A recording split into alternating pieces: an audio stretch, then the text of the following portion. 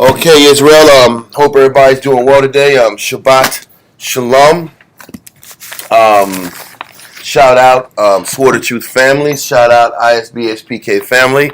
Hope everybody's doing well in all the different cities where the word is being dropped.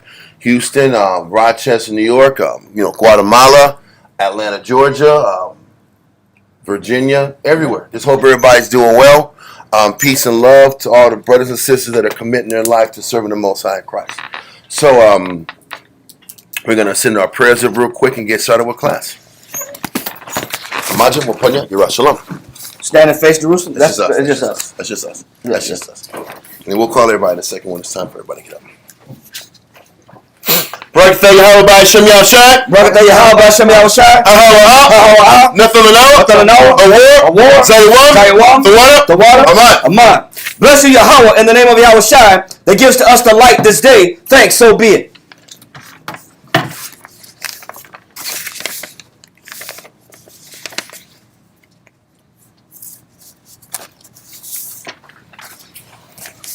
Barakatah Yahweh B'Hashem Yahushai. Barakatah Yahweh B'Hashem Yahushai. Ahawa'ah. Nathalanawa. Rayak. Nayakaka. The water. Aman. Bless you, Yahweh, in the name of Yahushai that gives to us sweet savor. Thanks, so be it.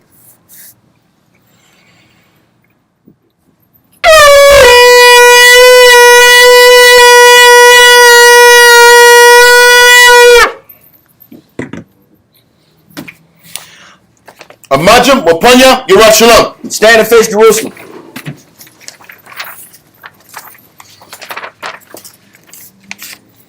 Barakatah Yahweh B'Hashem Yahushai. Barakatah Yahweh B'Hashem Yahushai. Ahawa'ah. Nathalanawa. Hashabbat. B'Shalom. The water. Aman. Bless you, Yahweh, in the name of Yahushai that gives to us the Sabbath in peace. Thanks, so be it. Psalms 121. Anasha. Ayanyamya.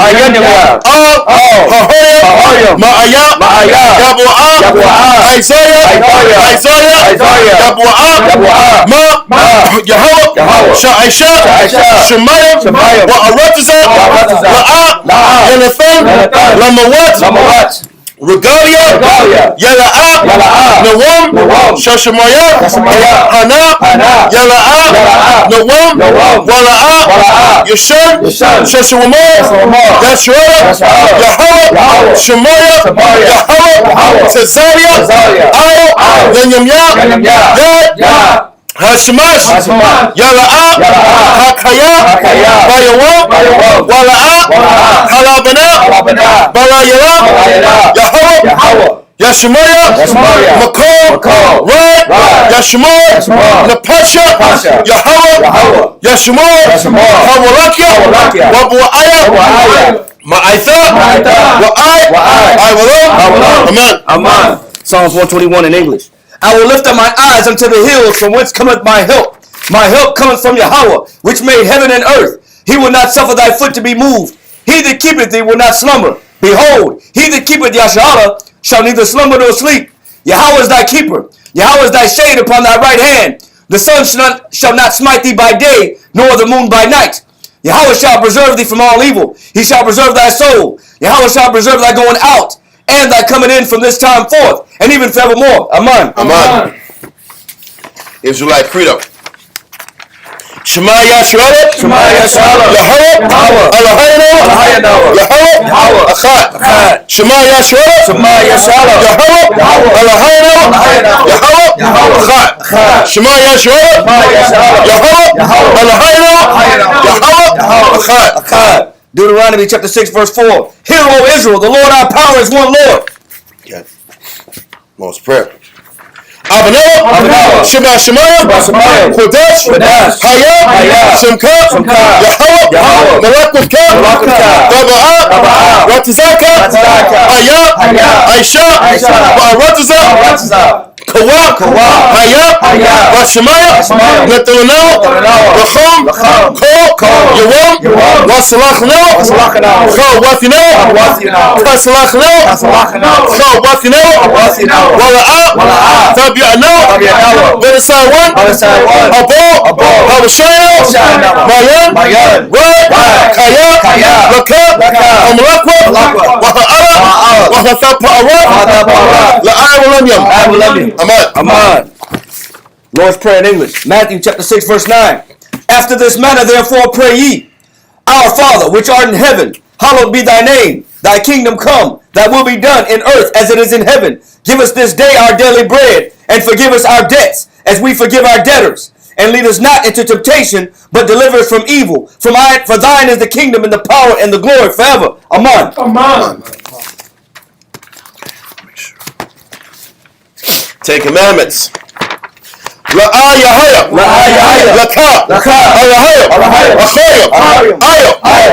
Panya. Thou shalt have no other powers before me. Number 2. Ta'ina.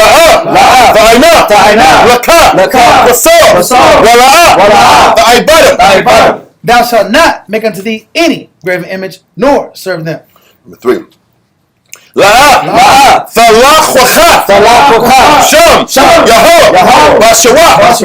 Thou shalt not take the name of the Lord thy power in vain. 4. Zakar. Hashabat. Remember the Sabbath day to keep it holy. Number 5. Kabad. Amaka. Honor thy father and thy mother. 6. Tharatzah. Thou shalt not kill, murder. Number 7. Thana'a. Thou shalt not commit adultery. Number 8. Thagana. Thou shalt not steal. Number 9. Ta'ina. Shakur. Thou shalt not bear false witness against thy neighbor. Number 10. Ta'chamad. Ashira. Thou shalt not covet anything which is thy neighbor's. Right. Mm-hmm.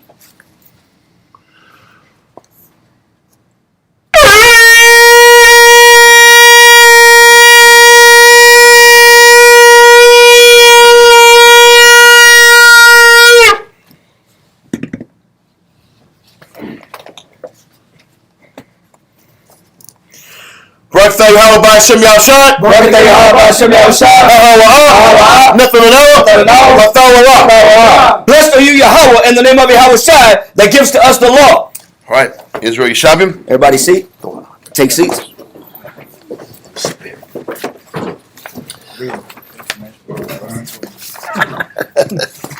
Follow instructions. Don't think. Okay, Israel. Oh man, you know what? Can you go in my office, top right hand corner, get my Josephus out? It's where all the books are. Top right hand corner is a white Josephus. Okay. What we're going to go into today, the title of the class, is how the Most High suppressed the pride of Hezekiah.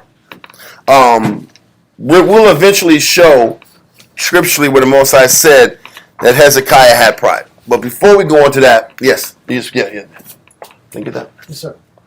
Before we get into that, let's get a recap of what Hezekiah has done so far under his guidance and tutelage in Israel. What was the first thing Hezekiah did? Well, first of all, before we go into what Hezekiah did, what did his daddy do? Hezekiah's father was a piece of work. Listen, Hezekiah.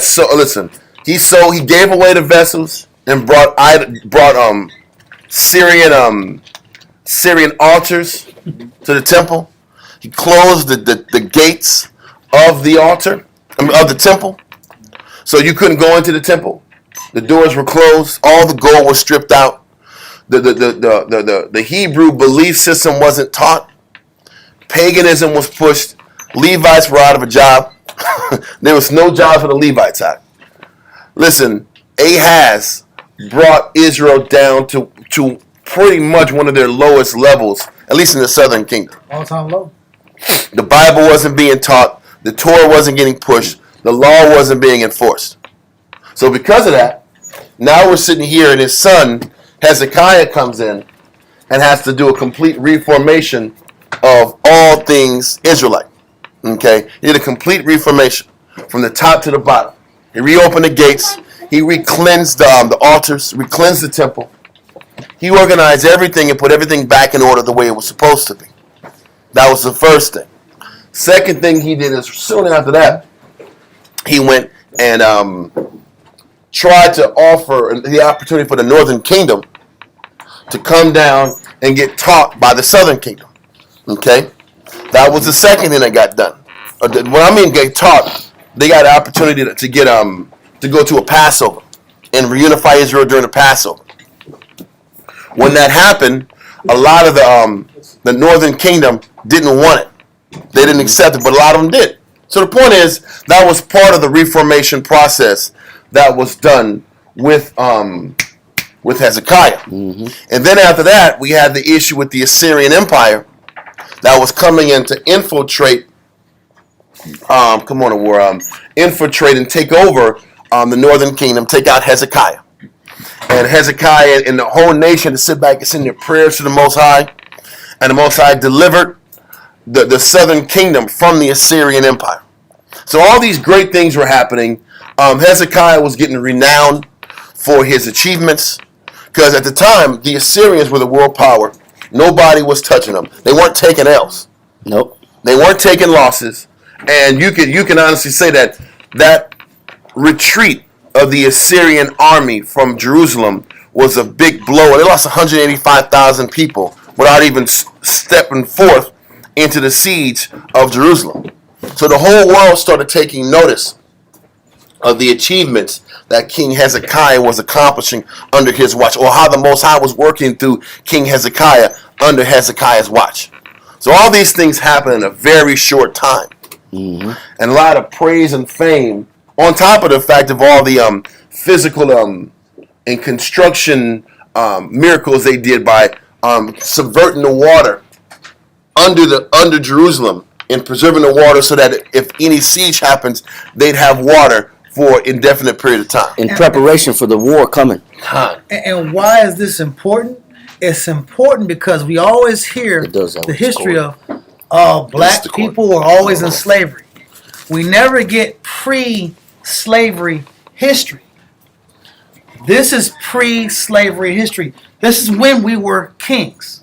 You know, white people they laugh and say we was kings, but we literally were kings, and it's showing how we operated. We had our own presidents, we had our own ambassadors, we had our own military, we had our own banking system, we had our own codes of conduct. So this is black history, quote unquote, before the transatlantic slave trade, before being conquered by the Arabs. This is us in our own homeland, and this is how we were rebuilding our kingdom. We had civil wars amongst ourselves like every nation does. Okay. And once again, I'm going through all this situation, and I want to make sure I took the time to explain the greatness of the works of King Hezekiah. He accomplished a lot in a short period of time of turning the nation from being this wicked, degenerate nation to a spiritual place. Yeah. He did a lot in a short time. That was the point I wanted to bring out. If you guys will listen to the last 2 or 3 classes on Saturdays, on Sabbath, you would see a lot of the great work. I think it was 3 weeks in a row we went over this. A lot of great works that he did. With all that being said, now we're going to show how the Most High humbled a good man that did good works. Okay, let's get Isaiah chapter 38, verse 1. Karai, let's get you saluted in.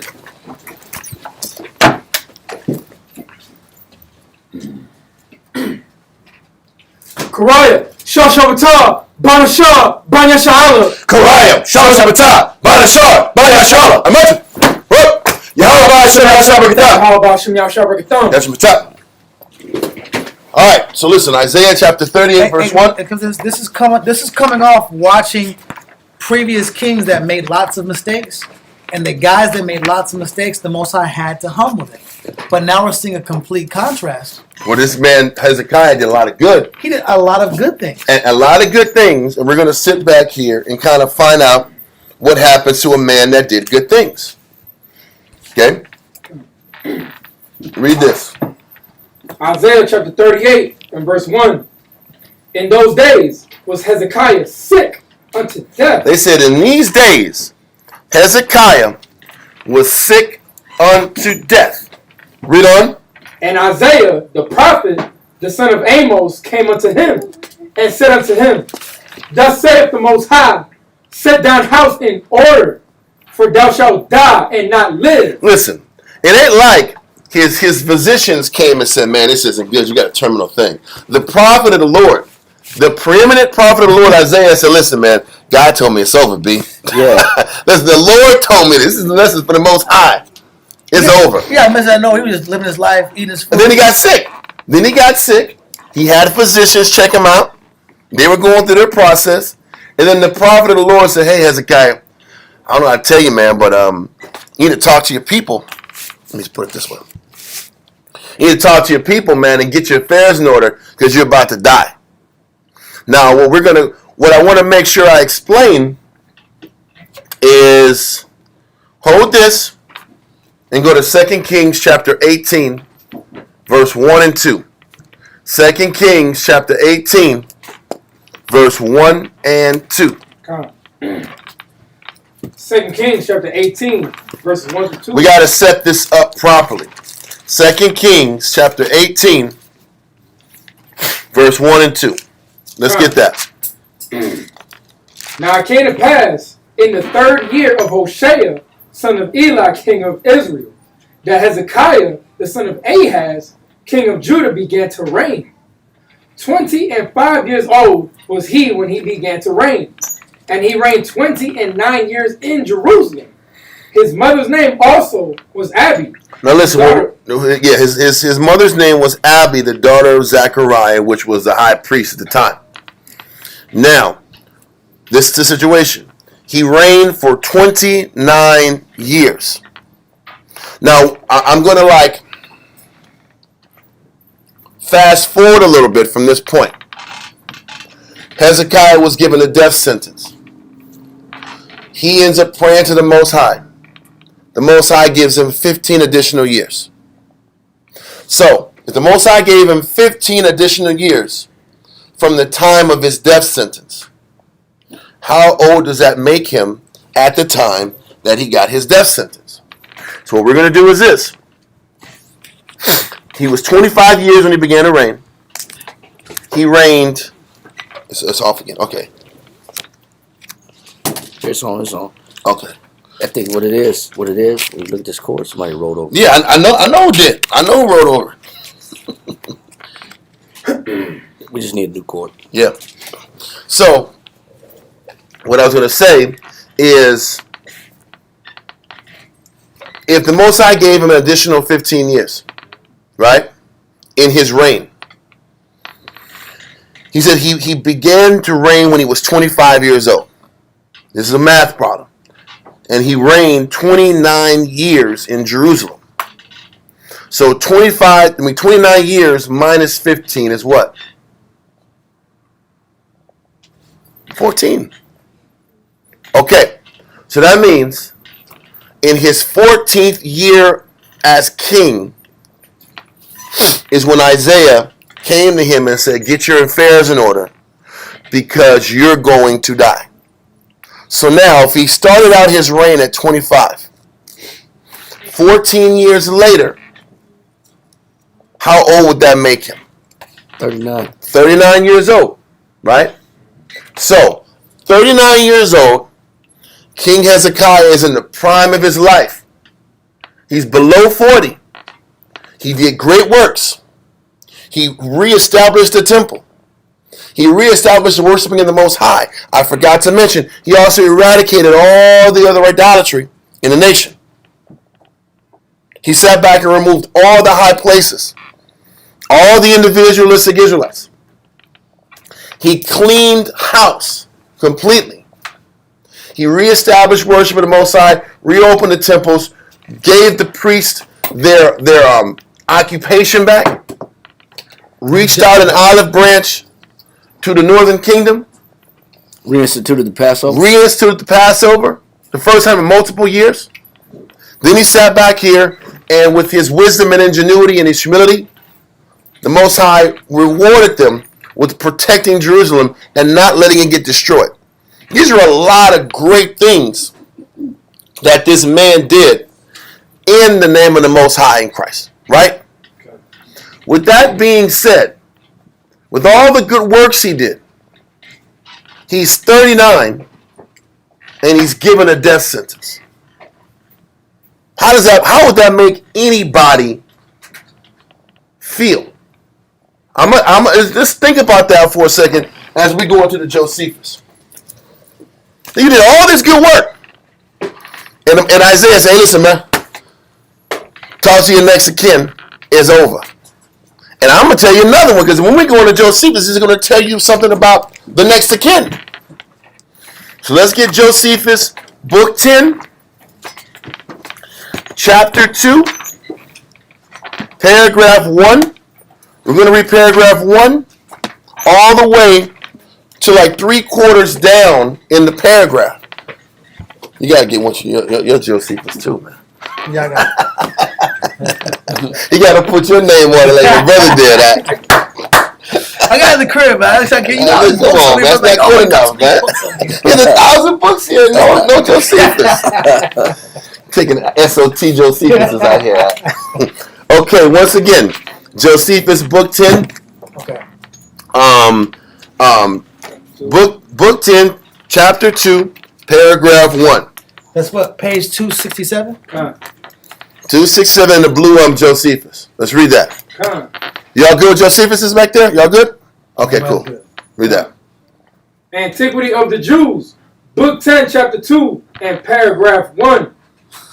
Now Hezekiah, being thus delivered, after a surprising manner, from the dread he was in, offered thanks offerings to the Most High with all his people. So this is what's happening right after the Most High defeated and ran off the Assyrian Empire, Sennacherib. Hezekiah sits back here and does thank offerings, and all the nation does thank offerings to the Most High. Read on.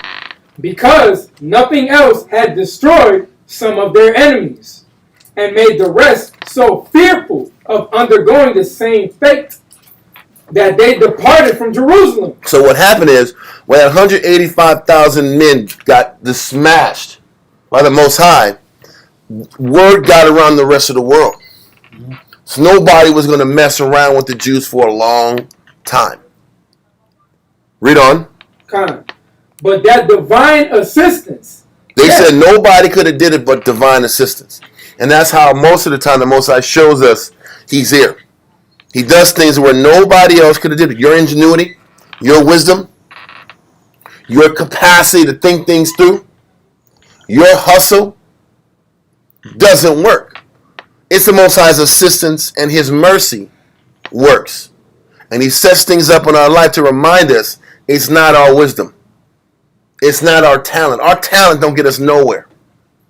It's the Most High deciding to accept the work of our hands or not. And we can't ever forget that. Read on. Yet, while he was very zealous and diligent about the worship of the Most High, did he soon afterwards fall into a severe distemper. So it isn't like he was being wicked and he got sick. He was zealous in his pursuit of the Most High. He was zealous in his works. And then the Most High sent him a distemper, a sickness. Read on. In so much that the physicians despaired of him. They were like, man, you know, they sit back and give you the edible, it's going to be okay. And you leave the room, you're like, man, this ain't looking good, man. Yeah. It's pus everywhere. Yeah. It's pus everywhere. He's throwing up. It's green. You know, this ain't good, B. You look at the physicians and then they look down. Yeah. Oh. Because they don't got no good news for you. Yeah, exactly. But read on that. And expected no good issue of his sickness. They said, this is bad. Yeah. This is damn bad. Read on. As neither did his friends. Even his closest friends. And they're the ones who are supposed to keep your spirits up, right? Like your dogs out there, like, listen, man, it's going to be all right. You're going to get through this. Yeah. I didn't see you go through worse before, kinfolk. It's going to be all right. They're like, damn, it's out. Hey, man, I love you, brother. It's going to listen, man. I look at little TT for you, man. Yeah. You know what I mean? What else you going to say? It's the truth. Read on. And besides the distemper itself, there was a very melancholy circumstance that disordered the king, which was the consideration. Now, listen, on top of the fact that he was sick, On top of the fact that this man was sick and it was terminal. Read on. It says, which was the consideration that he was childless. He had no kids, man. So you're 39 and you have no heir to the throne. That's a tough one right there, bro. You're 39 with no heir. There's no male son to take on the damn kingdom. So who's going to be the next king? Nobody knows. Nobody knows. This guy's got a terminal illness. This is bad. Read on. And was going to die and leave his house and his government without a successor of his own body. Brother, and that is extremely important for the lineage of David to continue. Without that, you couldn't have got to Christ. Read on. So he was troubled at the thoughts of his condition and lamented himself. Now listen, I don't want to, I don't even want to go into the rest of it because he was lamenting his condition. Now, what type of thinking will go through your mind, if you were in a situation like this? You dedicated your life to the Most High. You dedicated your life to His service, to committing to Him, to doing everything the right way. And you're 39 and you're on your deathbed. And I want to sit back and paint this picture. And then I want to pull another verse and give an example of a guy that was completely opposite of the caliber man Hezekiah was. And we're going to look at his lifespan. Okay? So we're going to hold this. And we're going to go to 2 Chronicles. 2 Chronicles chapter 21.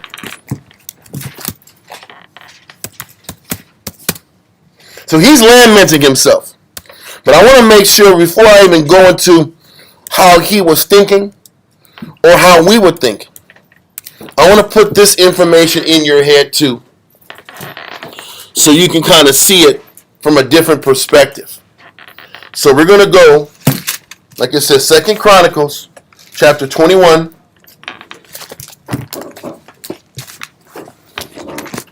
Verse 1 through 6. And then 18 through 20. 2 Chronicles chapter 21 and verse 1. Now Jehoshaphat slept with his fathers and was buried with his fathers in the city of David. Listen, Jehoshaphat was a great king of the southern kingdom of Judah. He was a great king. His only fault was that he was intermingling too much with Ahab. Okay? And Ahab was the king of the north.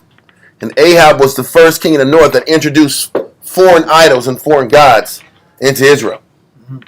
Jeroboam introduced, what do you call it? Bulls, calves. Bulls, calves, but he called it the Most High. So he was bringing in graven images. Yeah. Jeroboam brought in graven images. Ahab brought in idolatry, full-blown idolatry. The graven images and idolatry are two different things. Graven images are taking images, putting an animal body or whatever image you want to say and say that's the Most High. That's the following of graven images. Idolatry is when you sit back and say, this is the God of the Zidonians. Worship that. Now that's what Ahab did. Now going back to Jehoshaphat, he made leagues with Ahab, including, read on. It says, and Jehoram, his son, reigned in his stead. Including having his son marry Ahab's daughter. Jezebel's daughter. And that was the beginning of intermingling that north and the south culture that ruined the south. But continue. Verse 2. And he had brethren, the sons of Jehoshaphat, Azariah, and Jehiel, and Zechariah, and Azariah, and Michael, and Shephatiah. All these were the sons of Jehoshaphat, king of Israel. So Jehoram was the king, the head. But you had like 1, 2, 3, 4, 5, 6 others brothers that were to Jehoram. Read on. Verse 3. And their father gave them great gifts of silver and of gold and of precious things. with fenced cities in Judah. But the kingdom gave he to Jehoram, because he was the firstborn. Now when Jehoram was risen up to the kingdom of his father, he strengthened himself and slew all his brethren with the sword. So you never heard of any southern kingdom king kill all his brothers. He killed all of his brothers to ensure that he would be the only king that could stand. The only heir possible. That's pure wickedness. That's Edomite stuff. I'm gonna kill my brothers because they're gonna cut in on the damn inheritance. Exactly. So he killed 6 of his brothers, to be the omnipotent power. Destroyed his family. This guy is horrible, So Jehoram killed 6 of his brothers. Read on. Jehoram was 32 years old when he began to reign, and he reigned 8 years in Jerusalem. Okay, read on. And he walked in the way of the kings of Israel, Of the northern kingdom. Read on. like as did the house of Ahab, for he had the daughter of Ahab to wife. So he had the daughter of Ahab to wife, which was Jezebel's daughter. Jezebel's daughter did everything that Jezebel did. She was a spitting image of her mother. Read on. And he wrought that which was evil in the eyes of the Most High. So we know this man was an evil man. He was an evil, wicked man. Now we're going to hold that verse and jump to verse 18. Verse 18. And after all this, the Most High smote him in his bowels with an incurable disease. I'm going to go into all the details because the class isn't about Jehoram. The point is, at the end, the Most High gave him an incurable stomach disease. Read on. And it came to pass that in process of time, after the end of 2 years, his bowels fell out by reason of his sickness. That's the worst thing ever. Your bowels, that means your intestines comes out. They're going to fall out. There's only one way it's going to come out, bro. Come out the and they coming out your mouth. Your bowels, your insides is coming out. And that's a rare disease, but it happens. Bro, and it's 2 years of agony? That's 2 years of agony before he does them in. That's like elephantitis. Listen, man. You want to look on your Google machines. I can figure that out. It's bad. It's bad images. So it's 2 years of pain and sickness, and then your guts come out from the inside. Oh God. So, but read on. So he died of sore diseases, and his people made no burning for him, like the burning of his father. Listen, man. I'm not going to respect this guy like we respected Jehoshaphat. He didn't deserve respect because everything he did was wicked. Read on. 32 years old was he when he began to reign, and he reigned in Jerusalem 8 years, and departed without being desired. Mm-hmm. So when he died, nobody tripped. Read on. Howbeit, they buried him in the city of David, but not in the sepulchres of the king. He was buried in Jerusalem, but he wasn't buried in a place where the great kings were buried. From David, all the great kings were buried in certain spots. The BS kings were buried in other places. Why did I go here? Jehoram was an example of one of the worst kings of the southern kingdom. And he started reigning at 32. And he reigned for 8 years. 32 plus 8 is what? 40. So that means this man died at 40, and he was a wicked man. So that lets you know Jehoram's death was a precursor to, through history, bad kings, wicked kings, didn't get past 40. That's the point. Wicked kings didn't get past 40. You had an air quote righteous king in Hezekiah. He was going to die at what age? 39. That was why I went here. Because psychologically, these are the things that trouble men when they serve the Most High. These are the things that trouble the carnal man. When you sit back here, we all sit back here and make a choice to live a spiritual life. We all make a decision to live right, commit ourselves to serving the Lord, commit ourselves to following the laws, statutes, and commandments. Then we start learning about Christ. We start learning about making changes and fixing what's in our spirit. We all try to go that path. But then, in the midst of us trying to go that path, what ends up happening? We start realizing that the more you do, the more good you try to do, it seems like you go through things that wicked people go through. I'm suffering the same thing that Ned the Wino over here is suffering. I'm just using this as a form of reference. This wicked dude over here can do crime, smoke and drink, do all kinds of debauchery, and he's going through the same thing I'm going through. A righteous person or a person who's trying to live right would sit back here and ask the obvious question. What's the benefit of what? Doing right when everybody I see around me is suffering the same way I am. You don't think this thought possibly hit Hezekiah when he's on his deathbed and he's pondering, why am I going through this? Why am I suffering this? Why am I catching this type of hell? Now, depending on how close you are to the Most High and how positive of a person you are, you shouldn't be feeding that thought too much. But that's a real thing. Hezekiah was on the verge. He was on the verge of dying before some of the most wickedest kings ever in history lived at. And this man helped bring Israel back to spiritual prominence. I just wanted to think about that because I'm telling you, that is an issue that a lot of our people, when I counsel people, I counsel brothers, I counsel sisters, a lot of times that is a question that they have. I'm busting my tail trying to do right. I'm changing my outlook. I'm trying to break myself every day, and I feel that I'm suffering the same crap that a person who's free and gets to live their life gets to go through. Why is that fair? Why is that the case? Now, the first thing that we're going to go into are the different reasons. Well, before we do that, let's go to Ezekiel 33 and 17. Let's do that.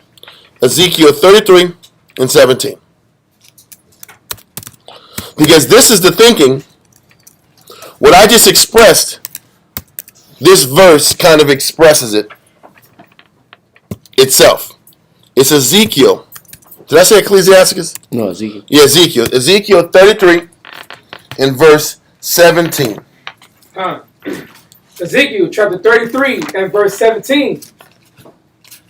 Yet the children of thy people say, the way of the Most High is not equal. But as for them, their way is not equal. So this is how people think. The way our people think, the way of the Most High is not equal. Because in our mind, why would the righteous have to go through the same thing that the wicked got to go through? That's a carnal-minded man. A carnal-minded man thinks that when I choose to serve the Most High and I'm an Israelite and I'm wearing fringes and I'm trying to live right, then my path to Him should be just holy and righteous with no stresses and with no issues. At least that's the assumption. That was the assumption when I came in. Now I have the truth. And the truth shall set you free. What does that even mean? We're gonna let that go and go to Matthew chapter 5, verse 45. Now this is how the Most High gives us explanation about our battle. This is the understanding. This is the understanding that a lot of us, it takes time for us to digest and accept. Matthew chapter 5 and verse 45. Okay. Matthew chapter 5 and verse 45. That ye may be the children of your Father which is in heaven. For he maketh his sun to rise on the evil and on the good. Listen, we have, I was just thinking that same verse. Listen, we have to accept that. When we sit back and decide to serve the Most High, we have to accept that the sun rises on the evil and the good. What does that mean? The evil, they're gonna face and deal with good fortune too sometimes. We think just because we're holy and we're trying to be holy, trying to be spiritual, then good is just supposed to come to us. Or we're old good. And then we're old good is even a better way to explain it. We're old good. And listen, This kind of gives us insight into the mind of Hezekiah. This is where pride can creep in. There's a pride that comes in to doing righteousness. It's a confidence. Listen, we always teach that when you do right, there's supposed to be a confidence that the Most High is going to protect you and look after you because you're doing right. But on the flip side, there's also a pride that can come in when you do things the right way. Because the expectation is, because I'm doing right, I'm not supposed to suffer adversity. I'm not supposed to take a loss. And that's a major issue with Israel. With a lot of people, when they come in, we have a religious perspective about how I come into the truth and everything's supposed to work out perfectly, the end. But that's not the case. Can I pull a scripture real quick? Yeah. We're going to go back to Matthew, though. Ecclesiastes chapter 2 and verse 14. Ecclesiastes in the Bible, chapter 2 and verse 14.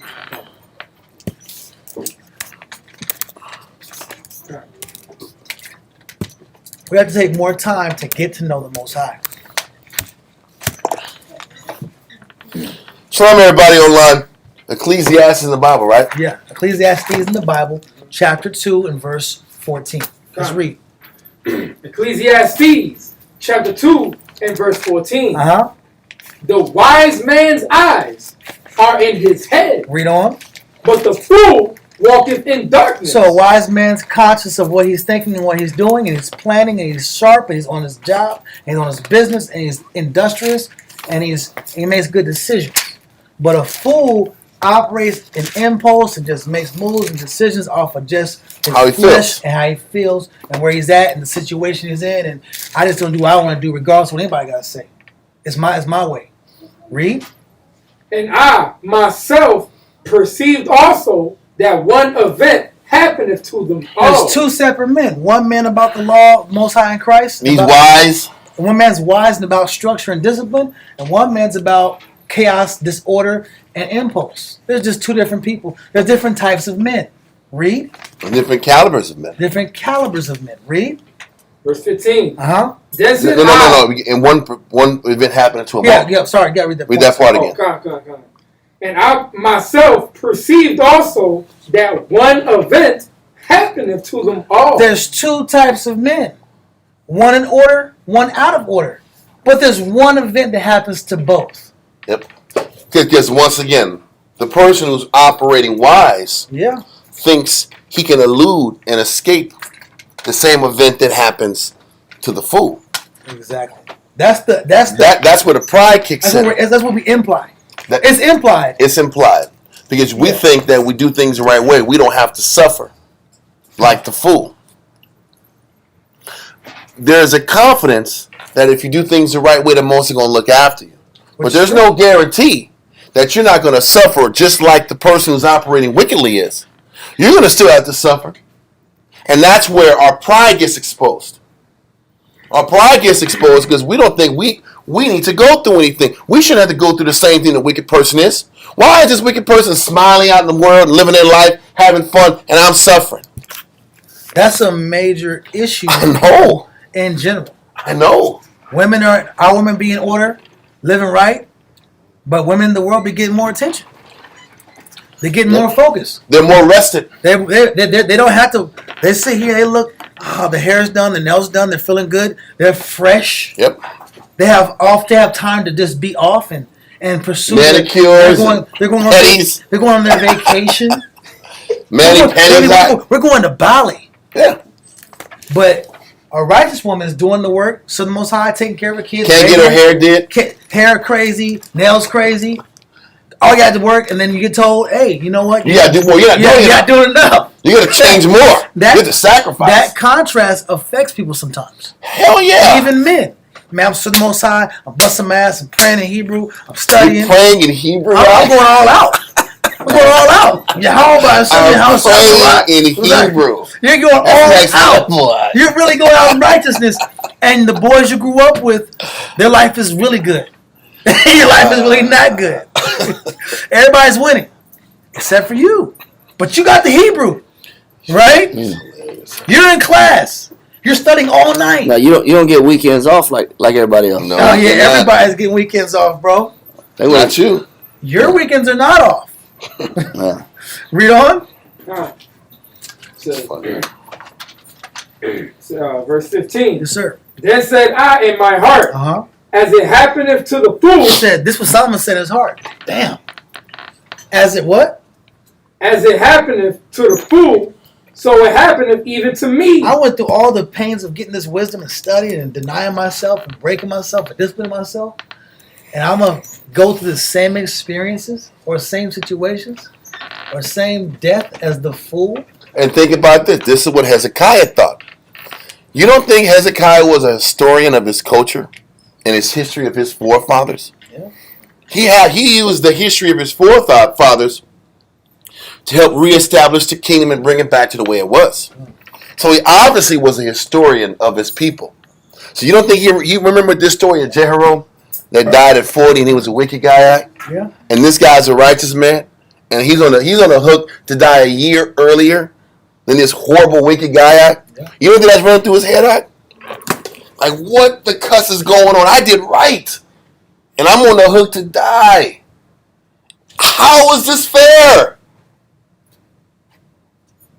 But I'm saying this. This is the Most High said. The Most High teaches all these things for our remembrance, so we can sit back and learn this. We can't forget this in our life. It's how you process it. Kinda. You could process it one way or another. You could say, man, the Most High is not right, like you read in Ezekiel 33. The Most High is unfair.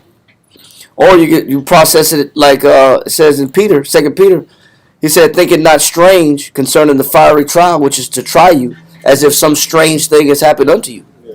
So you could say, okay, well, a trial is a test. Yeah. So I could say, man, the Lord just tested me. Or I could say the Lord is unfair. Yep. It's all how you look at it. The things written aforetime are written for your learning. This is supposed to be a lesson. The only problem is we think that we're above certain of the checks the Most High puts us through because we do right. That's where our pride kicks in. We think we're above certain of the things the Most High puts us through because we try to live a righteous life. And that's when we're out of pocket with the Heavenly Father. You had a question, sir? Is it saying, are we required to be the glass half full type? Hell yeah. Yes, we are. Because we're gonna sit back down the line and read about Hezekiah's prayer to the Most High once he got his deathbed news. Because once he got his news, we're gonna figure out how Hezekiah provides the template of how to pray, what to pray for, and how your mindset should be when you are given a death sentence damn near for something you didn't do. Pretty much the Most High is about to eliminate him, and he didn't really do anything to get it. That's a real thing. And how he looked at it, how he chooses to look at it, determines what type of man he is, and it determines what level of humility he really has. Because the Most High presents all these things to us to expose our pride. It's one thing for our pride to get exposed. Yep. It's another thing how we react to our pride getting checked. Because we all got pride. Now everything is on the cards. The prophet said you're going to die. You're feeling crunchy as hell inside. And the first question you're asking is, why me? This ain't fair. The Most High is not equal. But then when you respond to that, you got to go into how the Most High deals the same with the wise man as with the fool. Yeah. We still didn't go back and finish Matthew chapter 5 and 45. Read that real quick. Matthew chapter 5 verse 45. That ye may be the children of your Father which is in heaven. For he maketh his sun to rise on the evil and on the good. So the good goes to the evil and the... Listen, if the good didn't have the evil, then why is Esau in power? True. If good didn't have any evil, then why is the white man in power still? Has he earned being in power by being righteous? No. So obviously, hell no. So the sun is on his ass before his ass for 340 years. Am I right or wrong? Hey, listen, he's getting the wisdom of making nuclear bombs. He gets all this fucking science and tanks and weaponry. The sun is shining on him. It's on the wicked and the righteous. Read on. And sendeth rain on the just and on the unjust. But this is what we have to accept also. The rain is going to hit the person doing right and the person doing wicked. It's just for different reasons.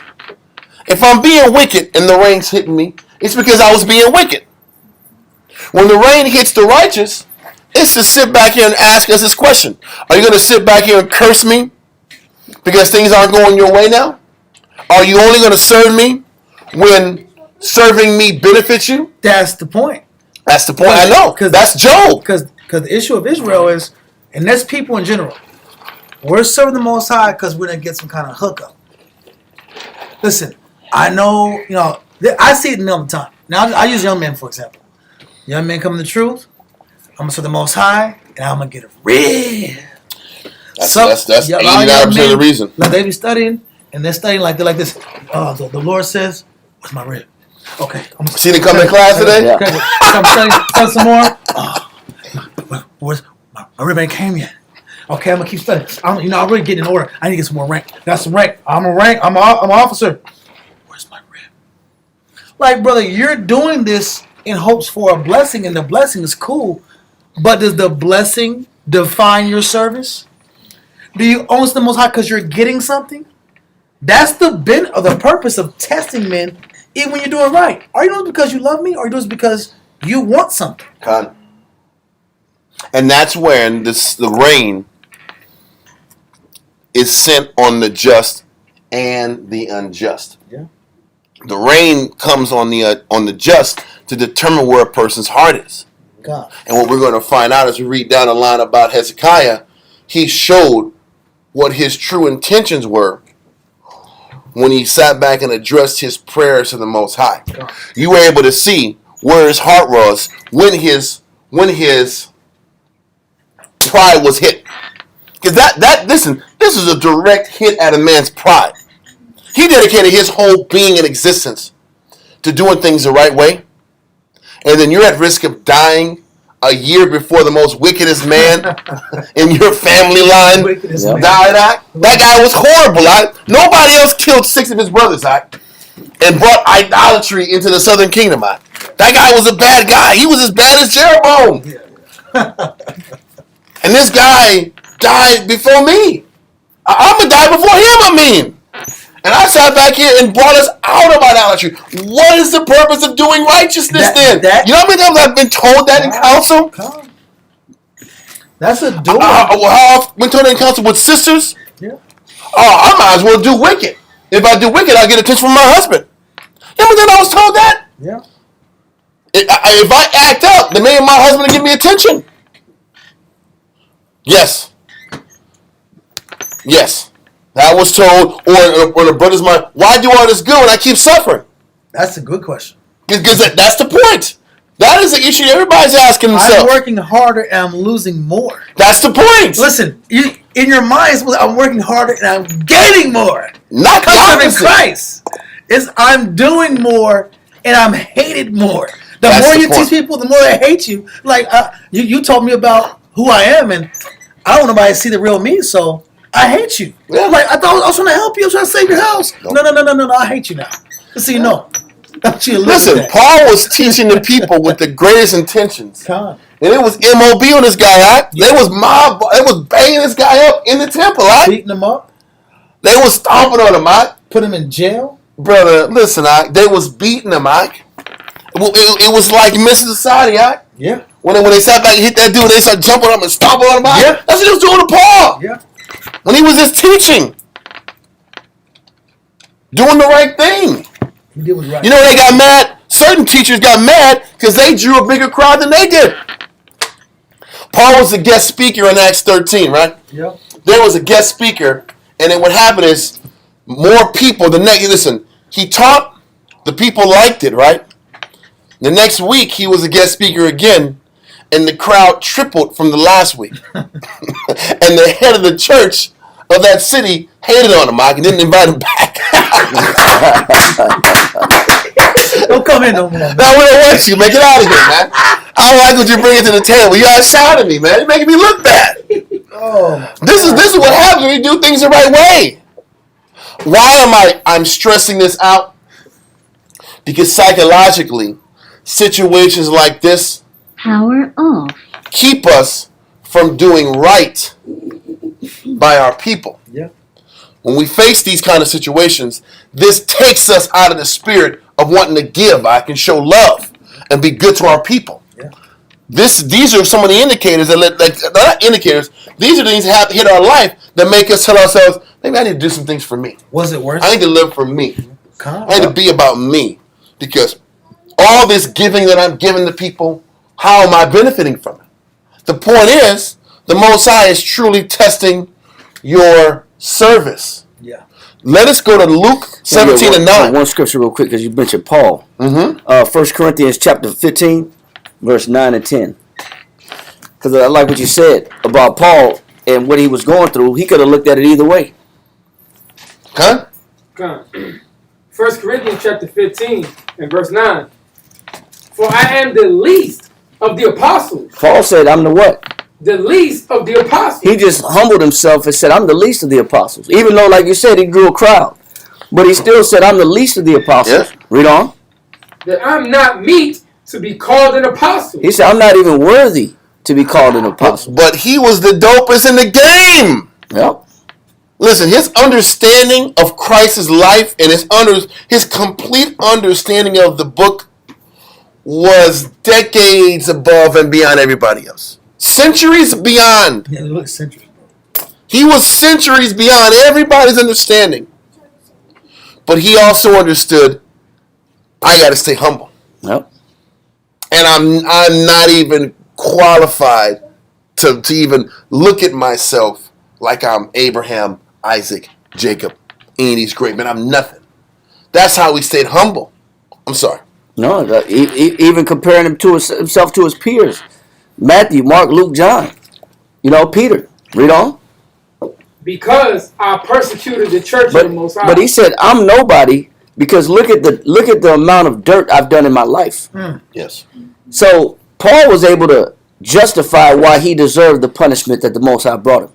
Why he deserved the beat downs. Yep. He said, I get what I deserve. Yep. So he didn't look at the Most High and say, man, I did all this in vain. He said, man, I deserve the trouble that came to me. Read on. Verse 10. But by the grace of the Most High. He said, but it's only by the grace of the Most High. Read on. I am what I am. He said, I am what I am. He said, I wouldn't be here if it wasn't for who? Most High. So he still, regardless of what he'd been through, whether it was good or bad, because he was a Pharisee, he gave it all up for Christ, then he caught a beat down for Christ. But he was giving people beat downs. But He was partaking in ass kickings to the apostles. In martyrdom. Yes. Killing He was holding the jackets to the killers. Yep. He was. And he was getting licensed to kick down doors to find out the Christians. This guy was no chump. Yep. Because he was part of the muscle. He was the muscle. He was Pharisee muscle. Yeah. But He had that warrant like Dog the Bounty Hunter, but on the biblical level. Man. You know He what I'm was saying? Benjamin dog. He come to your house. I heard you believing in this Christ guy. Yeah. You need to come with me. So what he's saying is, man, he was able. You either gonna be cool, Yeah. or we gonna break stuff in this little house. Easy way or the hard way. But either way, you coming with me. Oh man, Yeah. that's bad news, bro. That's But bad Paul news. said, I deserve this, man. Yeah. Because he said, look at what I've done in my life. Yep. Read on. And his grace was bestowed upon me Read on. was not in vain. He said, but the grace that Christ gave me was what? Not in vain. So did he say that his life was in vain and that he should have stayed a Pharisee? Nope. Did he catch regret for leaving his position as a Pharisee of the Pharisees? No. He said, I did all this, but I understand that this life wasn't in what? In vain. Because a lot of people would think that what I've done, all the changes that I've made, what I've been through, all this is in vain. He said, man, it's not in vain. But the only way he was able to maintain that posture was the fact that he never committed his mind to all the good works he did. No. He kept his mind remembering all the wickedness that he did. How many times do we do that? We don't. We sit back here and we get stung doing righteous. We're doing good, and things aren't going right, we tell ourselves, I was doing good. How come you're stinging me for doing good? Right. Good I do. But we don't sit back and say, man, you know what? I'm getting stung, not for the good I'm doing now, but for the bad I did before I came in. If we learn to look at things that way, we can maintain a pure outlook towards serving the Most High. You get what I'm saying? I got to focus on my past offenses. Yeah. I got to focus on the things I did wicked to keep me in line when I'm doing good and I'm not accepted for doing good. But we don't want to do that. We want to assume, oh yeah, you know what? I'm doing good right now, so I should keep getting blessings and rewards. But in reality, if I'm doing good and I'm facing adversity, I got to go into the mindset of, hey man, I'm facing adversity because of the wickedness that I did in the past. I deserve this. I'm not above this. Isn't that what Christ said? We talked about it in Monday's class. Christ said, my yoke is easy because I'm humble and I'm lowly of mind. How Paul is dealing with this adversity shows in actuality how to be lowly of mind. You're lowly of mind when you choose to tell yourself, I'm getting stung for wickedness I've done in my past. That's an approach you can take to keep your mind stabilized to continue to do good works. So you don't quantify your current situation as being in vain. Like I did all this for nothing. That's the point. That's how you stay pursuing moving forward versus playing the victim role. Versus saying that the Most High's way is not equal. Because when you take that mindset, now you're detached and you're out of pocket with the Most High. Yep. Thinking crazy. You got more? Yeah, you finished that? It says, but I labored more abundantly. And he said, because I'm in debt. I'm coming from behind. I owe the Most High. He said, so I labor how? More abundantly. And so even though I'm getting chastised now, I still put more work in. Read on. Then they all, yet not I, but by the grace of the Most High. And he still didn't take no credit for it. He said, and it's still not me, but it's who? The Most High. But it's still the Most High. It's the grace of the Most High Christ that allows me to do this. So even though he was doing great works, he was getting stung, and he called himself the least of the apostles, he said even though all of his victories and what he was overcoming, he took no credit for it. He still stayed lowly. I'm going to say this. There's even chapter, I think it's 1 Corinthians 12, where it says, even if I want to get caught up with the abundance of revelations that the Most High gives me, the Most High sat back here and brought Satan to buffet my flesh. Yep. He was able to understand that with all the wisdom he was getting, all the clarity he was given, the Most High kept him in check. He said thrice he besought the Most High to remove his infirmity. Yes. 3 times he prayed, but Christ came back and said, my grace is sufficient for thee. Now what they said is Paul had issues with his sight. And some with the eye. For a person to have all that spiritual foresight, the Most High took his sight from him by. Or his clear sight. My point is the Most High kept attacking the flesh in him to keep him what? Humble. But he was able to process even that the right way. And accept that. Because he said, for the abundance of the revelations which was bestowed upon him, yes, that Satan came and stung him to keep him humble. To keep him humble. But he understood it was to keep him humble. But it wasn't to blame. He didn't blame the Most High for it, for his sicknesses. So when we're sitting back here and we're getting stung doing the right thing, it's still a reminder, you got to stay humble. Yeah. And even the righteous guy isn't above taking an L. Regardless. The person that's on point isn't above having to be last and be stricken with difficulties and pains and body ailments and situations that slow you down. That slowing down process is a way to keep you remembering who's the power over you. I've given you all this wisdom. I've given you all this knowledge, but don't forget who gave it to you. Well, why should I do right then? That's what people want to say. That's the carnal man. That spirit. And you know what? When that person has that spirit, there's a scripture talks about how the Most High is taking away your wisdom. There is a such thing as him taking away your wisdom and taking away your understanding. If you can't appreciate and accept the conditions the Most High puts us under. You still got that verse? No, that's it. There was something else I can't find. Keep looking for it. I'm going to got another one. Go to Luke chapter 17, verse 9 and 10. Luke 17, verse 9 and 10. Con. Luke chapter 17, verses 9 through 10. This is how we're supposed to look at service in the Most High, Christ, and our battle in general. Luke 17, verse 9 and 10. Read that. Con. Doth he thank that servant because he did the things that were commanded him? I trow not. So what Christ is like, does the head of the house thank the servant for doing what he's supposed to do? The answer is hell no. The master isn't going to sit back here and thank the servant for doing servant work. Read on.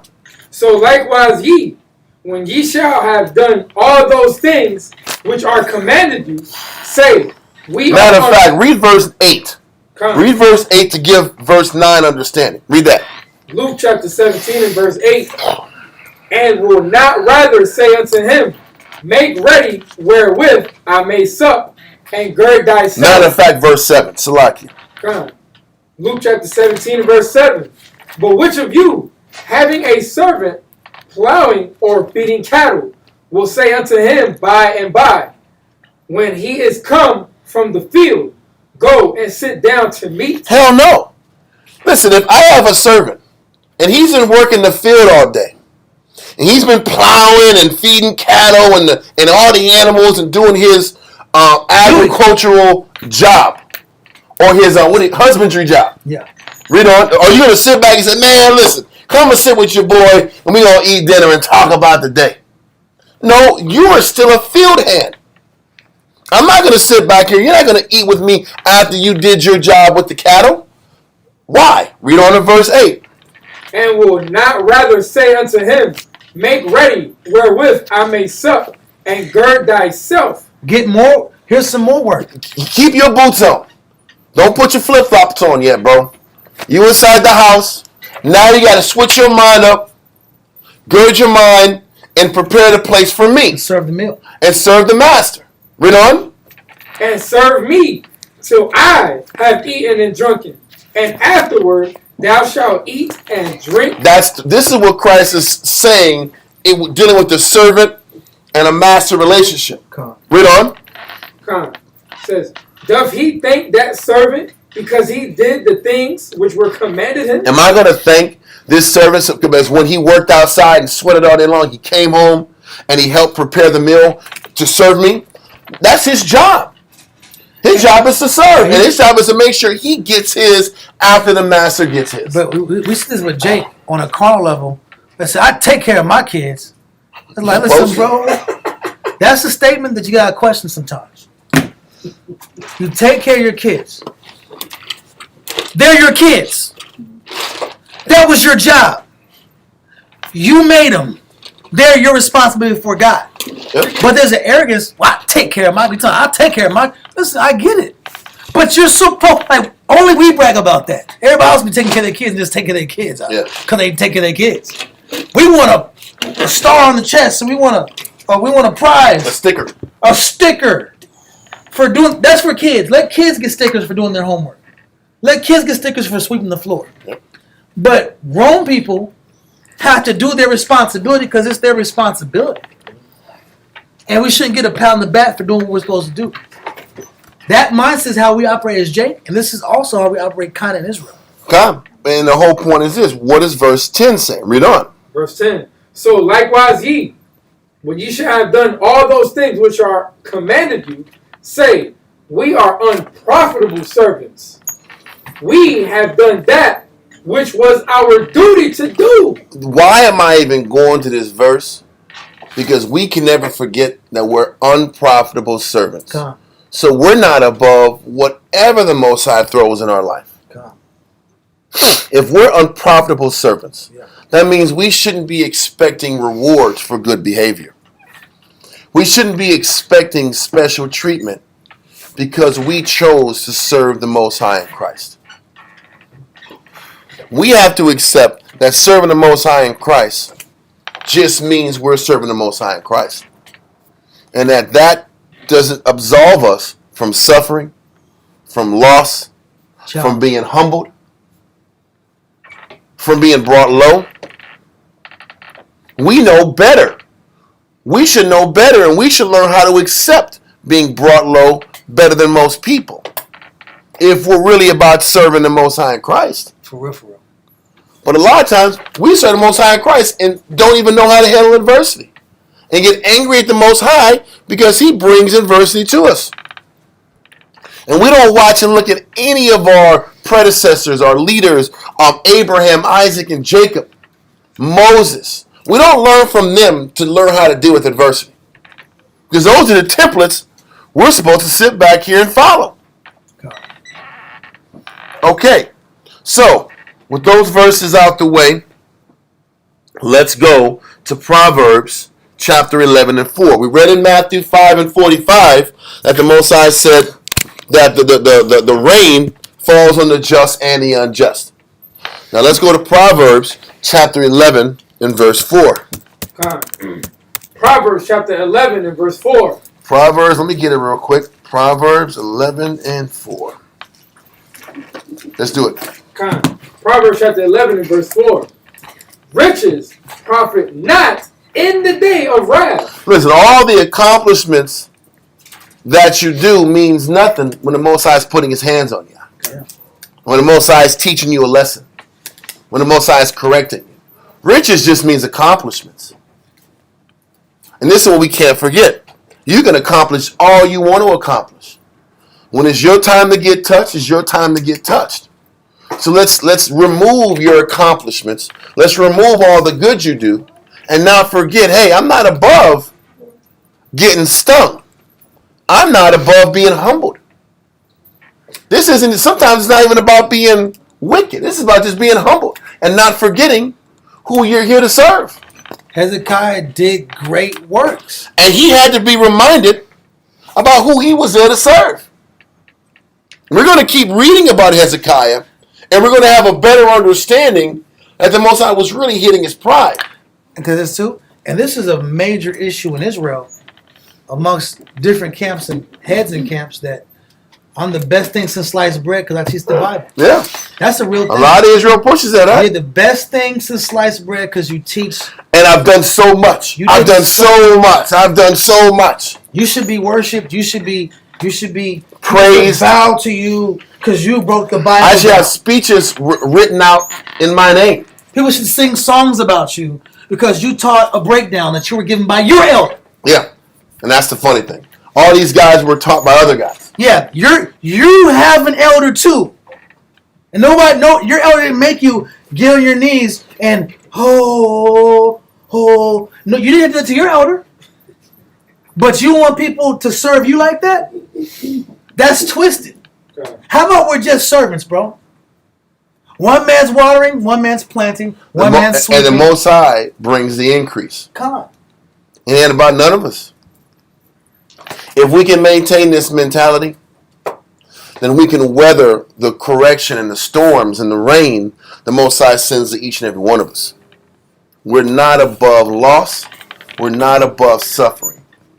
And we can't allow the pride of pursuing righteousness get in the way of the fact that we have to be humble enough to take hits and take blows. And because I have a scarf on my head, doesn't mean I'm above marriage problems. God. Because I got a beard, I'm not above my rib being out of order. Yeah. Or her exposing what's weak in me. Or her showing me some of my flaws. I might not be clean as I think I am. I think I was. Everybody has to be exposed some type of way to a process of humility. Everybody goes through a humility process. Even camp heads. Even camp heads got to make adjustments. Can't just be, I'm going to just do it my way regardless. Even if it's not working. It ain't working. I'm still going to do it my way. It's not working. A lot of people do that, bro. It's not working. It's not working. And maybe you, as the head of the camp, have to make an adjustment. It's not always the young men, bro. Everybody has to be in the position of flexibility, is my point. Chapter 1 always goes into mental flexibility. Mm-hmm. Are you mentally flexible enough to serve the Most High? So even if you do everything right, if the Most High puts another spiritual challenge in your life, are you going to maintain flexibility? Or are you going to get broken?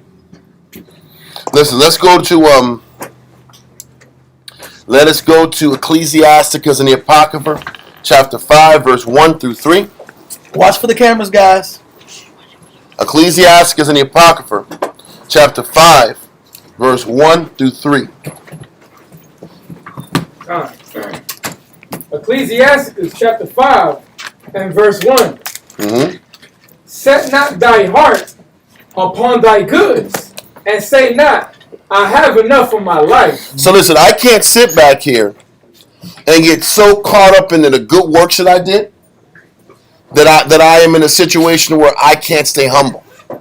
Read on. Follow not thine own mind and thy strength to walk in the ways of thy heart, and say not, who shall control me for my works? For the Most High will surely revenge thy pride. I can't get so caught up in the things I do well that I forget who gave me these blessings. Bro. I can't get so caught up into strategy and planning and skill and thinking things out Tactics. and tactics that I forget the Most High just winked at my works and accepted and allowed me to have my works get blessed. This is such an important concept, I think, for Israel never to forget. No matter how successful you are, who gave you that blessing? Who allowed that blessing to come through? And if we maintain that mindset, when the Most High does sting us and when He does correct us, we'll be humble enough to adapt to that correction. Okay. Rob, did we finish verse 3? Yes, sir. I love that point, though. Yeah, go ahead. I'm sorry. Go ahead. No. I just want to say I love the point of, am I still humble enough to adapt? Okay. Because that's all these things are about. Yes, Yes, sir. Job chapter 21, verse 7.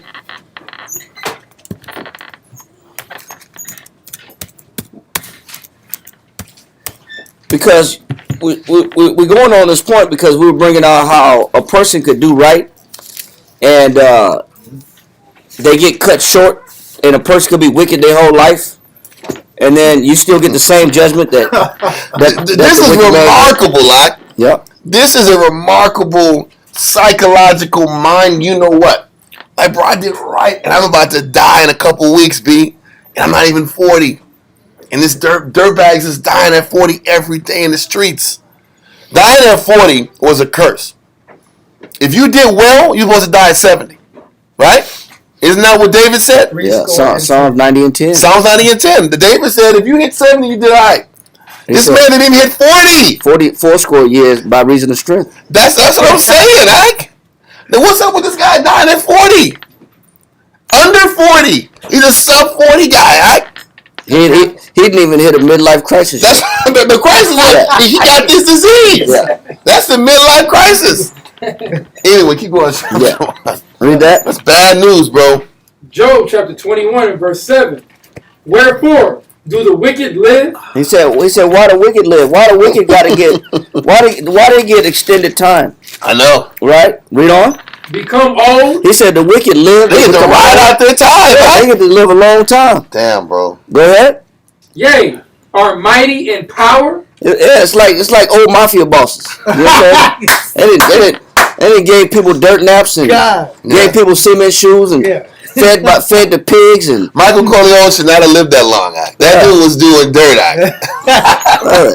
It's like how you get to bounce your great grandchildren on your lap. That's what I'm saying. He died in Sicily. There was no way he should have died in Sicily. He should have got shot somewhere in New York. It's the family. Or in Vegas. It's about the family. He should have got taken out in Vegas. Come on, in Tahoe. Yeah. They should have got him. Somebody should have got him. I'm saying. Anyway, I'm sorry. The daughter shouldn't have died in that last movie. Shouldn't have been her. Should have been him. You know, it should have been him. Yeah. Anyway, keep going. Yeah, but that's what happens. The mob boss get to live long. Get to tell about it. Read on. Now, verse 8. Their seed is established in their sight with them. They get to watch their kids grow up. Yep. Been wicked all their life. Read on. And their offspring before their eyes. Go ahead. Their houses are safe from fear. They live in gated communities. That's crazy. You live in the projects where bullets fly, and you trying to serve the Most High. Yeah. You live next to thugs, thieves, and addicts. Yeah. And you trying to serve the Most High. They live in gated communities. Yep. You can't even you got to get to the gate. The security guard and then get to their gate and still punch in a code to get to their They gotta house. make a phone call. Yeah. Run your plate. Buzz you in. They gotta buzz you in at the gate, before the gate, to get in their house. They gotta take both. Whoever's in the car need all your IDs. Yeah, We're gonna run all these IDs, man. We're gonna run them all. You can't come in because your stickers expired. Yeah. Come back around, Turn around. That's the place where you turn your car around. Or you gotta go Over there. You gotta go through the service entrance where the dumpster goes in at. Man. Send you Where the cook with the text go? Yeah, send you to the other gate where the dumpster come in at. Amazon's come in at. Read on. My bad. It says, Job chapter 21, verse 9. Their houses are safe from fear. Neither is the rod of the Most High upon them. It looks like they're not even being tested by the Most High. Read on. Their bull gendereth. Man, their flocks, their calves, their crops, everything's growing. Everything is in abundance. They're getting to breed their bull. They're breeding. I'm gonna have more. I got like 7 baby bulls. It's gonna be okay. Yeah. I got 7. I got like 3 girls, so I can take them and breed them and make more money off them. It's all good. The greyhounds have extra greyhound puppies. Yeah, bro. I got a whole family of Rots, German Rottweilers. Like, black folks want German Rots and pits. Yeah, we love pit bulls. Pits and Rots. I'm about to flip this pit right here. Yeah, I got like 4. Ooh, look at that big head right there, man. Yeah. Look at that square head. I need He worth $1,000 right there. I need $350 for the run. Give me $350 for the run. You know what I'm saying? The other ones, I got shots on these. They go for $500. That's me by the gender of that. Yeah. Listen, they grow. I got like 4 or 5 boys. I got some daughters. It's working. Well, Them girls gonna make me some money. you see it coming. I'm gonna flip them. Yep. I'm gonna give them that organic dog food. I'm gonna get them big and strong. Yeah. I ain't getting no puppy child. Forget that. Yeah. Anyway, bro, I'm trying to bring it to like some hood wisdom out here, because brothers look at dogs as currency. It's a flip. It's currency. Dog bank, so. And you can't explain cows and bulls don't mean nothing to Israel. You talking about dogs? You flipping Jordans and put bulls out. You know what I'm saying? I don't even wear these. These stay in a box. Yes. Because these are for sale. Those are size those are size 10s. 10s. I know I can make money off some size 10s. Yeah. So I keep these in a box because I'm gonna flip those. Read on. Verse 10. Their bull gendereth and faileth not. Their cow calveth and casteth not her calf. They don't lose no babies. That's my point. They don't lose no calves. Read on. They send forth their little ones like a flock, and their children dance. Their children dance. I feel like get me out. That's why I'm getting got at. Yeah. That gets me. When a little kid like, we're so happy, Papa. We're so happy. Our kids be going through it sometimes, bro. Our kids be get in trouble in school and stuff like that. Always get kicked out. Always suspended out. They're always getting suspended. Little white kid like this, Daddy, Puppy, this is good. I'm learning something. You know why they dance? Because they don't want to worry about free lunch. Exactly, bro. That's why they dance. They getting $5 a day. Yeah, they got credit cards in their name already. That's what I'm saying. You know what I'm saying? Our kids got to wait for free lunch. Then they can't eat it when it's pork. When it's pork, then you gotta eat some food. Yeah, you gotta eat an apple. Yeah, can you bring me something today? What they having at school? Oh man. Oh, they having hot dogs. Oh no, man. Yeah. Yeah. But what if you're in a meeting? you gotta tell your kids drink some water. drink some water till I get off work. Drink some water. Get some fruit. Drink some milk. Drink some water. See what they got on the lunch line. Get the applesauce. Oh my God! You better sit back here and trade. You better trade snacks with your homeboys. Friends out. Yeah. Just eat the French fries. That's what I'm saying. That's real. That is damn real. Until I get off work, and then I get you better have some friends in the man mind, some Edomites that can sit back and go to the deli part. They got the regular nigga line for the free lunch. Yeah. Then they got the deli line because you got money in your hands. Yeah. It's the truth, right? And they have you gotta pay that out of pocket. They have a whole different That's face, slice too. of pizza. That's pizza right there. They get some good quiet. They get some good quiet. They put lettuce on their Some real burgers. There's spice on lettuce there. and burgers and pickles. Yeah. And they're putting tomatoes in the burgers out. Or you get this my bullshit. Lord. You get this bullshit pork sandwich over here out. It's the truth, huh? It's like pork and mystery gravy. Yeah. You don't even know it's mystery gravy. gravy. It's just in some type of jelly sauce. You might get Yeah. you might get some tater tots thrown in there and mix it up. Anyway, I'm sorry. They get them tater tots out. Anyway, keep going. This is real. This is damn real. It's easy to look at it like that. Read on. Verse 12. They take the timbrel and harp and rejoice at the sound of the organ. Go ahead. They spend their days in wealth. Read on. And in a moment, they have tutors when they instrument tutors and stuff. Yeah. I'm learning the cello. Yeah. And they got tutors, and you're like at the house by yourself trying to like look at the notes like this. Dun, dun, dun, dun, dun, yeah. Dun, dun, they did better than you, and they have an instructor. Yeah. You just better figure it out. Yeah. You better go on YouTube. You better have some internet. Yeah. You better have internet. You gotta have internet first, right? Yeah. I'm sorry. No, that's true. That's true. Sometimes my internet be cut off. That's my point. That's why you gotta have internet. That's a luxury. Let's keep going. Verse 13. Right. They spend their days in wealth, and in a moment go down to the grave. He said they get to live out their life, even though they've been wicked. They get to see everything prosper. He said, but when the Most High snatch them, they don't know. He said they go down in a moment. Read. Verse 14. Therefore they say unto the Most High, depart from us. But when you live long and you've been wicked for a long time, you start to develop this mentality that no harm will ever come to me. Yeah. And even though I've been wicked, I get complacent. Yeah. Because ain't nothing happened yet. So now, in the day of prosperity, there's a forgetfulness of affliction. Read on. It says, for we desire not the knowledge of thy ways. We don't need the Most High's knowledge, bro. They don't even read the Bible. You depend on the Most High to get you going in the day. Just to get through the day, you got to read, study, pray. Just because you need the Most High to keep you afloat. And if it wasn't for the Most High, you would sink and drown. But they don't even call on the Most High, and they stay afloat in life. Read on. What is the Almighty that we should serve him? It says, who is the Most High that we should serve him? That's the deceitfulness of riches and wealth. Read on. And what profit should we have if we pray unto him? What good is praying to the Most High? You know what? That's why when you do good for a long time or you're doing well, it can deceive you as to make you blind to the need of the Most High. God. Read on. Verse 16. Lo, their good is not in their hand. The counsel of the wicked is far from me. Read on. How oft is the candle of the wicked put out? And how oft cometh their destruction upon them? Go ahead. The Most High distributeth sorrows in his anger. So you got to know that although your life is not laid out, it's not as prosperous, it's not as beneficial, it's not as abounding with the you can't keep up with the Joneses. You may not be able to compete with those that have what you don't have, but there's no reason to envy that lifestyle or regret your life because you see somebody living a better life. You don't have to regret what the Most High got you going through and say, well, the Most High is unjust. Yeah. I pray, I lean on the Most High, depend on the Most High, but these people get to live this life without depending on the Most High. Because that's the first thing that come to mind is you start to compare your life to theirs. Yep.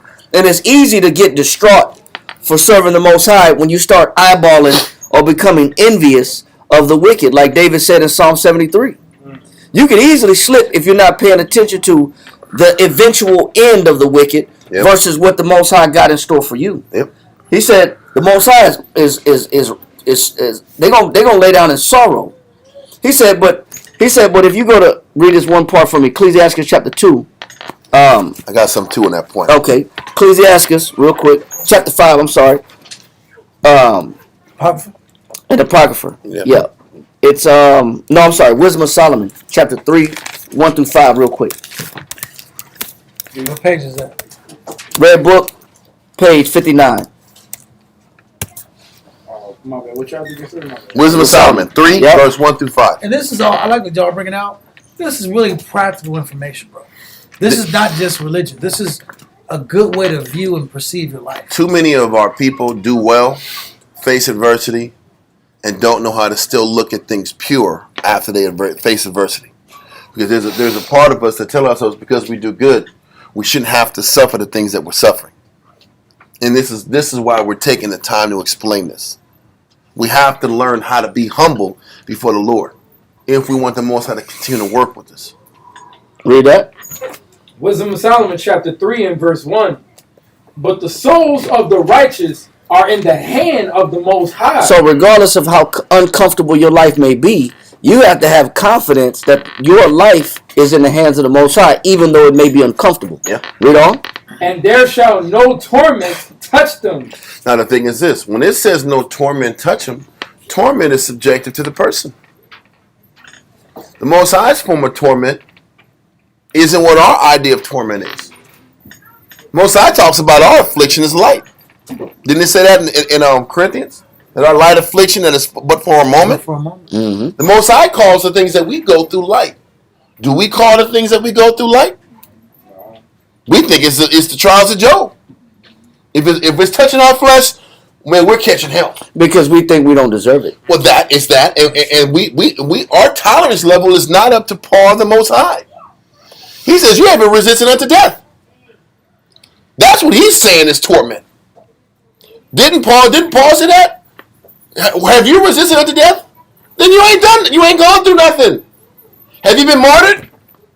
Have you been crucified upside down? Then you ain't done nothing. So when it says torment ain't going to touch you, that's the torment he's talking about. But in our mind, yeah, we're going to face some adversity. Adversity is going to come. But we got to stop making our adversity like it's torment. It's not. It's a light affliction. That's the difference. But keep going on. Man, you said something right there. You said something. Go to Acts. Let me get it real quick. So you said something that we got to just pull this out real quick. I'm with you. Not go to Acts. I think first 117 talks about a lot of fiction, but he's probably got something else he's going to. Chapter 20. Let's get a Noah. And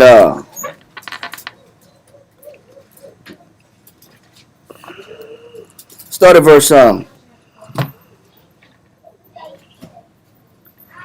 just real quick. Read start at verse 29 real quick. Acts 20 and 29. Yes. Well, I don't want to read all this. Just verse 32. 31. Acts 20 and 31. Yeah. To what? To the end? Yeah, to 38. I don't want to read all of it, but just to get to the point that you talked about. All right, let's read that. Acts chapter 20 and verse 31. Therefore, watch and remember that by the space of 3 years I ceased not to warn everyone night and day with tears. So Paul was trying to make it back to the Pentecost in Jerusalem, and he didn't want to stop in Ephesus, but he was trying to rush through, but he made a stop in Ephesus because he knew that once he got to Jerusalem, he wasn't going to be. They weren't going to let him go. Nope. They know he was going to bring him to death. Read on. And now, brethren, I commend you to the Most High and to the word of His grace, which is able to build you up and to give you an inheritance among all them which are sanctified. He's telling them, he said, listen, I know I'm not coming back and you're never going to see me. You're never going to see my face again because once I get to Jerusalem, they're going to put me to death once I get to Jerusalem. So he's wishing the ones in Ephesus farewell because he knows he's going to die. But he's not complaining about it. He's just saying, I'll leave you in the hands of the Most High. I'll leave you in the hands of His grace. Read on. It says, I have coveted no man's silver or gold or apparel. Read on. Yea, ye yourselves know that these hands have ministered unto my necessities and to them that were with me. I have showed you all things, how that so laboring ye ought to support the weak. He said, I gave you examples. Read on. And to remember the words of the Lord Yahweh Shah, how He said, it is more blessed to give than to receive. Read on. And when He had thus spoken, He kneeled down and prayed with them all. And they all wept sore and fell on Paul's neck and kissed him. Go ahead. Sorrowing most of all for the words which he spake, that they should see his face no more.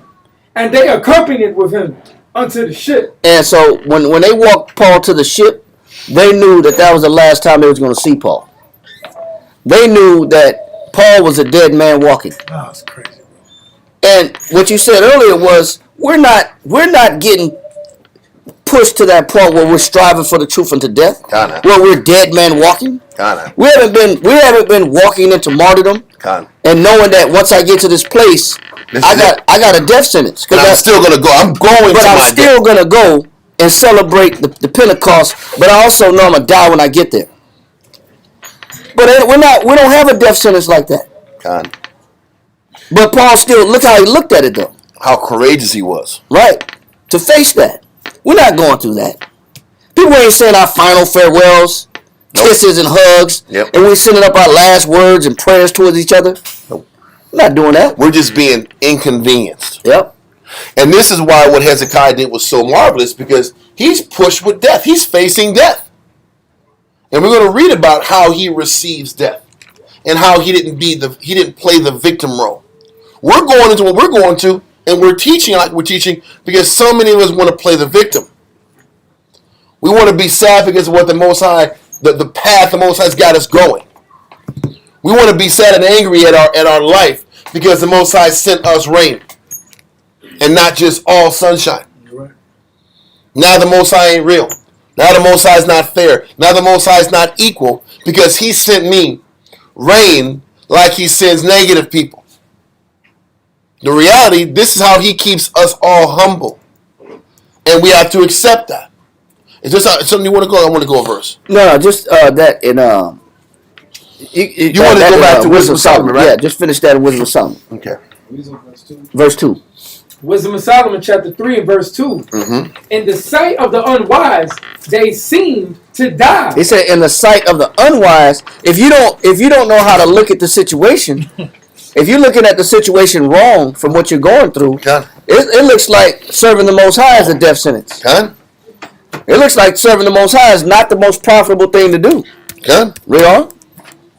And their departure is taken from misery. And if you look at your life the wrong way, you would think you have a miserable life. Serving the Most High. And that's a real thing, bro. And this is why we're taking this time to explain what we're explaining. Because we have to fight to make sure we don't look at the path that we've chosen to serve the Most High as miserable and unfair. Continue. Verse 3. And they're going from us to be utter destruction, but they are in peace. Read on. For though they be punished in the sight of men, read on. Yet is their hope full of immortality. Go ahead. And having been a little chastised. What does the scriptures call this? They call it what? Read that last part again. Verse 5. It says, and having been a little chastised. So what we go through is what? What's the point of it? It's small, man. It's not that bad. Right. It's serving the Most High is not as bad as you think unless you're looking at it wrong. You're right. It's not in vain. It's not for nothing. It's not worthless unless you're looking at it wrong. And if you really look at what you're going through, it's really not that bad. God. Yes, sir. I was going to say it's not any different than that eustress, distress. It's all about just how you look at it. Exactly. God. But if you look at the Lord in a good light and a good heart, you'll have eustress all them day long. Can I sit back and look at it the Most High with a good heart at all times? Well, let's continue. Verse 5. Wisdom of Solomon chapter 3 and verse 5. And having been a little chastised, they shall be greatly rewarded. For the Most High approved them. Stop. Because all the tribulation was a what? Test. All the affliction was a what? Test. It was all a test, bro. Yep. That's how you got to look at what you go through when you serve the Most High. And when you learn how to look at it the right way, then you're approved. Yep.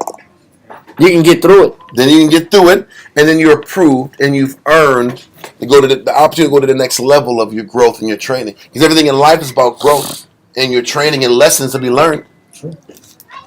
Finish that.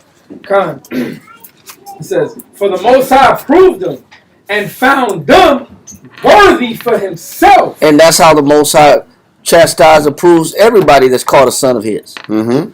Everybody that he calls a child of his, they got to be put to the test. Nobody's exempt. Or you won't be called his sons. It said Christ, it said, though he were a son, yet It's Hebrews. I was going to go there. Oh, you? I was going to go there. 5. I think it's 5 and 8. It's 12 and 5. 12 and 5. But who the Lord loveth, he chasteneth. Yeah, no, he said, though he were a son, yet Endured. Though he were a son, he said, how does it go? It's Hebrews 12. Though he were a son, it says, yet. For sinners? No, man. It says, though he was a son. Hebrew 5 and 8, is it? Yeah, I got it. Wait. Listen, I got it. Listen, it's going to be Hebrews 12. It's Hebrews 12, verse 5 through 11. No, it's Hebrews 5 and 8. It says, though he were a son, yet learned he obedience by the things which he suffered. There you go. So if Christ had to learn obedience and learn how to follow it to be qualified as a son, then what makes us think that we're not going to be qualified or chastised to be qualified? This is what Christ said we're supposed to abide in him. Yeah. But this is what it requires to abide in him. You have to suffer like him. To be approved by him. This is the consequence. Anyway. That's it. So, okay, Yes. so now let that go and go. Oh, that one? Yes. I'm sorry. I wanted not so much a question, maybe a comment, or a little bit of both. So it being about outlook, and at the same time understanding a lot of what we deal with or go through are repercussions to our choices. Mm-hmm. Things that we decided to do or allow ourselves to do, we put ourselves in these situations. That even though we're in this situation, it still is an opportunity to be proved based off your outlook. Yes. How I look at it, how I take it, how I see it. This is why, and we're going to probably, not this Monday, but next Monday, really dive deeply into faith. And the dilemma or the question that Paul asked about where is your right, how is your righteousness quantified? By the works of the law or your faith in Christ? And then he goes heavily into Abraham. And he sits back here and the question is, how was Abraham deemed and classified to be righteous? Now, when you read certain verses, it tells you that Abraham was given the law. So Abraham knew the law. But Abraham wasn't noted as righteous because he knew the law. He was righteous because he had faith. But then when you sit back and break down what faith is, what is faith in layman's terms? We know it's the substance of things not seen, right? It's the evidence of things not seen, right? Right. That's what Hebrews, I think 12 and not 11 and 1. 11 and 11 and 1. For faith is the substance of things hoped for, the evidence of things not seen. But those two lines are still predicated by what? Your outlook. Listen, you can't sit back here and have faith unless your outlook is pure enough to be motivated to operate even though you have no physical, tangible guarantee that what you're doing is going to happen. I've gone over a class about alacrity and the value of alacrity. Let's look up this definition real quick. And we're going to go into this within probably like next Monday. But alacrity, like I said, we had a class about that. And alacrity is cheerfulness, a cheerful readiness or promptitude to do some act. Cheerful willingness. So in the process of serving the Most High, what made Abraham's faith so powerful was how cheerful and willing he was to serve the Most High in Christ, or to follow the Most High, follow Christ wherever Christ took him. So if you're going to sit back here and quantify faith or explain what faith is, it's really how willing you are to follow the Most High. It's really about how willing you are to allow the Most High to take you these different directions in your life. So what Paul was saying is, what makes a man righteous? The law, or how willing you are to follow the Most High Christ? How positive you are and cheerful in your pursuit to obey? What makes men righteous? Yes. And are you saying that's the origin of the outlook? Because the law just reveals where your weaknesses are at. Now it's up to you to determine how cheerful and how motivated you are to attack you every day. And this is why Paul said faith is greater than works of the law. Because if my outlook and my desire to change what's inside of me is great, that denotes righteousness. Because I can get something done if I'm motivated and my outlook is pure, and I have no issues with servitude. That will determine righteousness more than the law. Does that make sense? We want scripture on that too. What's that? Galatians 3:18 and 19. Because that's what we're going to get there. That was why we're going. That's what we're going to go into that faith aspect, because they're going to explain Galatians 3 more. Mm-hmm. Come on. Galatians chapter 3 and verse 8. 18. Or 18, come on. For if the inheritance be of the law. Because the Most High didn't quantify the inheritance for Abraham to be of the law. Read on. It is no more of promise. It wouldn't be of promise. The Most High, he wouldn't have got it by promise. The Most High made him a promise because he was obedient. Yep. He earned that promise. Read on. But the Most High gave it to Abraham by promise. Go ahead. Wherefore, then serveth the law. It says, then why serve the law then? If the inheritance back to the Most High cometh by promise, then why do we have to serve the law? Why is there a law? Why did Moses have to write a law? Yep. Read on. It was added because of transgression. So if we weren't such an evil people, would we even need to have a law? Nope. No. So what was first?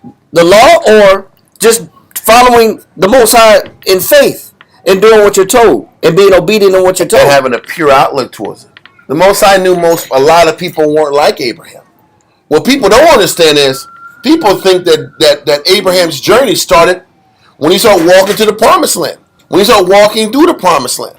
His journey started when he was the only one in Babylon teaching that the Most High was the only power. Oh. That's what earned him the opportunity to walk and get chosen to do more for the Most High. He was monotheistic in a polytheistic environment. And everybody, it got to a point where they almost wanted to kill him. And that was when Moses says, you know what? You risk your life standing up for me. Come on. I'm going to take you to another level. And you're going to follow me even more. So once again, what are we proving? That his righteousness was based on his willingness to serve. His willingness to be in order. And this is what Paul was trying to teach. And your willingness to be in order is quantified by your faith. Because the scripture says the beginning of faith is when a man cleaves to the Most High. To the Most High. That means you really want to hold on to his words. You value everything he says. So how well you value his words, that means you love those words and you're not contending with those words. That determines faith. And that will make a man righteous more than the law. So once again, Paul has been painting out the picture of desire. Where is your will? How serious are you in serving the Most High? And I show my seriousness by how positive I am. I show how serious I am with the Most High by, do I fight his will? Can I accept his will at all times? And tying that back into Hezekiah, we're going to read that he was willing to accept whatever diagnosis the Most High gave him. I got to go with a verse real quick to go on top of this. It's James chapter 4, verse 8 through 11. James chapter 4, verse 8 through 11. James chapter 4 and verse 8. Draw nigh to the Most High, and he will draw nigh to you. It's still about cleaving. It's still about cleaving to the Most High. And that's how a person shows faith. When you show faith to the Most High and you cleave closer to him, the key is outlook. Am I cheerful in what I'm doing? Am I cheerful in following his way? Read on. Cleanse your hands, ye sinners, and purify your hearts, ye double-minded. Come on. Be afflicted and mourn. But see, along with that purifying, along with that serving the Most High, along with that changing what's inside of you, what's just as important as following these laws and allowing the word to cleanse you is allowing the Most High to put you through whatever he's going to put you through. Be afflicted, mourn, and weep. When it says to be afflicted, mourn, and weep, what does that mean? Accept your condition. Can you accept your condition and not be angry and not pout and not ask why me and not say the Most High is unfair or the Most High is not equal? No, I'm sorry. And not say the Most High is not equal? He's really looking at how alacritous are we? Are we cheerful? Can I accept when the Most High is just taking me down? This is just my time to endure this rain? Or when things aren't going my way, all of a sudden I give less and I cleave less to the Most High. Read on. Let your laughter be turned to mourning and your joy to heaviness. What he's also saying is accept it. If you're going to be down, be down. Don't run from it. Don't run from the battle.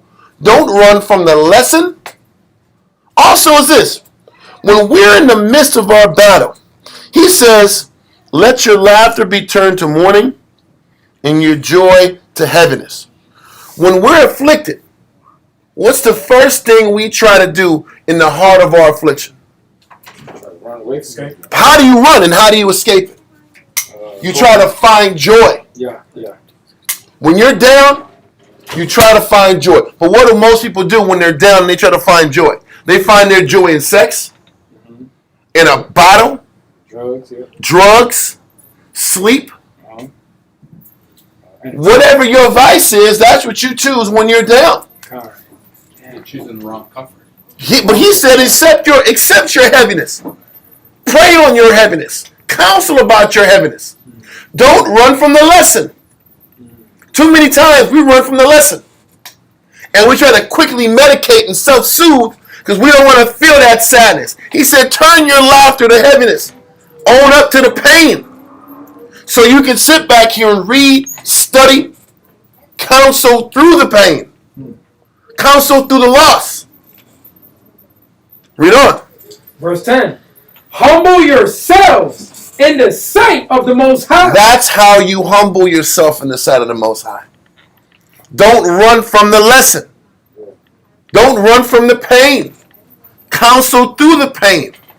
Get the spiritual understanding. The more you waste time and you prolong it and you push the pain to the side, you're just losing time. Endure the pain. Endure the suffering. Counsel about the suffering. Talk through the suffering. Then he says, when you humble yourself in the sight of the Lord, then he'll do what? He shall lift you up. He'll give you the answer. He'll give you the clarity through your sickness. He'll give you the peace of mind through your sickness. Not that you'll be out of the sickness. Come on. You know what I'm saying? Because he keeps telling you, you can't run from the sickness. Yeah. Don't sit back and face this affliction and seek joy. He told you that right there. Don't seek, listen, when you're afflicted and you're mourning, don't seek laughter and joy. Embrace it. Get the lesson. Yes, sir. Would that be the same as accepting the condition? But how do you accept the condition? By not running. Right. You accept the condition by studying, reading, counseling, and trying to get the understanding through the pain. On that point, St. John chapter 17, verse 14 and 15.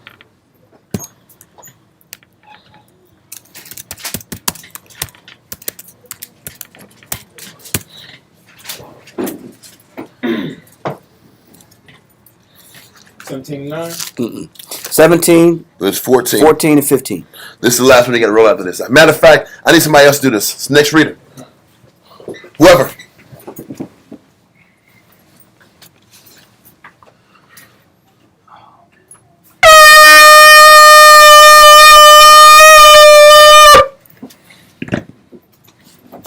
Tahawam Shal Shabbatah Ban Ashar Ban Yasha'al. Thawal Baka, Shah Sabata, Banashar, Bayashala. Imagine. What? Yahweh Hashem Yashem Rakita. Yahweh Shem Shaktam. All right. Yeah. Yeah, just sit, bro. Do what you got to do. Just, Get that voice out, man. So it's St. John chapter 17, verse 14 and 15, right, Shamshwan? Yes, sir. St. John chapter 17 and verse 14. Yep. St. John chapter 17 and verse 14. I have given them thy word. This is Christ praying for his disciples. Read on. And the world hath hated them. And the world hated them. Read on. That's part of the process. Read on. Because they are not of the world. Read on. Even as I am not of the world. Read on. I pray not that thou shouldest take them out of the world. Now, did Christ pray that his disciples be removed out of the world? No. Nope. Or they have to endure the hate while they're in the world? They got to endure it. They got to endure the hate while they're in the world. Escaping is not part of the plan. Kinda. Remaining in the hate to learn the lesson of what the Most High is teaching them, how he's going to come through for them. They'll never know it if they'll never learn to depend on the Most High if they escape out of their suffering. The key is to stay in the battle and maintain your integrity.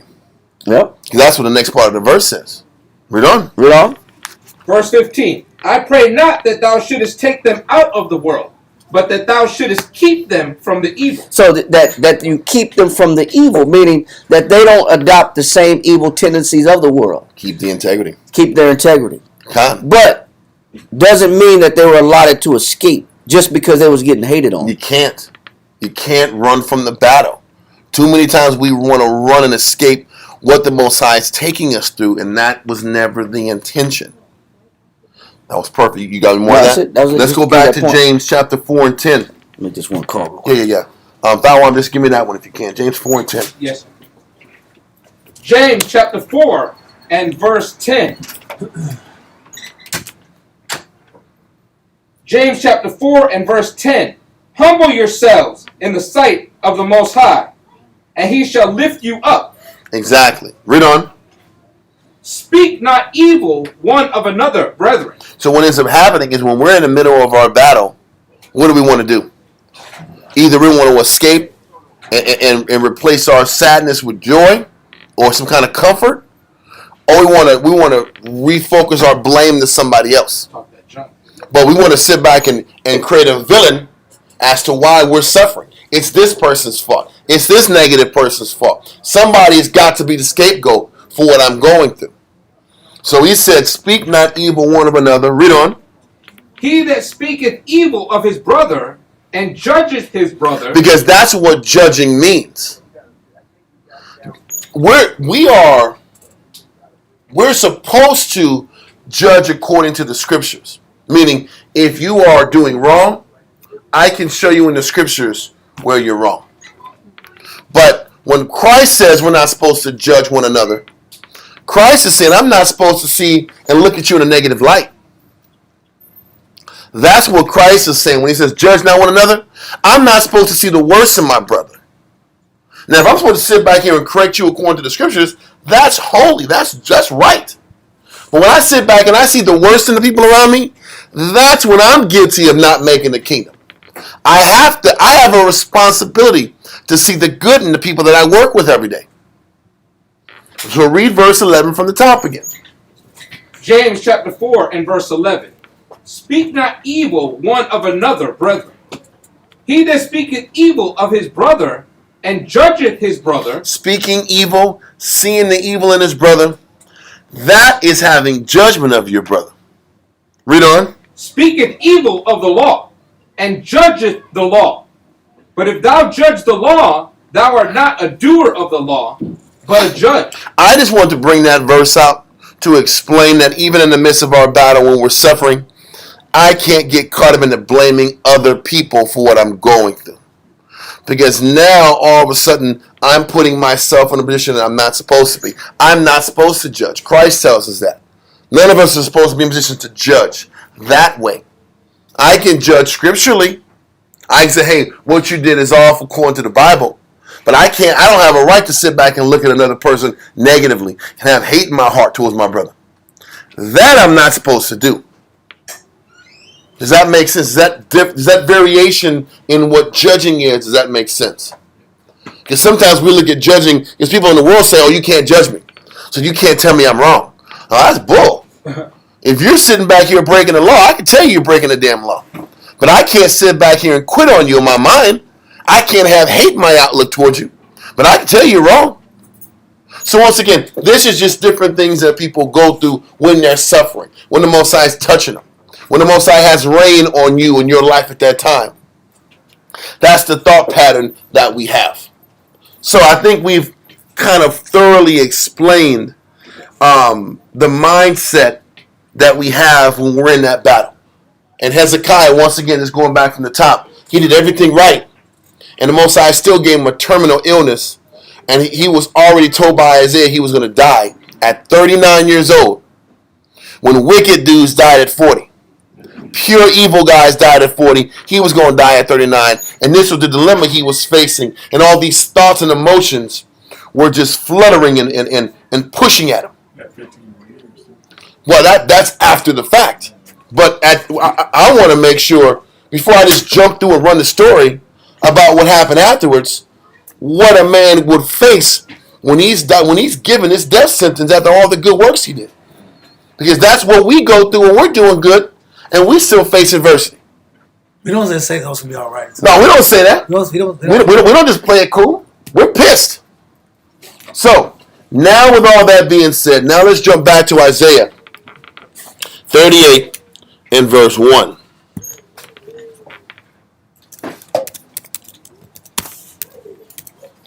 Through 8. Isaiah 38, verse 1 through 8. I felt that was important that we took that time to paint that dynamic out, because I don't want to just sit back and gloss over the magnitude of that news to a person that's trying to live right, and how psychologically damaging a person can take that if they're not looking at things spiritual.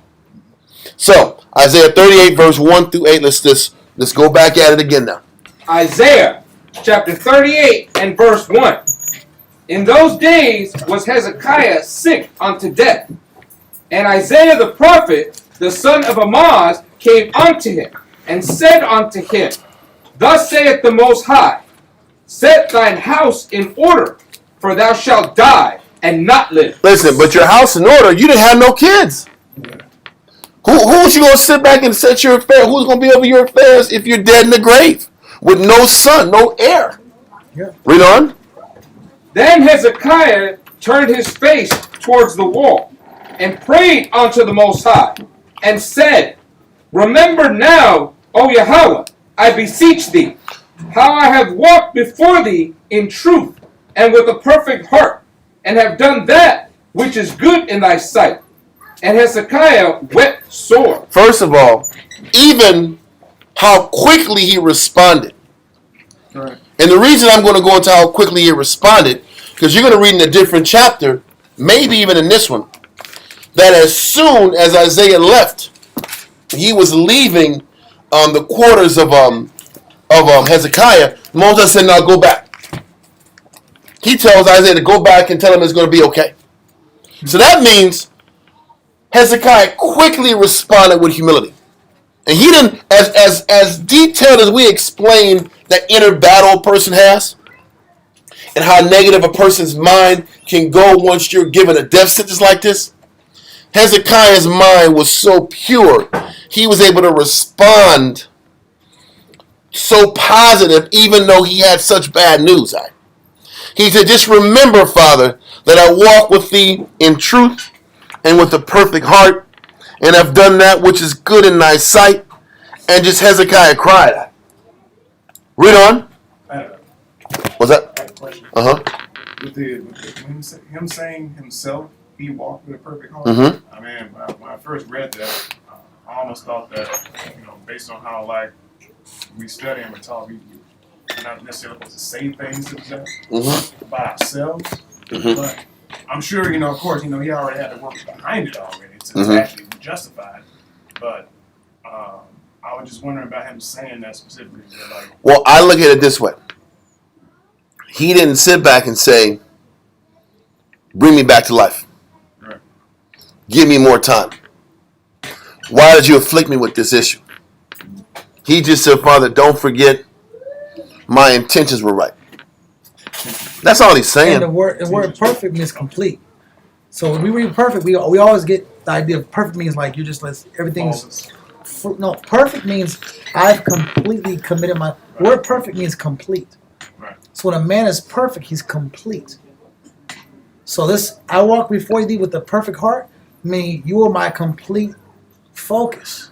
I wasn't giving you half focus, half my spirit, half, I wasn't almost how I feel like it. He gave his complete being to the Father. Because, he says, when it says perfect heart, you go into the, matter of fact, I'm going to make sure I got this right. Because when it says with the perfect heart, it's shalom. Peace. It's a peaceful heart. It's not the word perfect at all. It's I served you with a peaceful heart. And all a peaceful heart is, I didn't have a negative outlook towards you. I wasn't angry at you. I wasn't bitter at you. Because oh my goodness, that's such a perfect angle. Wow. A perfect heart just means I have a pure outlook towards you. I accept peace. I'm at peace with you. I'm at peace with wherever you take me. I'm at peace with your decision. Because that's what Paul was saying. All Paul was saying is, can I sit back here? Can we learn how to look at the Most High with a pure heart? So our motivations can be pure. So our intentions can be pure. So Christ can enter through us and work through us. Because that was what David had, a perfect heart. That means he had a peaceful outlook towards the Most High while serving him. The problem is most of us are angry at serving the Most High. We're angry at having a change and angry at not getting the things we want. What made a man perfect, because the thing is this, we're going to read later on that Hezekiah wasn't defective. The crazy thing was this. They said David, Hezekiah, and Josiah were the only three kings not defective. Now, does that mean that they didn't sin? No, they sinned. But their outlook was pure towards the Most High in Christ. That's what makes a man righteous.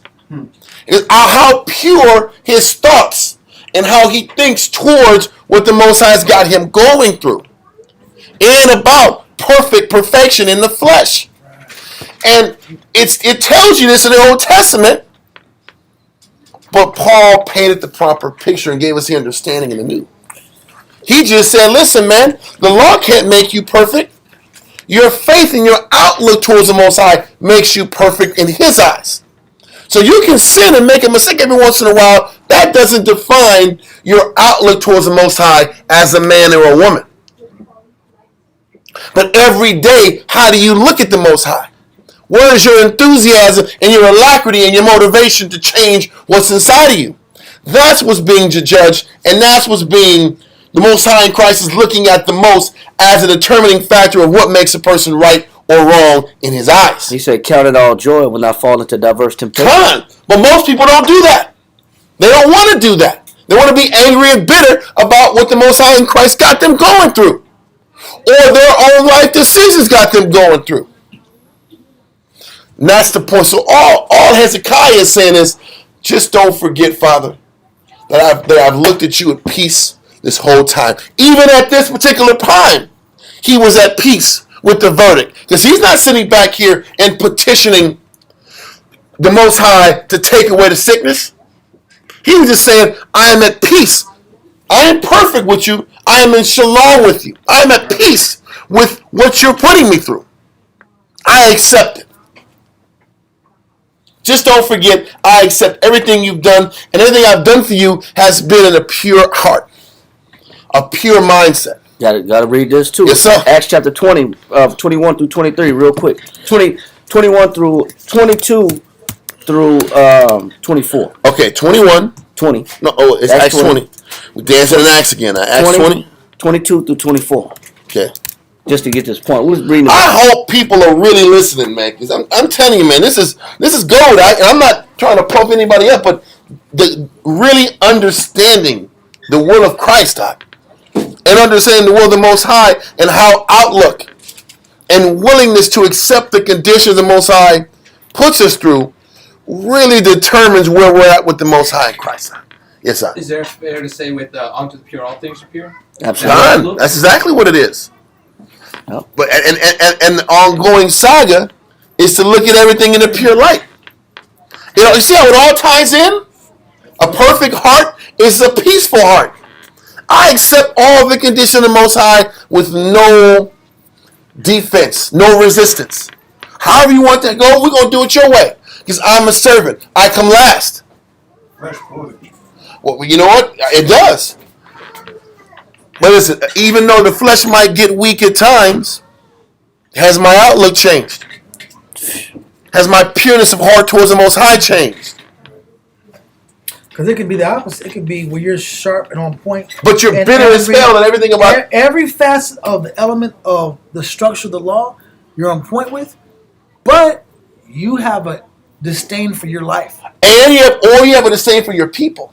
Yeah. We just read it in James 4 and 11, how judging your people makes you guilty of your relation with the Heavenly Father. So I got to have a pure outlook towards the Most High and a pure outlook towards my people, or I'm not making it. Both. How about that? Because you sit back and say, some reason, I love God, but hate them niggas. I'm just keeping it myself. I ain't working with these niggas. Yep. If I work with Israel, forget them niggas at. Nah. But I will love the Lord. Shabbat, here I come. And I'm wearing fringes. And I'm going to type on. I'm typing. I'm going to be on the message boards. But I'm not doing nothing for Israel. I'm not putting my life on the line for Israel at all. And my contribution would just be a history class. I'm going to drop information online. Yep. I did the Lord's work. I can talk God, but not have to be responsible for nobody.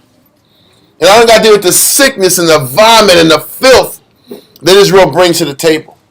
Because that's what's hard. I ain't got to deal with their sickness and their weakness and still look at them good. Still look at them peacefully and loving. Give me this law. It's easier to look at the Most High. He's the omnipotent one. Christ is all powerful. He was a perfect example. He's perfect. Well, listen. I love him. But I got to deal with these imperfect people every day. Mm-hmm. And I got to put up with their imperfectness every day. And I got to suffer them. If I can't do that, then I'm guilty of Christ. I'm not following Christ too. How about that? So Hezekiah, somebody had a verse you want to pull. I'm sorry, I'm going to walk off for a second. But you finish that. He got it. Acts chapter 20. Starting at verse 22. Mm-hmm. Acts chapter 20 and verse 22. And now, behold, I go bound in the spirit unto Jerusalem. He said, I go bound in the what? In the spirit. To where? Unto Jerusalem. Did he want to go to Jerusalem? No. No, he didn't want to go to Jerusalem. He didn't want to do it.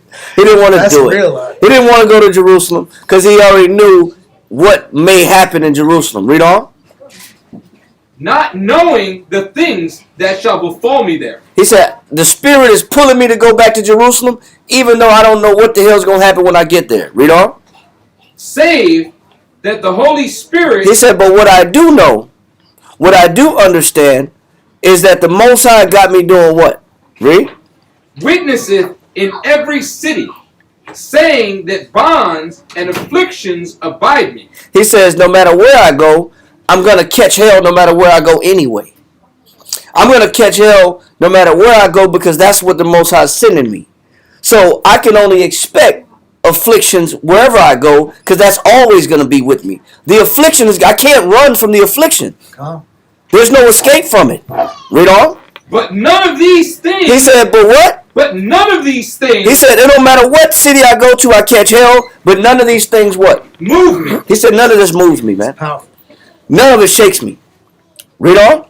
Neither count I my life dear unto myself. And that's the only way you could be unshaken by what you go through in your life, because your life don't matter no more. That's the only way that you can put aside whatever you're dealing with. It's only when you try to preserve your life that you'll lose your life. But if you're already willing to give your life up, then you're not trying to salvage your life. Like Christ said, he who lost their life shall find it. Yep. And he who finds their life shall lose it. And you're not angry at the Most High because of what you're going through, because you've already sold your life to the Most High in Christ. So it's already gone. It don't belong to you anyway. But when you're trying to preserve something for yourself, whether it's your health, whether it's your status or your well-being, that's when you'll have trouble giving it up. He said, but none of these things move me. Read on. Neither count I my life dear unto myself, Read on. so that I might finish my course. It said, so if I start contemplating and having too much care for my life, I won't be able to go through what the Most High sends me through with the right attitude. He said, but because I don't give a damn about my life, I can finish my course how? With joy. With what? With joy. How do you finish your course with joy knowing you're catching hell? You know why? 'Cause just like Paul said in Philippians 4 and 6, be careful for nothing. Don't seek to promote one's own interest. Your own interest, right? Because he says, why am I stressing out? Because once again, be careful means to be anxious. To be anxious about your own one's interest. If you want to serve the Most High, you can't care about what you got going on in your life. Your life don't exist. This is what Paul is saying in Acts 20, in Philippians 4. He's very uniform in his message. He's all saying the same thing everywhere. Didn't Christ say the same thing? We're supposed to be a servant. What did he do before he died? He sat back and washed all the students' feet. You're a servant, man. We're not lords over the Most High's inheritance. We need the students as much as the students need us. Come. We don't come first. That's the power of serving Christ. That these worldly attachments don't matter because you're not above losing it anyway. We read it in Matthew 11 and 28. My yoke is easy. If you're meek and you're lowly, he made sure he pointed that out. The loss and the sacrifice is nothing if you're not above losing everything. I'm sorry, this is a perfect verse, bro. And he said that's why he's able to say I could finish this course with what? Time. With joy. That still means I'm not gonna blame the Most High because I'm catching affliction. Come. I'm not gonna throw a pity party because my life is uncomfortable. I don't want sympathy or play the victim because I'm suffering. Come. He's already made terms with himself that that's part of the job. Yeah. So that's why he says I could still do this job, even catching hell. I can do it with joy because I don't have too much of an affinity for myself and my comforts. That's all he's saying. And that is what looking at the Most High with a perfect heart is in actual performance. And you can finish that. Yes, sir.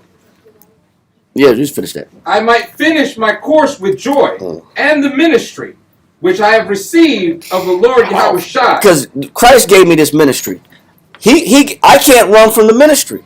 Read on. To testify the gospel of the grace of the Most High. So even if it means me catching hell and me dying, then I got to go to Jerusalem and die. So be it. That's what he's saying. Listen, I don't. This is being painted very clear, man, about what it takes to even be able to endure this suffering and sacrifice. Can I sit back and accept whatever conditions the Most High puts me through with gladness and joyfulness of heart? Because that's what having a perfect heart with the Lord is. Period. So, let's go back to Isaiah 38 and 3. Man, so in the midst of Hezekiah facing certain death, it's one thing for the doctors to tell you you're sick. It's another thing for the prophet to say, man, listen, it's over, bro. And he always comes to a check. I know that, but this guy is always right on his prophecies. Yeah. Okay, man, it's time for you to go, bro. Get your affairs in order. I know you ain't got no son. I get it. Figure it out. Maybe you talk to a brother. Do you have a brother? Maybe you give it to your brother. Maybe he takes the kingdom. Maybe your brother has a son. Maybe you let your little cousin, let your little nephew sit back here and take the kingdom, man. You know, that's getting your affairs in order. You know, the Europeans, the Swedes, the Swedish, Sweden.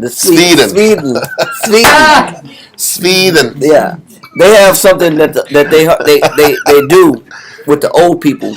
It's called the Swedish death purge. What? Yeah, and the Swedish death purge. Where's he get this stuff from, man? Is, these are great stories, huh? You know, but it's true. It's true. I know that. That's what I'm saying. They're great stories. It's truthful. Yeah, and what the Swedes do when they know they're getting too old, they start departing and separating all their wealth to all their friends and family, so that their family members don't have to fight over it after they die. That's wisdom. They already accept that I'm too old for this, so I don't need all these things I've accumulated in my life. So I might as well start distributing these items to the people that I care about, that I know who's going to make the best use of it, where I don't have to worry about them scrambling and fighting and tussling like we do when a family member dies. They call it. They you call get a it house split 10 ways. 10 ways. Everybody get $3,000. That ain't nothing. Everybody. Why don't you all just pay all the tax and keep the house? Yeah. Nah, that's too much. Like right now. Sell the house. Sell the house. I want the Let the car. white man take it for $50,000. I can flip it for $200,000. I want all the grandma's pictures. I want all the I want the necklaces. Yeah. I'll take the car. Everything gets split up. But the Swedes, they already know they can't take this with them. So they already start departing from their personal life's wealth and accumulation prior to them dying. And they do that amongst their culture. You know what I'm saying? But our culture is to serve Christ. Yep. We should have that mentality before we die. Yep. You know what I'm saying? To be okay with the loss. I have fought the good fight. That's what Paul said. I fought the good fight. There's no bitterness here. I accept the conditions. But the crazy thing is, Hezekiah knew he had a tough deal, but he said, man, just don't forget, Father, I was at peace with everything you wanted me to do. Yep. I had a pure outlook and a peaceful outlook towards my service to you. But that's perfect, guy. You got any more of that? No, that's it. Okay. So let's go back to Isaiah 38 and 2. 3. 3. Isaiah 38 and 3. Isaiah chapter 38 and verse 3. And said, remember now, O Yahweh, I beseech thee, how I have walked before thee in truth and with a perfect heart. Just with a peaceful heart. With a pure outlook. Read on. And have done that which is good in thy sight. And Hezekiah wept sore. This is why Christ always says, the Most High knows, or Christ knows the need of you before you even have to say it. You've read that before, right?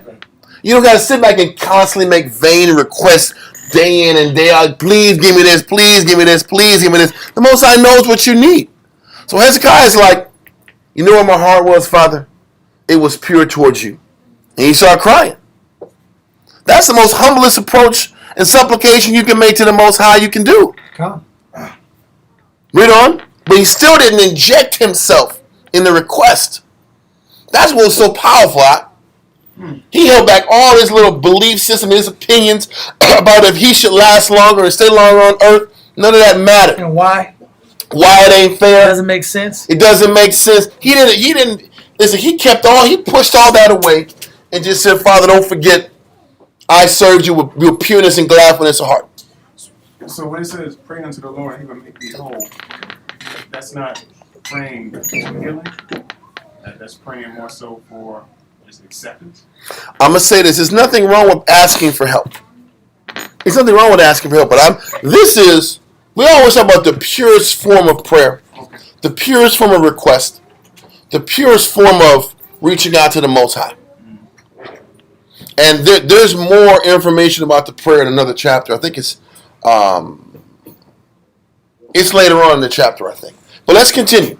It's not like praying for something is wrong, but vain repetition is. Christ said that. But let's continue. Verse 4. Then came the word of the Most High to Isaiah, saying, Go and say to Hezekiah, Thus saith the Most High, the power of David thy father. I have heard thy prayer. I have seen thy tears. Behold, I will add unto thy days 15 years. So listen, in another chapter, I think it was Isaiah, I think it was Kings or Chronicles. They go back over this story, and they talk about how the fact, as Isaiah was leaving, Moses said, go back and tell him he's going to get 15 years. So it wasn't a very long time where the Most High listened to his prayers and his crying and his petition and extended his life. But once again, the Most High was going to extend his life if he showed humility.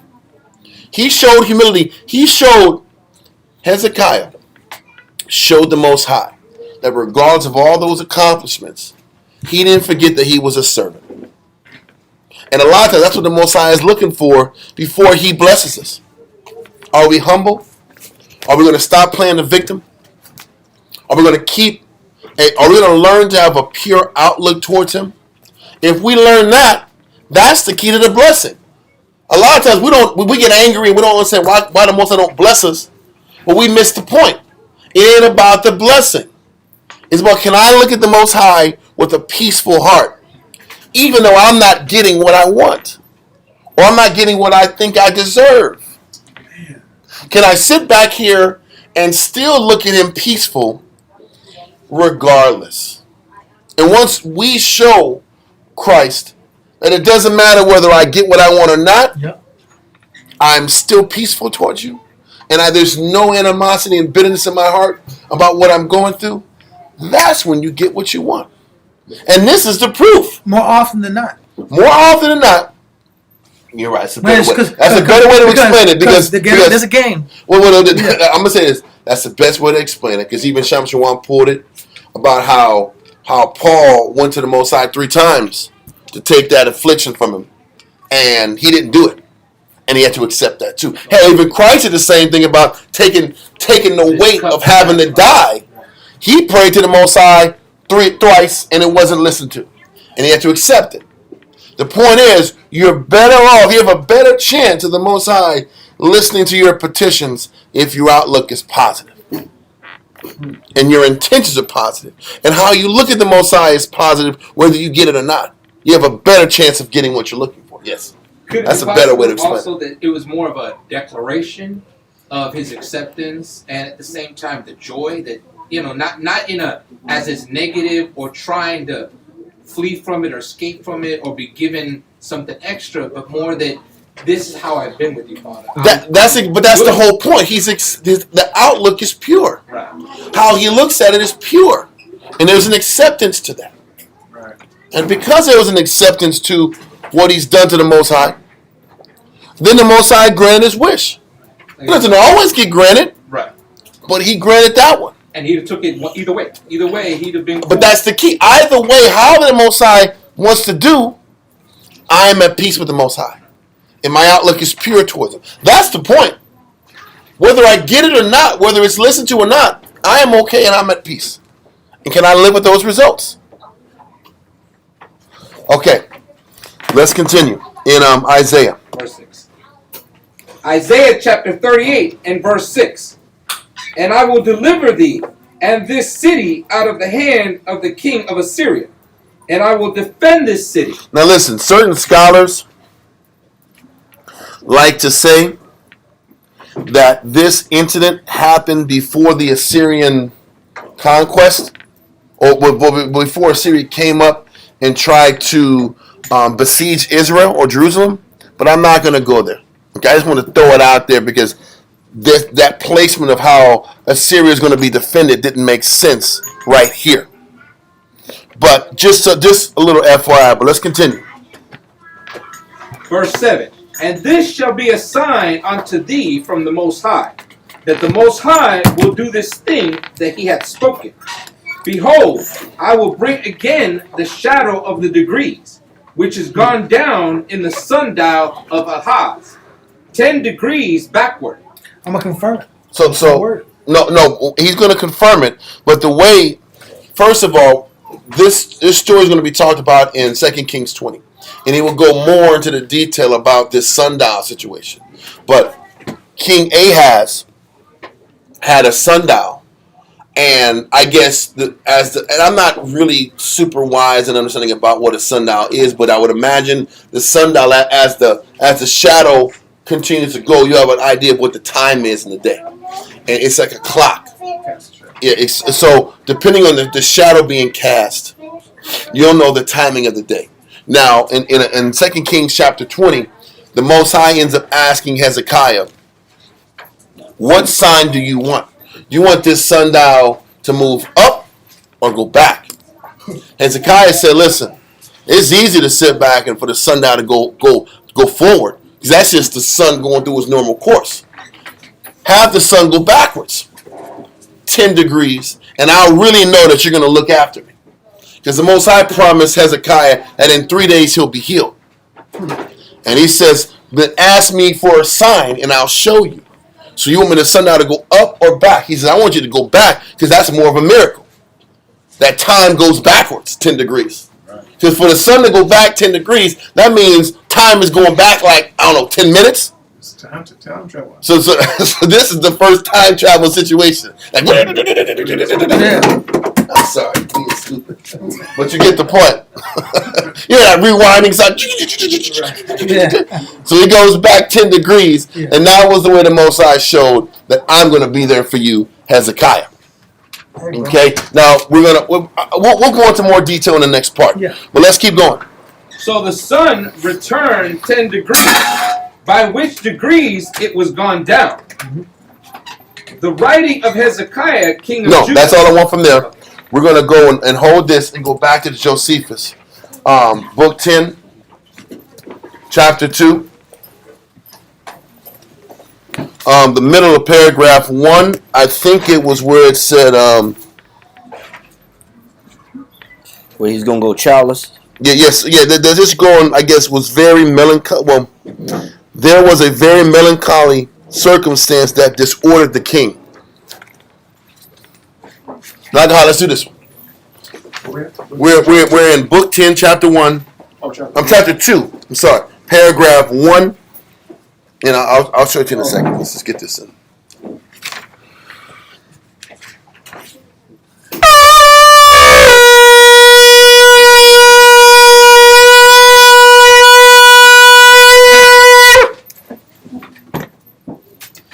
Nagaha, Shah Shabbatah, Ban Shemai 1, Ban Yasha Allah. Nagaha, Shah Shabbatah, Ban Shemai 1, Ban Yasha Allah.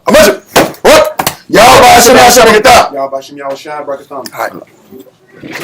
So it's book 10, paragraph 2. I'm sorry, chapter 2, paragraph 1. And we can start off with there was a very melancholy circumstance. That's in line, middle of line 25. Oh. And besides the distemper itself? Yeah. Okay. And we're going to read down to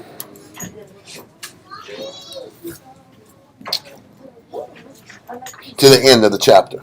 Okay. Book 10, chapter 2, paragraph 1, line 25, the end, almost at the end of the line 25. Let's go. Page 267. Page 267. There was a very melancholy circumstance that disordered the king, which was the consideration that he was childless and was going to die and leave his house and his government without a successor of his own body. So he was troubled at the thoughts of this, his condition, and lamented himself and entreated of the Most High that he would prolong his life for a little while till he had some children, and not suffer him to depart this life before he was become a father. Now the scriptures didn't say that he prayed for that, but it's kind of implied. Read on. Hereupon the Most High had mercy upon him and accepted of his supplication, because the trouble he was under at his supposed death was not because he was soon to leave the advantages he enjoyed in the kingdom, nor did he on that account pray that he might have a longer life afforded him. Now that's true. He didn't pray for long life. He didn't pray to sit back here and enjoy his riches for a longer period of time. His intention was that, hey, Father, I try to live peacefully towards you. I'm at peace whatever you do. But his motivations, because once again, the Most High is always looking at our motivations, our reasoning, what gets us going, what gets us pushing. And he showed that his motivations weren't carnal in his request to be looked at and considered. But continue. Nor did he on that account pray that he might have a longer life afforded him, but in order to have sons that might receive the government after him. And the Most High sent Isaiah the prophet, and commanded him to inform Hezekiah that within 3 days' time he should get clear of his distemper, and should survive it 15 years, and that he should have children also. Now upon the prophet saying this as the Most High had commanded him, he could hardly believe it, both on account of the distemper he was under. He was obviously in bad shape physically. Read on. Which was very sore. and by reason of the surprising nature of what was told him. So he desired that Isaiah would give him some sign or wonder, that he might believe him in what he had said, and be sensible that he came from the Most High. For things that are beyond expectation are and greater than our hopes are made creditable by actions of the like nature. And when Isaiah had asked him what sign he desired to be exhibited. So first of all, it wasn't wicked to request a sign at this particular time, because the sign was confirmation that because the solution was so great, then the sign had to be great to match the greatness of the resolve that was going to happen. So for this great deed to happen in reviving this man's life when he was on his deathbed, the Most High was willing to show him a great sign that matched the great change of fortune that Hezekiah was facing. No different than, and that wasn't a wicked thing to show. No different than Moses when the Most High told him, put your staff on the ground, throw it down, and it became a serpent. And then he said, grab it by the tail, then it became a rod again. Mm-hmm. Or he told him, put your hand in your bosom, and he plucked it out. It was leprous, white as snow. Then he put it back in, and it came back to his other flesh. You know, Moses was required of those. He required the Most High those signs as well. But then when he kept asking for too many signs, that's when the Most High got agitated. You know what I'm saying? You know what I'm saying? He said, exactly. Won't you let my brother be? You know what I'm saying? And he said, listen, man. Hey, man. Listen, man. You're asking too much now. Exactly. It's crazy. And it's only because he didn't speak Hebrew as fluently as his brother did. That was all. He wasn't like the Dutta Man eye. Yeah, it wasn't. If y'all know, you know. New Jack City. Yeah. They killed Keisha, man.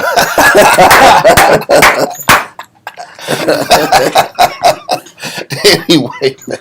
Okay, so let's continue. Line 29.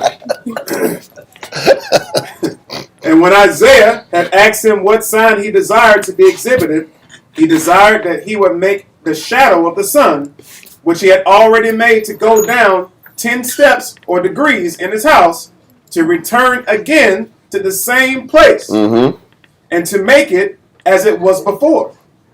And when the prophet prayed to the Most High to exhibit this sign to the king, he saw what he desired to see, and was freed from his distemper, and went up to the temple, where he worshipped the Most High and made vows to him. Now what we're going to do is we're going to go back in 2 Kings chapter 20, and go and get that part of the story, so we can get some clarity. There's some more clarity there that needs to get brought out. So 2 Kings 20 verse 1 through 11. Juan, you got it, bro? Yes, sir.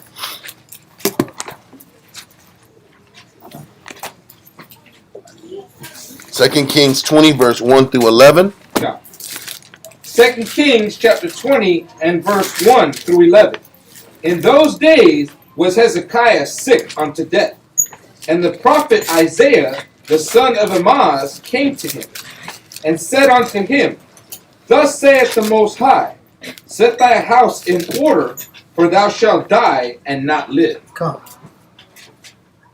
Then he turned his face to the wall, and prayed unto the Most High, saying, I beseech thee, O Yahweh, remember now how I have walked before thee in truth and with a perfect heart, and have done that which is good in thy sight.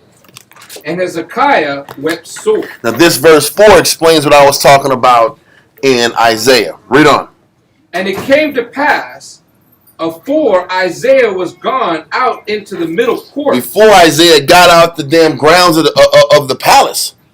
Before he left the middle court of the palace. Read on. That the word of the Most High came to him, saying, Turn again and tell Hezekiah, the captain of my people, Thus saith Yahweh, the power of David thy father, I have heard thy prayer, I have seen thy tears. Behold, I will heal thee. On the third day thou shalt go up unto the house of the Most High, and I will add unto thy days 15 years, and I will deliver thee and this city out of the hand of the king of Assyria. And I will defend this city for mine own sake, and for my servant David's sake. And this is why it kind of, as this is reading, it makes sense that the Assyrian besiegement hadn't happened yet. Now, a lot of times when you're reading in 2 Kings 20, or you're reading in 2 Chronicles chapter 32, or you're reading in Isaiah chapter 38, it's kind of giving you a totality of different parts of the stories of Hezekiah that gets kind of jumbled together. When you read 2 Chronicles chapter 32, you'll read about all the final exploits of what Hezekiah did. And sometimes when you read about certain kings, they kind of bunch different stories together towards the end that they weren't able to kind of push together in the base of the story. So it is debated that this happened to Hezekiah before the situation happened with the Assyrian besiegement with Sennacherib. It can be debated. But let's keep going. I don't want to sit back and say it for sure, but it can be debated. Does that make sense? Okay, let's keep going. Verse 7. And Isaiah said, take a lump of figs. And they took and laid it on the boil. Now listen. Now this is the thing. Now this goes into what the remedy.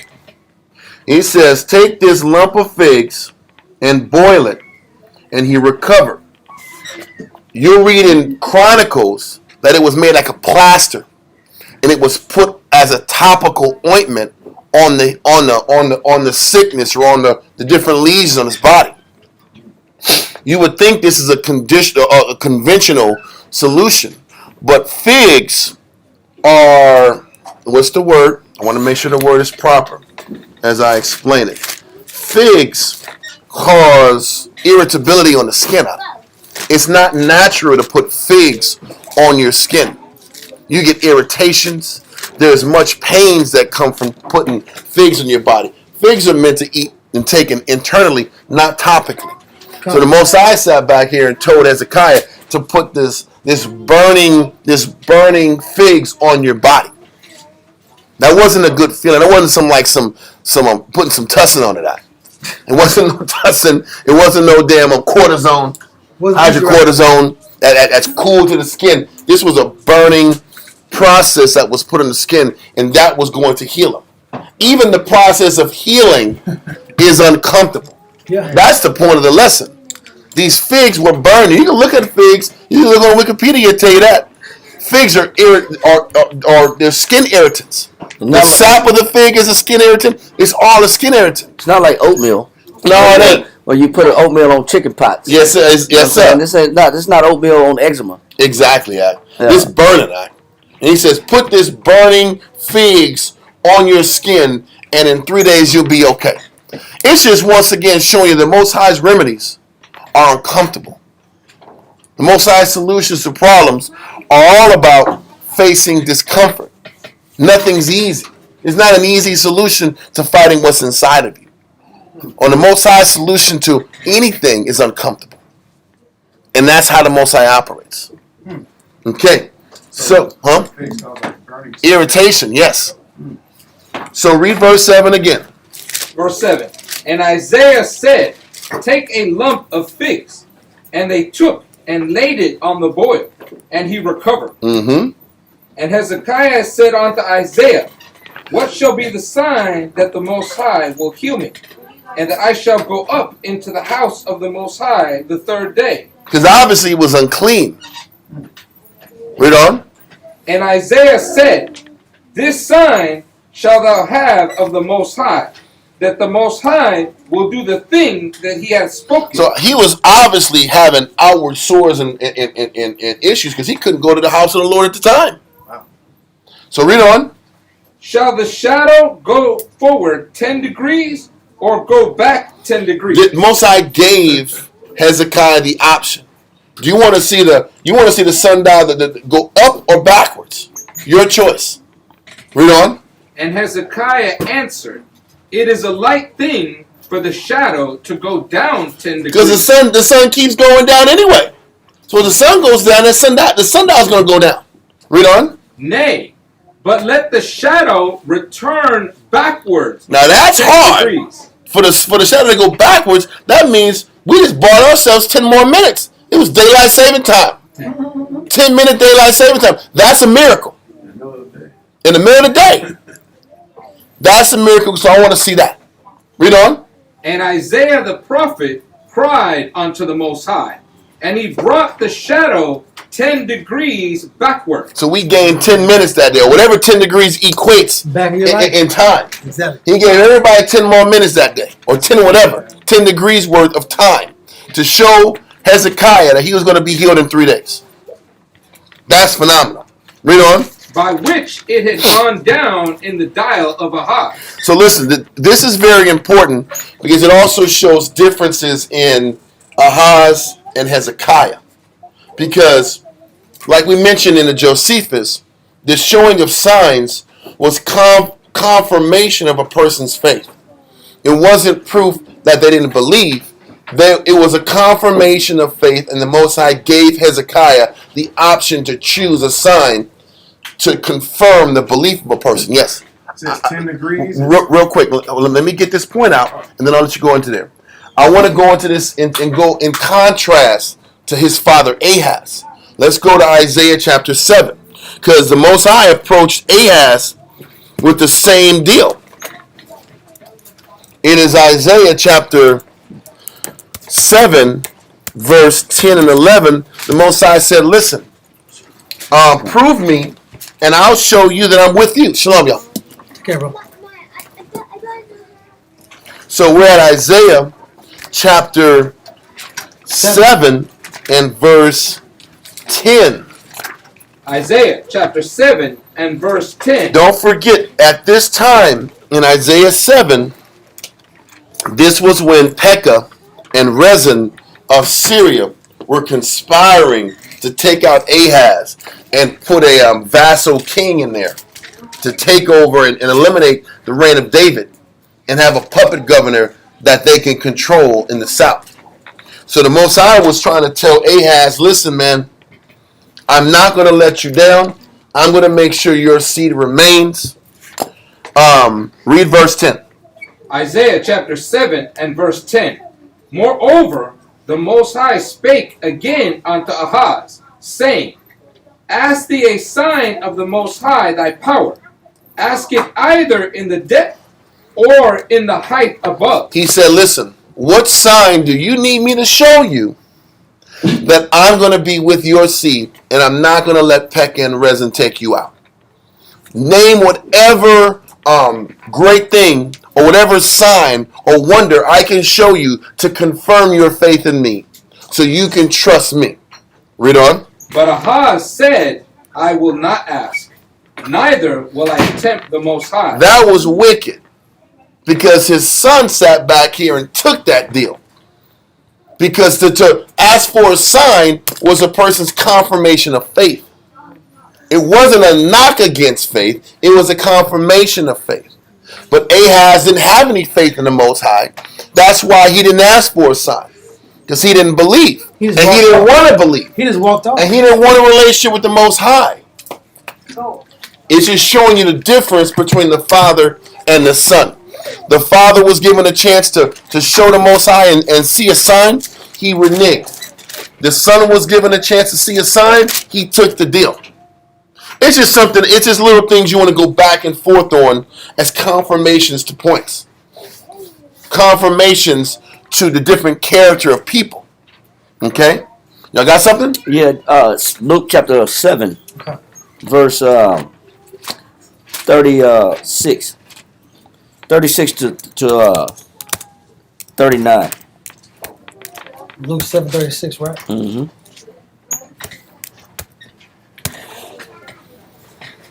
Luke chapter 7 and verse 36. And one of the Pharisees desired him that he would eat with him. And he went into the Pharisee's house and sat down to meat. And behold, a woman in the city, which was a sinner, when she knew that Yahushua sat at meat in the Pharisee's house, brought an alabaster box of ointment. So it's a similar situation. Ahaz, the father of Hezekiah, had the same opportunity for the Most High to show him something to deliver him out of trouble. Yes. He had the same opportunity. As wicked as he was, Yep. the Most High still gave him a chance. Mm-hmm. as righteous as Hezekiah was, he took advantage of the chance. Mm-hmm. And you find the same thing dynamic in the New Testament. Here, this woman hears that Christ is going to be at this house. She brings something to offer Christ. Read on. And stood at his feet behind him, weeping. And she took advantage of that opportunity. Read on. And began to wash his feet with tears. Go ahead. And did wipe them with the hairs of her head. Go ahead. And kissed his feet. Go ahead. And anointed them with the ointment. Go ahead. Now when the Pharisee which had bidden him saw it, he spake within himself, saying, This man, if he were a prophet, if he was really a prophet, read on, would have known who and what manner of woman this is that toucheth him. For she is a sinner. She's a bad. She's like the plague. She's a street woman. She's a street woman. She's a sinner. Read on. And Yahushua answering said unto him, Simon, have I somewhat to say unto thee? And he saith, Master, say on. There was a certain creditor. Jump down to So Christ read his thoughts out. Yeah. He read where his dude's head is, and so now I'm gonna sit back. I'm gonna get you now. Now I'm gonna cut you, because you know what? This woman took full advantage of an opportunity when it presented itself. This man has invited Christ. He got Christ, the Son of the Most High Power, standing in his house, and he didn't take advantage of that opportunity. When do you often get Christ in your house and you don't take advantage of that opportunity? Man, and what's crazy is I never looked at it like this until now, but all Christ is doing is reading people's intentions all day long. All he's doing is looking at the hardness of your heart. See where we're at. And he's looking at how pure your heart and your intentions are, or how pure your intentions are towards your people. That's all he's looking at. How sincere we really He's not sitting back here and judging where you are at the law. He's like, where is this person's heart at? Yep. Where is their intention? The whole thing is about this. Now, it's not to say, I just got permission to keep breaking laws. No, it's not that. I'm glad you say that. For the people that want to take this to Christian world, like the Jews are the Christians, bro. The Jews that follow Christ are the real Christians. Right. Not you got the license to just kill babies and drink blood. Nobody said that. And believe just at the same time you can't do it. We're saying that you might have flaws, but your faith supersedes your flaws. And also, this woman was just a sinner. Nobody knows exactly if she was a streetwalker or not. When I say street woman, I don't mean prostitute. Okay. Because we know she's a sinner. But we know, though, that Mary Magdalene, whom Christ poured off 7 devils, she had 7 devils on her. She was the first person that Christ came to visit when he resurrected. Yep. Was the woman that he pulled 7 devils off of, the adulterous woman? She was the first one visited when Christ resurrected. So I'm not saying she was a street woman, but she had demons on her. She had sins that needed to be forgiven. And that's all I wanted to make sure. It wasn't necessarily a street woman. She was just a sinner. However that is, however a sinner was classified at that time, she was a sinner. Men were sinners. We don't want to make assumptions. Right. That's all. Yeah. But jump down to verse 44. Verse 44. Luke chapter 7 and verse 44. And he turned to the woman and said unto Simon, Seest thou this woman? I entered into thine house. Thou gavest me no water for my feet, but she had washed my feet with tears, and wiped them with the hairs of her head. Thou gavest me no kiss. He said, all this is happening in your house. Mm-hmm. I'm in your house. And this woman is doing more for me in your house than you're doing for me. Read on. But this woman, since the time I came in... So he said, since the time I got in your house, go ahead. Hath not ceased to kiss my feet. Go ahead. My head with oil thou didst not anoint. But this woman hath anointed my feet with ointment. Wherefore I say unto thee, her sins, which are many. The point is, because she sought the Most High with maximum humility. Yep. She sought the Most High with the pure outlook, and she observed the opportunity. Yeah. And she did it with the greatest sorrow and affection and sincerity of heart, with tears and actions, taking full advantage of the opportunity. Read on. her sins, which are many. And he says, Christ said, yes, this woman is a sinner. And she got a lot of sins on her. Read on. Are forgiven. But they're what? Forgiven. But they're forgiven. Hezekiah and Ahaz had the same opportunity for the Most High to intervene. Yep. Ahaz chose not to have the Most High intervene, just like this Pharisee.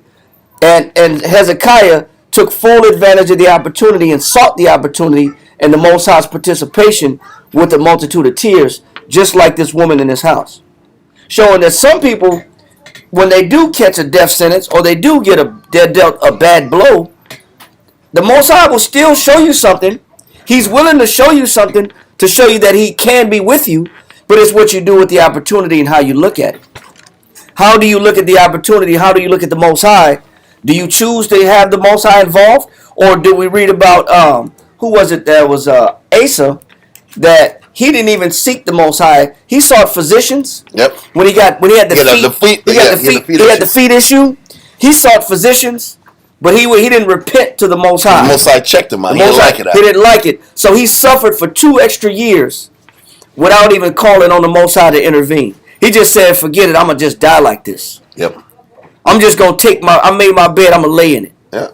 So do we take that approach and say, nah, I'm just going to not include the Most High? Or do you humble yourself down to another level? Do you lower yourself down to another degree when you know you're powerless and you know you don't have no control over your situation? And your weakness got exposed. And your weakness get exposed. Do you drop down to another level of humility and ask the Most High to show you a sign? Because that's what it takes. It takes more humility to do that. To be willing to accept a sign from the Most High takes more humility. That's all I want to bring out. Yeah. So, with all that being said, once again, let's get back to Isaiah chapter 38 and verse 9. Isaiah 38 verse 9. I think we finished at 2 Kings 20. So Isaiah 38 verse 9 through 22. Isaiah chapter 38 and verse 9. Isaiah chapter 38 and verse 9. The writing of Hezekiah, king of Judah, when he had been sick and was recovered of his sickness, I said in the cutting off of my days, I shall go to the gates of the grave. So he said when he knew his days were getting cut short, he accepted he was going to go to the gates of the grave. There was acceptance there. Read on. I am deprived of the residue of my years. Mm-hmm. I said, I shall not see the Most High, even the Most High in the land of the living. There was the process of him accepting that he wasn't going to be able to see the Most High come through for him. See the Most High continue to come through for him in the land of the living. Read on.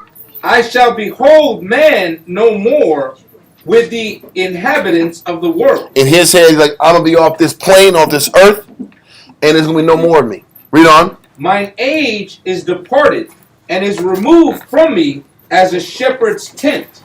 I have cut off like a weaver my life. He will cut me off with pining sickness. From day even to night will thou make an end of me. So he was accepting the condition, but he was in sorrow in the process of accepting the condition. Read on. I reckon till morning that as a lion, so will he break all my bones. From day even to night will thou make an end of me. So this was still about acceptance. Read on. Like a crane or a swallow, so did I chatter. I did mourn as a dove. My eyes fell with looking upward. O Yahweh, I am oppressed. Undertake for me. Mm-hmm.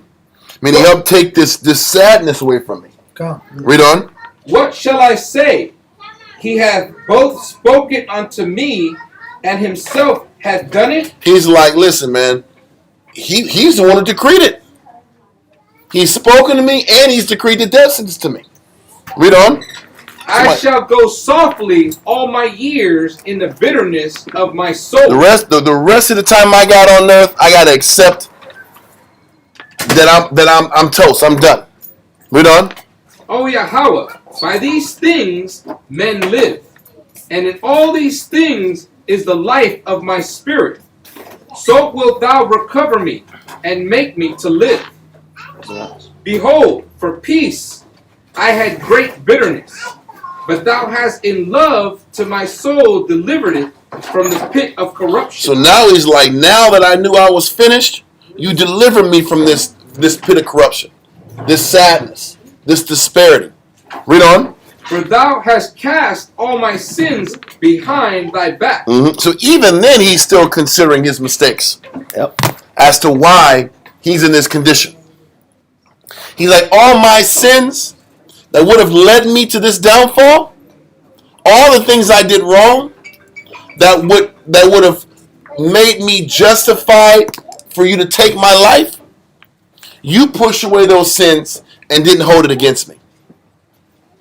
You forgot those sins. It's like Shamshawan said about Mary, how he forgot her sins. Or this woman who came to Christ meekly and humbly, he forgave her sins. He says, you still, despite all my mistakes, you sat back here and turned a blind eye to him. You know, first, the Most High used Hezekiah to restore the nation back to the Most High. Mm-hmm. And then the Most High dealt with Hezekiah on a personal level. Okay. Now, I still got to deal with you. Okay. And you know what? Yeah, you done great works of getting the Sabbath back. You got the Passover back. You got the temple back open. You got the priest back in office doing sacrifices. Yep. You know, you purged the temple. You got the offerings going again. Yep. He said, but now I'm going to deal with you on a personal level to make sure that you still believe, or individually, also stripping that power from him or any opportunity for pride. Yes. I'd rather say that. He took away any opportunity of pride from Hezekiah to know that he's left with this understanding that I'm only here standing because the Most High has shown me grace, not because it's by anything that I've done. And if I have, and if I'm still here, it's only because the Most High has forgiven me for my sins. This is why John 15 says how Christ purges us so we can provide more fruit. More fruit. He can't get more out of us unless he keeps us humble. Yep. When he humbles us down, the purpose is to humble us down so we can be more productive for his word down the line. Even if you have produced. Even if you have produced. I want to get more out of you. Yep. So I got to humble you so you can produce more for me in my name. Otherwise, and not make it about you and your name. Otherwise, you'll gloat and you'll cap off at all your accomplishments. And you'll make it about you. And you said, man, I got a trophy. I won the championship game. And then you'll be like Al Bundy. Talking about the 4 touchdowns in a single game. Yeah, 4 touchdowns in a single game. Y'all don't remember how great I was at Polk High School. Polk High, number 33. Yeah. The shirt's all faded. Yeah, the numbers are all gone. Yeah. And you just talking about the glory days. Yes. You know what I'm saying? No, man, the Most High keeps you relevant by keeping you humble. Constantly, because he can get more done through you. As long as you know that he's working through you as just a vessel. That means you got more inside you can give. You're just a tool, bro. You got more you can offer the Most High. It just takes suffering to bring it out. Okay. You know what I'm saying? You could every one of us could do more. But when your life is on the line, then you trying to squeeze out some more years, then you realize, okay, that's when you start willing and dealing with the Lord. Yeah. You know what I'm saying? Give me some more. What do I gotta do? Yeah, what I gotta do? Give me some more time. I gotta give more. There's more I gotta do. Yeah. It ain't over yet. Because you got more in you. It ain't over. But why do we have to get brought close to death to realize, man, I can offer more to the Most High? Well, maybe there was something, because we're going to read in Chronicles, there was something in him. The Most High had to sit back here and keep breaking in Hezekiah. There was pride in him. But Most High says, don't be confident in the plain way. Yep. There's still something about pride and success that brings forth pride in a man. I don't even know when anybody says, you do start doing good and shit starts working in your hand, there is pride there. Accomplishment, doing things the right way and it works. Even anybody say, oh man, it's all the Most High. The Most High was responsible for that. You might say that with your mouth, but the Most High knows what's in your head. And he knows what you think. He knows you're like, man, I know it's the Most High, but I did some dope shit over there. I kind of did some dope shit over here. And I did some good work. The Most High knows what's in our head, and the Most High sits back here and keeps everybody humble. Yep.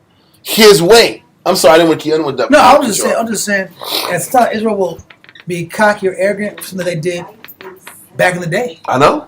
It'd be just some.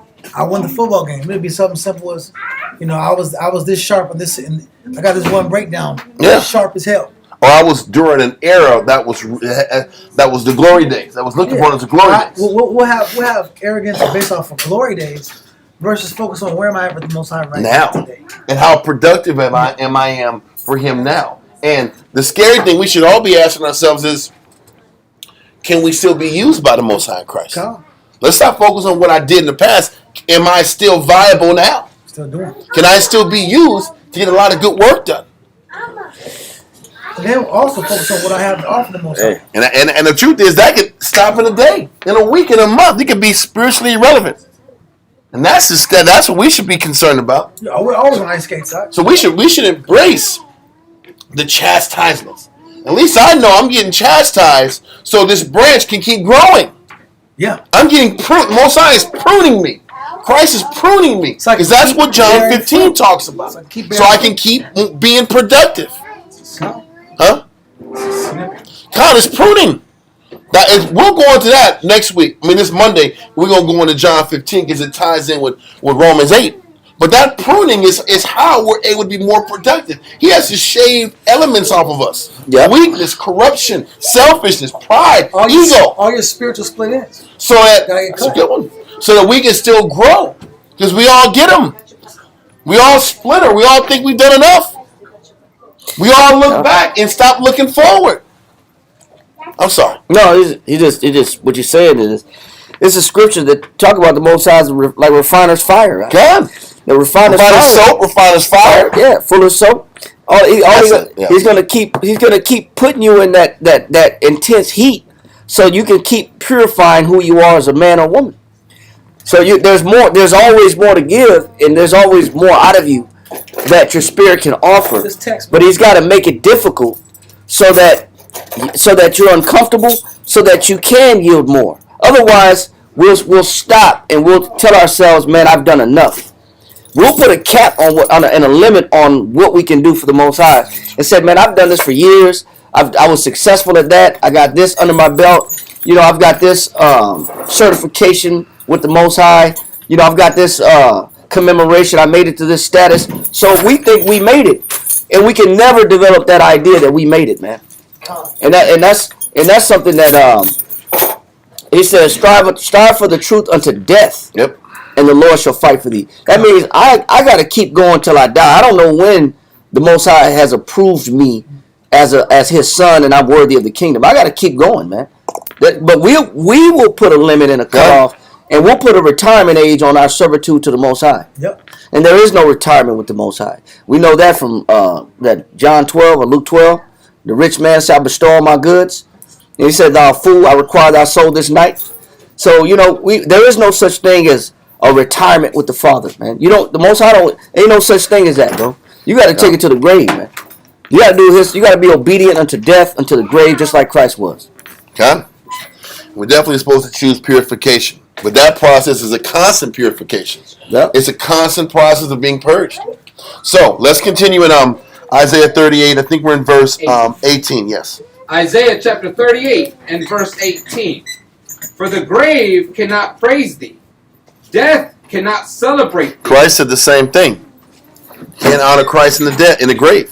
Read on. They that go down into the pit cannot hope for thy truth. So that's almost how you have to picture looking at the Most High. Father, I can't praise you in the ground. I can do more for you on earth.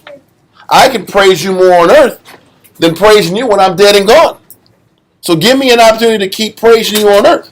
Give me an opportunity to keep glorifying your name and your work on earth. That's the key to getting prolonged life. You got to keep petitions to the Most High that I can do more good for you on the outside. Keep using me. Keep using me. But I got to be humble enough to be used. Yep, that's the problem. If you want to live and you want to thrive, you better sit back here and keep serving. And this is how you know if they want to serve or not. Israel wants to serve, but they can follow counsel. Israel don't want to serve, and they make it hard to give counsel. Done. We try to give advice, try to solve problems, try to get to the root of the matter to solve the problem. Israel wants things to be a mystery and the things to be in this gray area, so you don't have to sit here and make any real physical and mental shifts. I don't have to shift myself. Yep. Let's keep everything opaque and unclear. So I don't have to have any definite. So I can have the freedom and liberty to really do me and say I didn't know any better. I didn't know what's going on. I'm not sure. Okay. You want to serve when you're ready to take instruction. When you're done taking instruction, you don't want to serve. It's as simple as that. And both men, the man who follows instruction and the man who don't follow instruction, are both going to get purged either way. Because one gets purged to his destruction and one gets purged to his salvation. Con. So let's continue.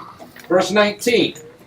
The living, he shall praise thee, as I do this day. The father to the children shall make known thy truth. The Most High was ready to save me.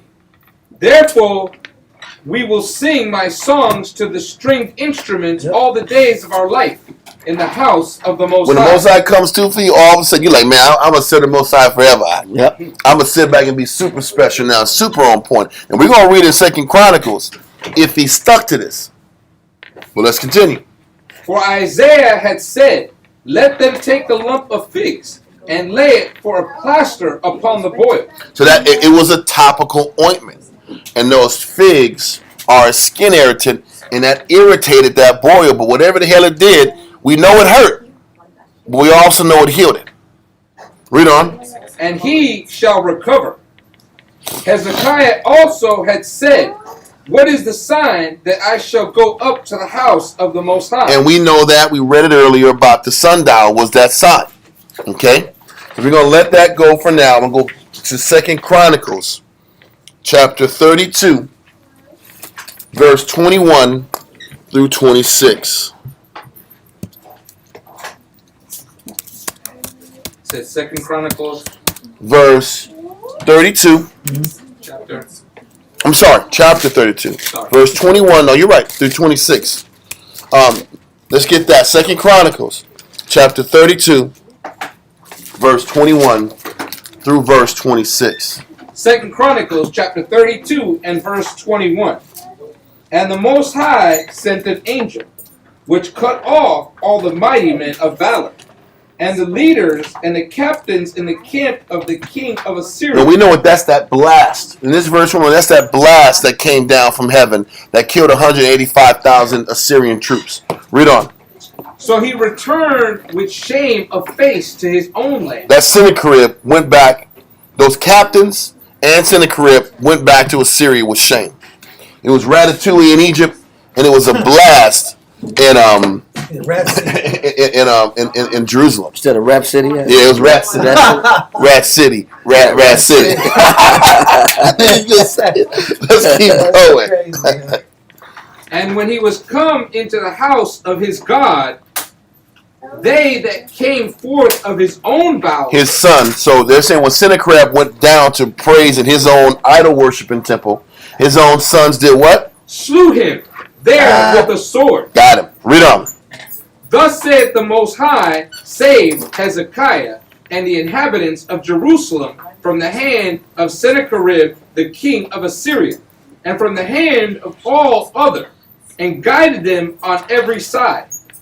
And many brought gifts unto the Most High to Jerusalem, and presented to Hezekiah. And presents to Hezekiah, king of Judah. So he's blowing up now. There's everybody in the presence saying, man, you sat back here and slayed Goliath. How'd you do it? They're the most mightiest nation on earth. Also, his health came back. Think about this. No, this ain't the health is later. But what's happening is this. He said, listen, man, you took out the United States. That's really the comparison. The U.S. left Iraq. No, they left Afghanistan. They got out of there. How'd you do it? How'd you get America out of Cambodia? Yeah. How'd you get America out of Vietnam? How'd you do it? What the hell did you do? I'm going to give you gifts. I want to know how you took the mightiest army out, and the army's still mighty. How'd you get them to leave the country?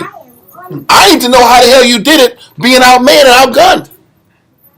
So think about this. Think about little old Israel had a little island icon. We sat back here fending off the U.S. military or the Russian military. Like the Haitians did with the French. Exactly. How the hell, you can do all the humble talk you want. Your head's going to do this side. You won't blow up. It was like, yeah, it was his faith. Oh, by the way, we diverted the water under we've diverted the water under Jerusalem. See, we counseled. It was a difficult time. The first thing we did was we put the Lord first. Then we sat back. We got the Passover right. We started digging. Then we started digging. We started counseling. Yeah. Then there was issues with the digging. We had to come together and think this thing through. Took us 10 years to do it. Took us 10 years to do it. Then we had to use wisdom. We had to really use the wisdom. Yeah.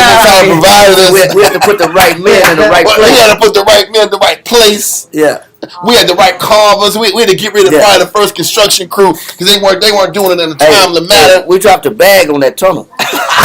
We dropped a bag on that tunnel, bro. We spent racks on that. We built the fortresses up. We built the wall up. Oh man! I saw it on my head. I saw it. The Most High sent it to me. Oh yeah. That's that thought. The Spirit was working with me. It was a master plan. Get out of here! Everybody's Eric B right here, right here. Thinking of a master plan. That's what I'm saying. But that's where the mind goes when you find success.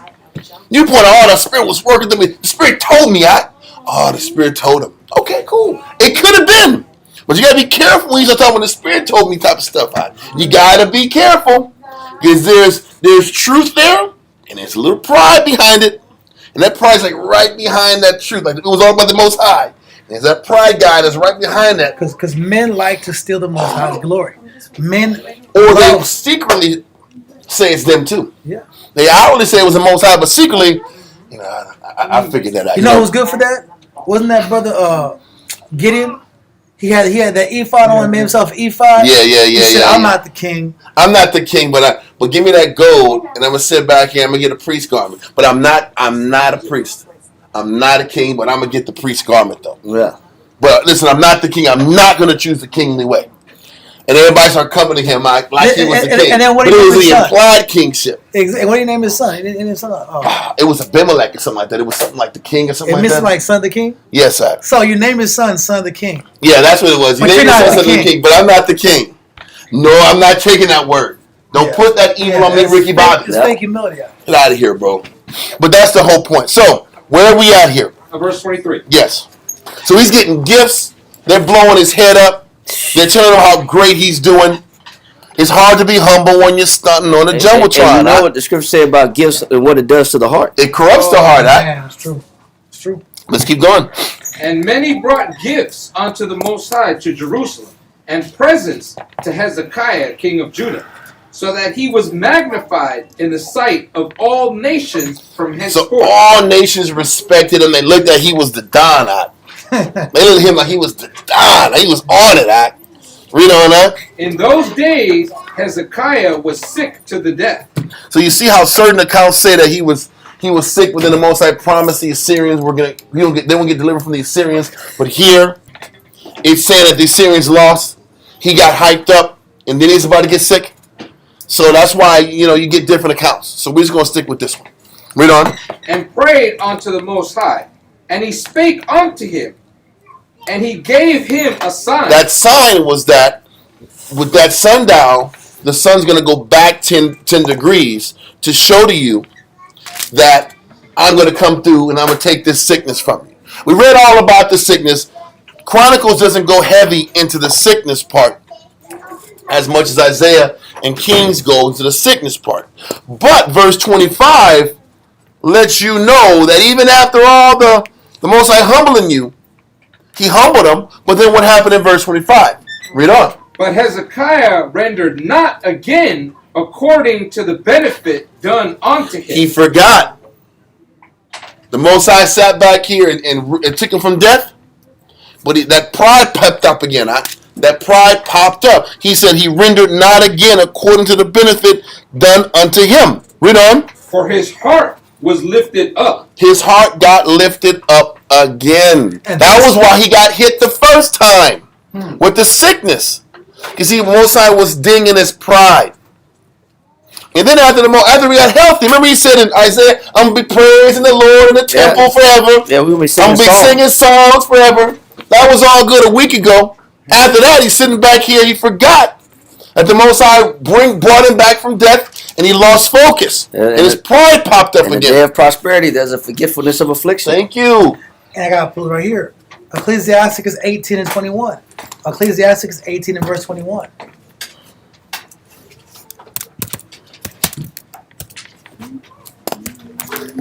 Yeah. Ecclesiasticus chapter 18 and verse 21.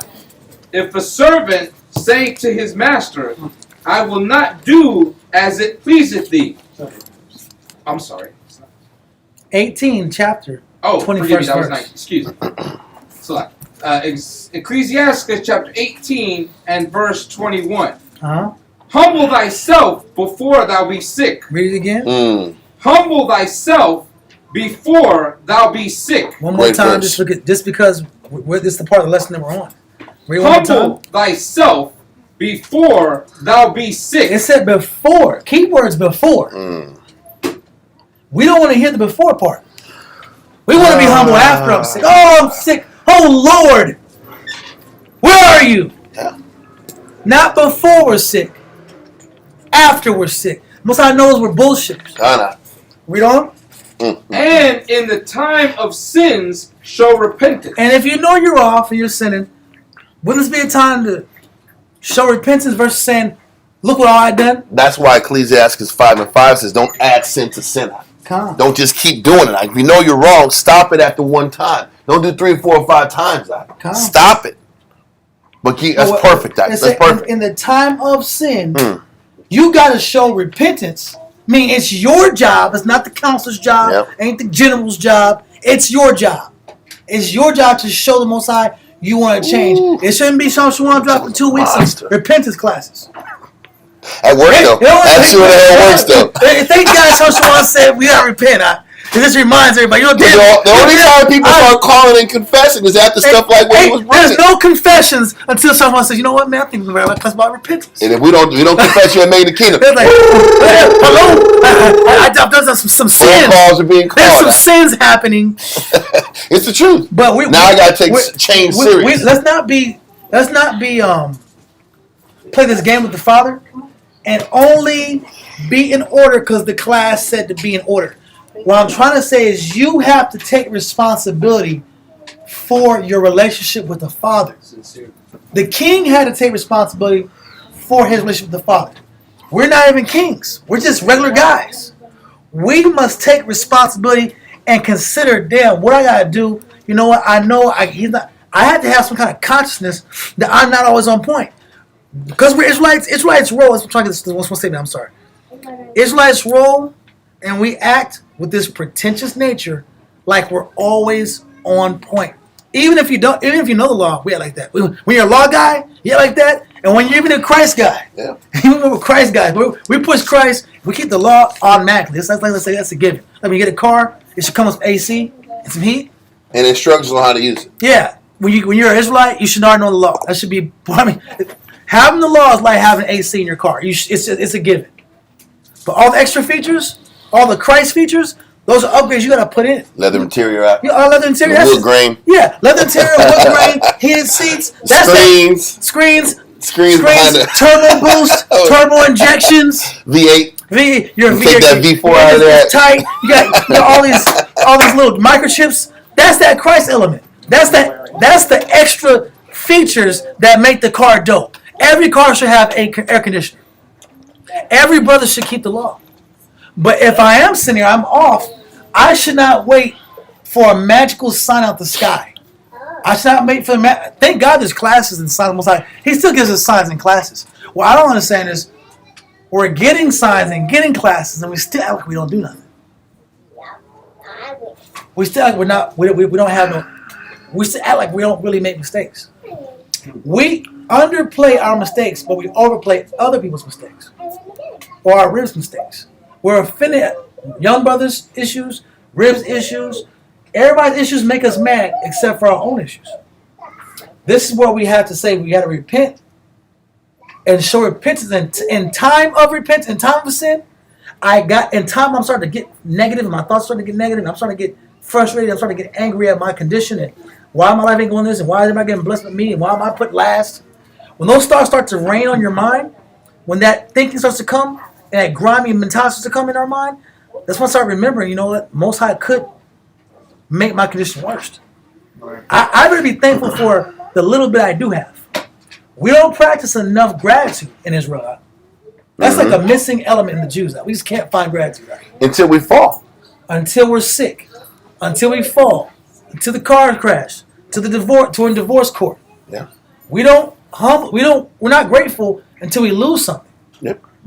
We need to be more proactive spiritually. Reactive. And the first verse you pulled in that Ecclesiastes 18, it says, "Humble thyself before thou art sick." What is proving, and as we're reading now in verse 25 of 2 Chronicles, is proving that the Most High sat back here and made Hezekiah sick to humble him. Because obviously he wasn't humble before he got sick. Yep. Ecclesiastes 38:15. And the title of the class is How the Most High Suppressed the Pride of Hezekiah. When you read just Isaiah 38:1 and 2 Kings 20, you don't know why the Most High just stricken him with this sickness. But as you read in verse 25, you still see an ongoing element of pride in him. Mm-hmm. There was pride that he just couldn't corral.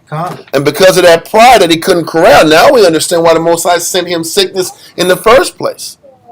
It was to humble him. Because immediately after he showed his humility, what the Most High told Isaiah. Isaiah didn't even leave the court. He said, "Okay, man, go back and tell him it's okay." Because was it about killing him? No. Or was it about humbling him? You know how many Israelites I know have near-death experiences? Plenty of Israelites that I've ran into had near-death experiences. You're like, damn, why the Most High had to take it that way with him? Because that was the only way he was going to wake up. He wasn't going to listen another way. So this is where Hezekiah was. Whatever pride was in him, the Most High had to bring him really low to salvage his spirit. That's still love. It's still love that he sat back and brought him that low and didn't turn his back on him. For his spirit's sake. For his spirit's sake. For his salvation's sake. Yep. I have to bring him low to keep him humble so he can still get to the kingdom. So I got to keep tagging his pride. Because his pride is still on fleek. Like the young folks say. It's turned up. Mm-hmm. And this is the thing. So how we know it was pride with the initial sickness is because the pride came right back up after it got healthy again. That's how we know the pride was there in the first place. Yeah. What you got? Ecclesiastes 38:15. Something I pulled that. It couples with Ecclesiastes 18. Yeah, it's based on what you went over. Read that. Ecclesiastes chapter 38 and verse 15. He that sinneth before his maker, let him fall into the hand of the physician. So the whole point of going to the doctor was for what?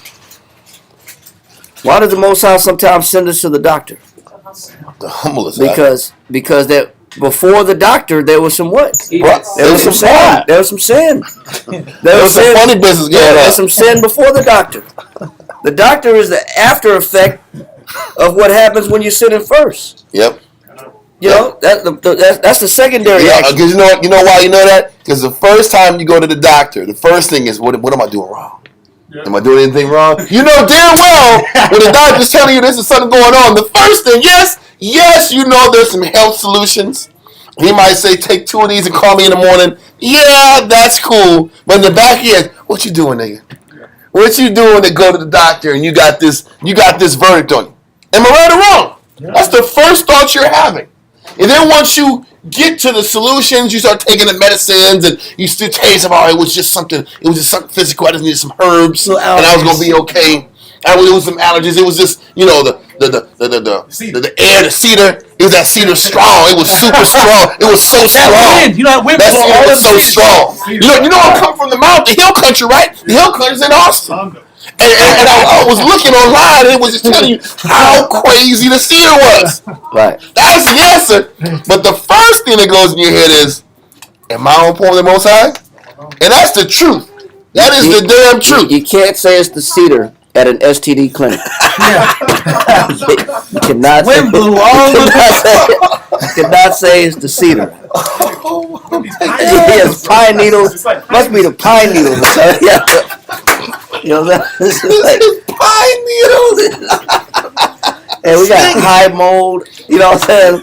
It's that white oak, guy. White oak is the culprit. That's the white oak, guy. Right here. Oh, I think I got some white oak. Like what's that even got to do with this? You have to. Oh man, you get the sex clinic, guy. Yeah. What's this out for? Anyway, okay. I think we got that point. Let's go to verse 25 again. 2 Chronicles That's chapter crazy, 32 and verse 25. But Hezekiah rendered not again according to the benefit done unto him. He didn't consider the benefit that the Most High gave him by extending his life. There was a benefit by extending his life, and he was supposed to take that extra time to pursue serving the Most High with greater diligence. Intensity. With greater diligence. Like he promised he was in his prayer in Isaiah 38. That's a fake prayer. He promised he was going to sit back and give more. I was going to be a super brew. I'm going to be a super brew. You saved my life. Now I'm a super brew. People say it all the time. They say it all the time. It's like DJ Quick said, I will never drink again if you just let me keep living. You know Quick said that. Quick said, if I feel better from this damn hangover, I'll never sip and drink again. Was he true on that? No. He said the next day. He said we're doing the same old break tonight. Oh, it's the same thing in this flesh. And that you song get me healthy, Father. That song was a hit. Bro, especially in the box. Yeah. They play that on the box all the time in Cali. Night after night after night. Song after song after song. Anyway, that's the whole I'm bringing the old days in there. If y'all know the box, I know the box. Yeah. Anyway, what am I trying to say?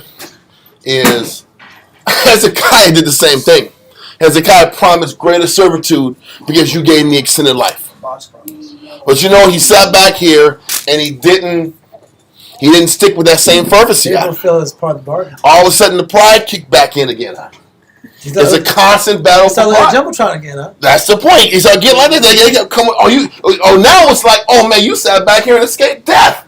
How'd you do it? Oh, I keep doing it. All of a sudden, the head's getting blown again, Because he's getting hyped about all the great works he did again. Anyway, read verse 25 again. We got to keep bringing that point out. Read on. 2 Chronicles chapter 32 and verse 25.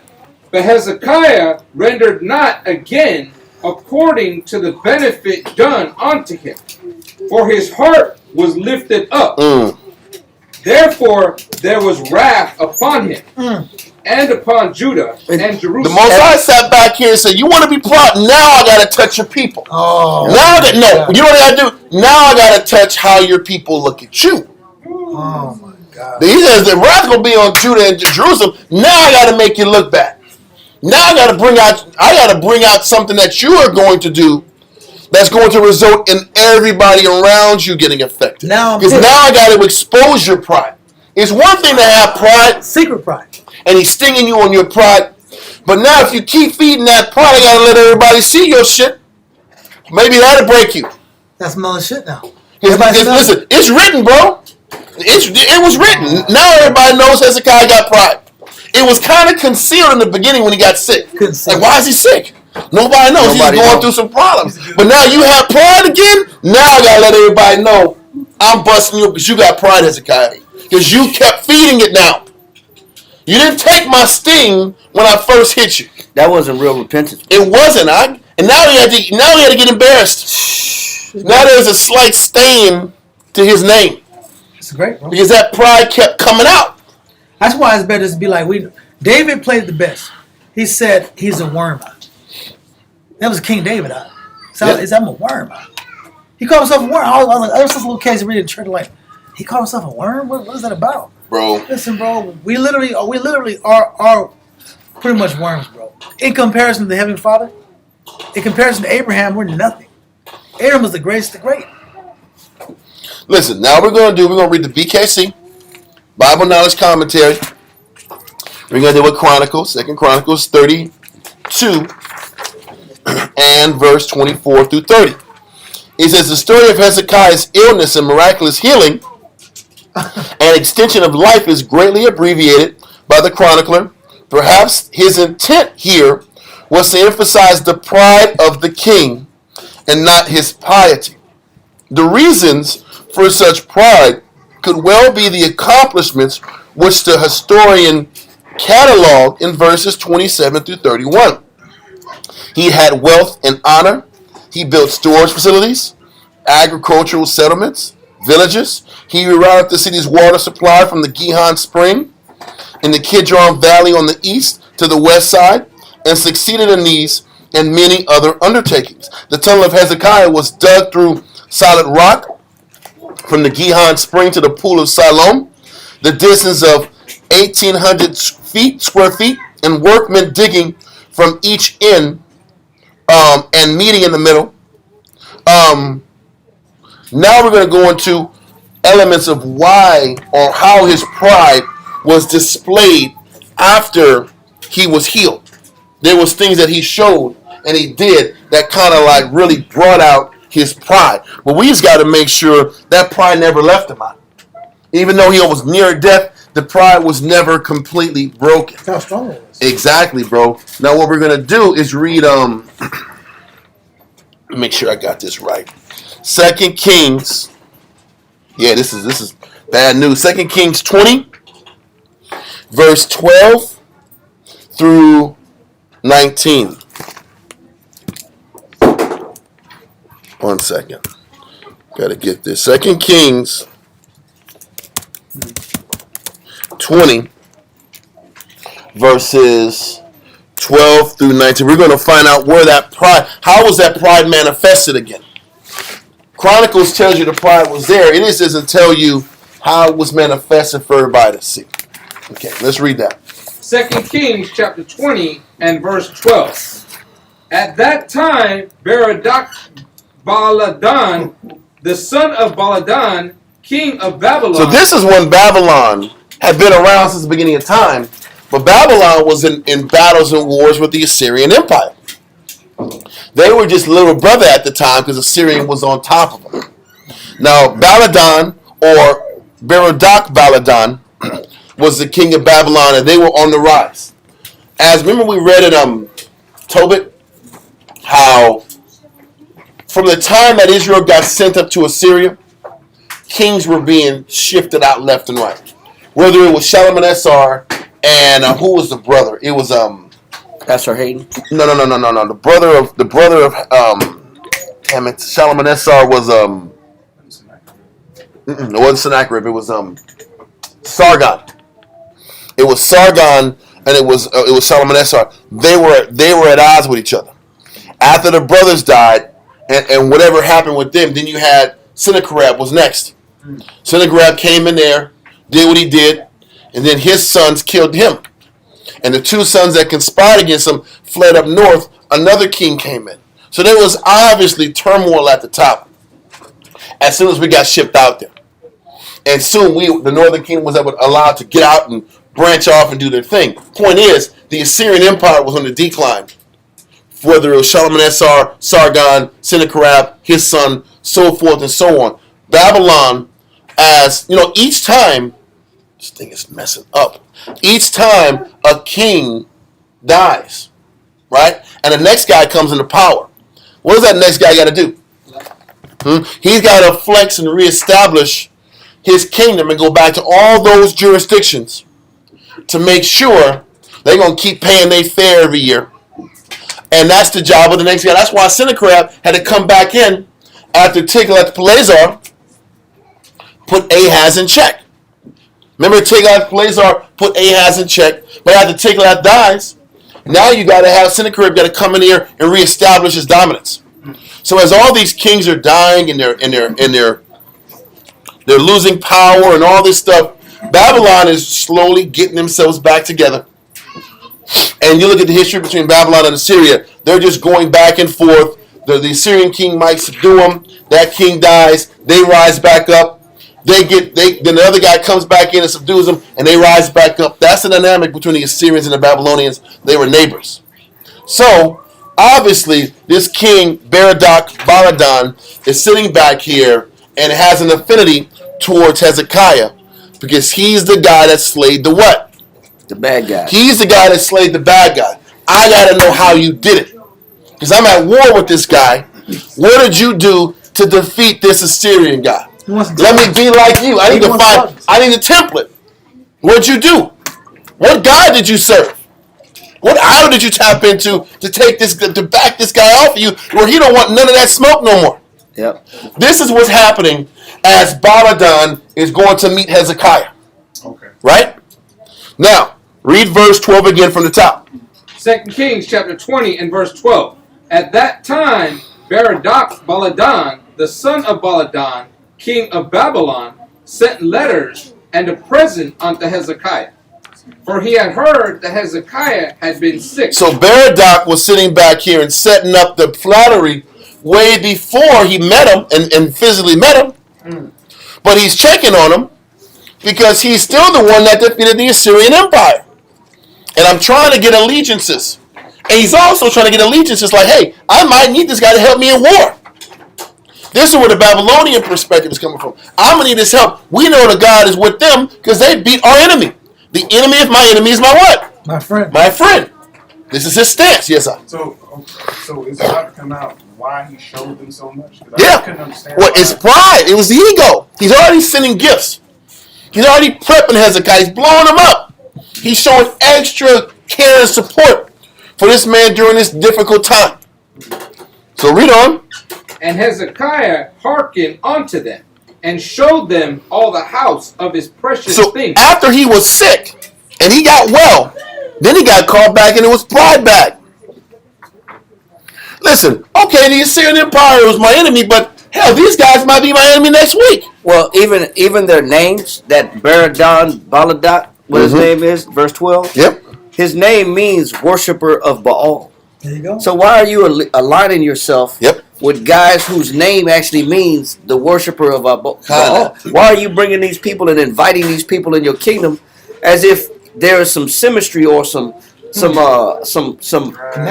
connection, or you have common ground? Yeah. You worship the Most High. These guys worship Baal. Why would you even have affinity or some type of coalition going on? That's the garbage coalition, bro. Yeah. Why would you unify yourself with somebody who serves a total opposite God of yours?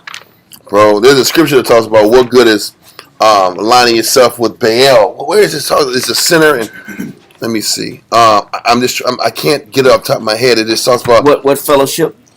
what fellowship. The righteous. Yeah, but I think it's in yes, it's Ecclesiastes 13, 13, close. like 16 on down. Yep, it's 13 and 17. I got Or matter of fact, 16. I got a New Testament one. Ecclesiastes is 13 and 16. Yeah, that's the one in Corinthians, right? Yeah. I think it's 10. It's 6 and 14. Yeah, okay. So Ecclesiastes 13, verse 16, real quick. Ecclesiastes chapter 13 and verse 16. All flesh consorteth according to kind, and a man will cleave to his like. So why is he cleaving with a Baal worshiper? Why is he getting tight with this dude that serves Baal? It doesn't make sense. We must both have. Let's both have pride. Unless we both have ego. Yeah. We both have pride, and he's feeding my ego the right way. Got a big He's head. telling me everything I want. He's blowing me up, and that's what I want. Read on. What fellowship hath the wolf with the lamb? Khan. So the sinner with the godly. And that's the whole point. What good is the sinner with the God? Why is there an association? Unless we're connected in the flesh. And our connection in the flesh is based upon our desire for pride, ego, and being lifted up. So Baradak is blowing this man Hezekiah. I'm giving him presents, gifts, telling him everything he wants to hear to feed his ego. Remember in somebody told me this. Remember in The Devil's Advocate? Yeah. When Keanu Reeves said, "Man, I'm not gonna do this. I'm not gonna be this wicked lawyer that just sits back and do acquittal after acquittal, and I'm gonna deal with this woman to have the Antichrist." But then, after that, he sat back here and he foiled Satan's plot, and Satan like, I lost. And then he wakes up from the dream like it was a dream, and then he sits back here at that moment where he went left, where he was defending his child molester. Remember that? The guy with the child molester, and he sat back here, and instead of he went back in the restroom and washed his face and, man, I'm not going to defend this guy. I'm going to take this loss for righteousness' sake. And then Satan came to him as a reporter and was gassing him up like, man, you're doing a great job. You're going to get front page news about all the good you did in standing up against this bad man. And then Keanu was like, I want an interview. I want a full interview. We're going to get you on TV. We're going to make you great for us. And he was like, okay, meet me on Monday. We'll do that. We'll talk about that. And then after him and his wife left, because his ego was getting stroked, right? Yep. So his ego was based upon wins in the past. They kept an impeccable record. And kept an impeccable record. Now his ego was based upon him being this humanitarian guy. And he loves people so much. There's pride in that. So after he walks off with his wife, the reporter turns into like the devil and says, vanity is my favorite sin. I love it. I love vanity. I love playing on a person's ego. Because that's the greatest sin is vanity and pride. Right? They did it to themselves. Right? All you got to do is put you in a situation and you're going to fall right into it. And this is what's happening with Hezekiah. That pride, it fell right into it. He didn't recognize, oh man, this is my pride. Why did I get sick in the first place? It's my Achilles heel right here. Let me not fall into this again. He fell right into it, hook, line, and sinker. Right? So, with that being said, let's continue. The scripture said a gift blinded the heart. I know, it does. All of a sudden, you just focus on the gift and the reciprocating of the gift and building on this good times energy. Feeding this pride. Now I get to talk about my accomplishments. Now you're giving me the opportunity to big myself up. Let me show you my kingdom. Let me show you all of my wins. Stupid. Let me show you my W's. You know who did it also? Solomon. Yeah. Solomon did it too. With the Queen of Ethiopia. There's a lot of pride there. But now he's sitting back here doing it with the soon-to-be enemy. But let's keep going. Ecclesiasticus or back to 2 Kings? 2 Kings 20 and verse 13. Let's say, okay, we won't be matched for this one. Yeah, I'm gonna get you. I'm gonna get you. Read on. Is it 2 Kings chapter 20? In verse 13. 2 Kings chapter 20 and verse 13. And Hezekiah hearkened unto them, and showed them all the house of his precious things, the silver and the gold and the spices. This is my turmeric house. I got this turmeric. This heals all the sicknesses. Yeah. I guess this is special turmeric from my Indian travels. Yeah. You know, I got an East Indian company myself. I got ships. I got connections. And we got ships. It's all pride, right? Read on. And the I got frankincense from Madagascar. Oh, man. I got to smell that. I got Madagascar smells. All right. I got Ethiopian Egyptian musk. Nice. How about that? He said, I got Kush from Kush. That's what I'm saying. Oh my God. Well, like a mansion tool or crib. it's cribs, right? It's Hebrew cribs, right? And it's unnecessary, too. There's no need to do this. unnecessary. Listen, this man was trying to find out how you beat the Assyrians. Excessive. All you gotta do is say, man, the Most High is the only power. Why I gotta save my house? Right. Why I gotta save all the gold I got? He wants the glory. Huh? Listen, I can't believe it is watching. Yep. That's what he's saying, right? But read on. And all the house of his armor, and all that was found in his treasure. Your armor and treasures didn't beat the Assyrians. They was gonna whip your ass. Remember the captain said, listen, you don't even got 2,000 horsemen to ride the horses. I'll let you borrow before I kick your ass anyway. Remember he said that way? Yeah. You even got I'll throw 2,000 chariots at you, and you still couldn't beat me. But oh, by the way, you don't got 2,000 chariot riders to get on the horses to try to fight me to lose anyway. They was stunting on the Hebrews. That was a good stunt right there. That was a stunt move. We didn't even have enough to win, but you gonna show them armory like your armory's really bought something out? You weren't nothing. Your weapons weren't nothing. You were gonna lose. Then why am I showing you your armory? My weapons. That ain't got nothing to do with nothing. He missed the point. He missed it. The Most High saved them out of the situation. This is why the Most High always puts us in these impossible situations. Whether it was in the time of Judges, where he would sit back and just blow a horn, and all of a sudden they kill themselves. Why does it do it that way? To remove pride from men. It was not you. It was me. I sat back here and created a distemper. Remember when Saul's son Jonathan and that other brother went up, his armor bearer went up there to start the fight, and all of a sudden the people thought there was a war inside, so they started killing each other. Then Saul said, "Let's go fight. Let's do it. Let's kill him." Yeah. But it wasn't Saul. It wasn't his wisdom. It was the Most High came through for him. But he constantly does that to us to remove pride from men. And now, after the Most High came through and saved Hezekiah, he gonna show the king of Babylon all his armory and all of his wisdom. You shouldn't let that guy in your house. Con, bro. Con. That 2 Corinthians good. Con. Read that- it. that- Read real quick. Go to 2 Corinthians. 6:14. Yeah.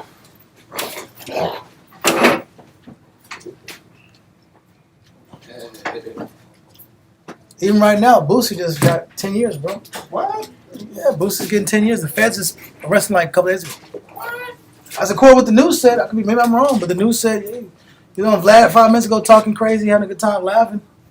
Man, Now stay away from that dude, they man. say he sold his cars. He sold his cars to pay for his defense attorneys. Because I check you when you Jake too. Yeah. He's the same way across the board. Man, it's crazy, man. You got it? Okay. 2 Corinthians chapter 6 and verse 14. Be ye not unequally yoked together with unbelievers. He said, "Be not what?" Unequally yoked together with unbelievers. What that means by definition, to have fellowship with one who is not an equal. Where the apostle is forbidding Christians to have intercourse with idolaters. Oh man. So, but read on. For what fellowship hath righteousness with unrighteousness? What do they got to do with each other? What do they agree on? Where's the common ground? Where do they see eye to eye? Read on. And what communion hath light with darkness? It said they don't. They're polar opposites. That's how you should be with people that serve idols. They're polar opposites of you. That's why your kids, Israelite kids, don't let your kids hang out with non-Israelite kids. Because there's going to be some cross-contamination. There's going to be some contamination and some mixing of ideologies. Read on. And what concord hath Christ with Belial? Belial, right? Read on. Or what part hath he that believeth with him an infidel? An infidel, read on. And what agreement hath the temple of the Most High with idols? Read on. For ye are the temple of the living power. As the Most High hath said, I will dwell in them and walk in them, and I will be their power, and they shall be my people. Because we belong to who? Most High. Most High, nobody else. So there shouldn't be any intermingling with people that do not worship or believe in the Most High. Because it's very difficult to have a common ground where there's polar opposites of opinion. There's either going to be a clash, a constant clash, or there's going to be confusion, or one is going to have a stronger persuasion than the other. Yep. One is going to dominate the other in persuasion. Either you're going to start saying a little pork is okay, or you're going to say, hell no, don't even bring that in my house. Or you're going to say, it's not that bad, just one cigarette a day is not bad. Or you're going to say, man, get that out of my face. So if you don't make a stand and draw the line, Most High said, thou shalt put a difference between the clean and the unclean. You gotta constantly draw the line with people that believe and people that don't believe. And the hard part is people that you may feel is stroking your ego. They're bigging you up and they're gassing your head up because that benefits the ego. That benefits the pride. That inflates the idea that I'm doing something right. When you don't have to have that, the Most High lets you know if you're doing something right. Okay. You know what I'm saying? And that's Hezekiah's fault for bringing in them down worshipers of Baal into his house. And he only did it because it fed his pride and his ego. He prioritized his pride over the Most High's really approval. And what you're going to really read is that all he did is fed the envy of the kings of Babylon. He made it worse. He made it motivated. He fed the pride and the ego to get them to make Jerusalem as the prized place to take. That's all it was. What he did is he put a target on his back. Yeah. He put a target on his people's back. He wore that mean coat at the box at the box. Oh man, come on, the Warrior was Frank in Lucas. Frank Lucas wore that damn outfit. Wore that mink. Exactly. All of a sudden, it brought all this unnecessary negative attention to American Gangster. Yes. He's out there. What's this nigga doing? Sitting in front of the Italians. Yes. With that mink on. Yep. And like taking pictures of this guy. He didn't want, and that wasn't his style. His woman put it on him. Yeah. And that was it. He wanted to be a flash guy. He knew. He's like, man, damn it. He threw that mink away. I think he burnt that mink out. He burnt that mink once he saw the heat was on him. It was too late. But once again, now he put the target on his back. And we're going to read what Isaiah says. You finished that in 17? Mm-hmm. Yes, sir. Verse 17. Verse 17. Wherefore come out from among them, and be ye separate, and be what? The Most High. Be ye separate. So we got to separate ourselves, and that's sometimes a hard thing to do. But if you want the Most High on your side, then you got to separate from the non-believers. Mm-hmm. Let's get 2 Kings 20 and 14. Because they're not going to come off their position, bro. I know. They're going to want what they want. They're going to look for opportunities, whenever opportunity they got, to convince you. See, that's why it happened? It happened because, well, where's your God at? Yeah. They're going to say something real fly at a bad moment. Yeah. Let's read. 2 Kings chapter 20 and verse 14. Then came Isaiah the prophet unto King Hezekiah, and said unto him, what said these men? What these dudes here for? What they up here in Jerusalem for? Yeah. Read on. And from whence came they unto thee? He said, where they come from and why they coming to you? Read on. And Hezekiah said, they are come from a far country, even from Babylon. They don't even know him. There's no relationship with these guys. You have that intel on them? They're strangers. Read on. And he said, what have they seen in thine house? And Hezekiah answered, all the things that are in mine house have they seen. There is nothing among my treasures that I have not shown them. Because he wanted that respect. He wanted to show them everything he had so they could blow him up and tell him how great of a man he was. And how of an accomplished guy he was. It was about feeding and stroking his ego. And a lot of times when you want validation, that need for validation is so strong. Yep. You'll sell the Most High out just to get validation. Yeah, bro. That need is powerful, bro. Yep. Especially if you're battling low self-esteem. Yep. You're battling second guessing yourself, and you need somebody to let you know that you're on the right path, and you need somebody to believe in you. You want some people to believe in you so bad that you sell out the Most High because you don't feel successful. Yep. So you need someone to tell you that you're successful. You need somebody to show you and say, man, you're doing such a great job. Yeah, let me praise this guy. Yeah, let me praise because I don't feel like I'm being supported. Yes. So I want to bring people around me that believe that I'm doing exactly what I'm set out to do, and I'm on the right path. I don't want because I'm tired of people telling me what I do wrong. I want people around me to tell me what I do right. Yep. And you know what's crazy? And even with all that, he was great in the law. Yeah. He restored the law. Didn't he sit back here and push the law? He restored the worship of the Most High. He restored the worship of the Most High, and he followed the law to the T. But all that law and the acknowledgement of the law didn't take away that pride.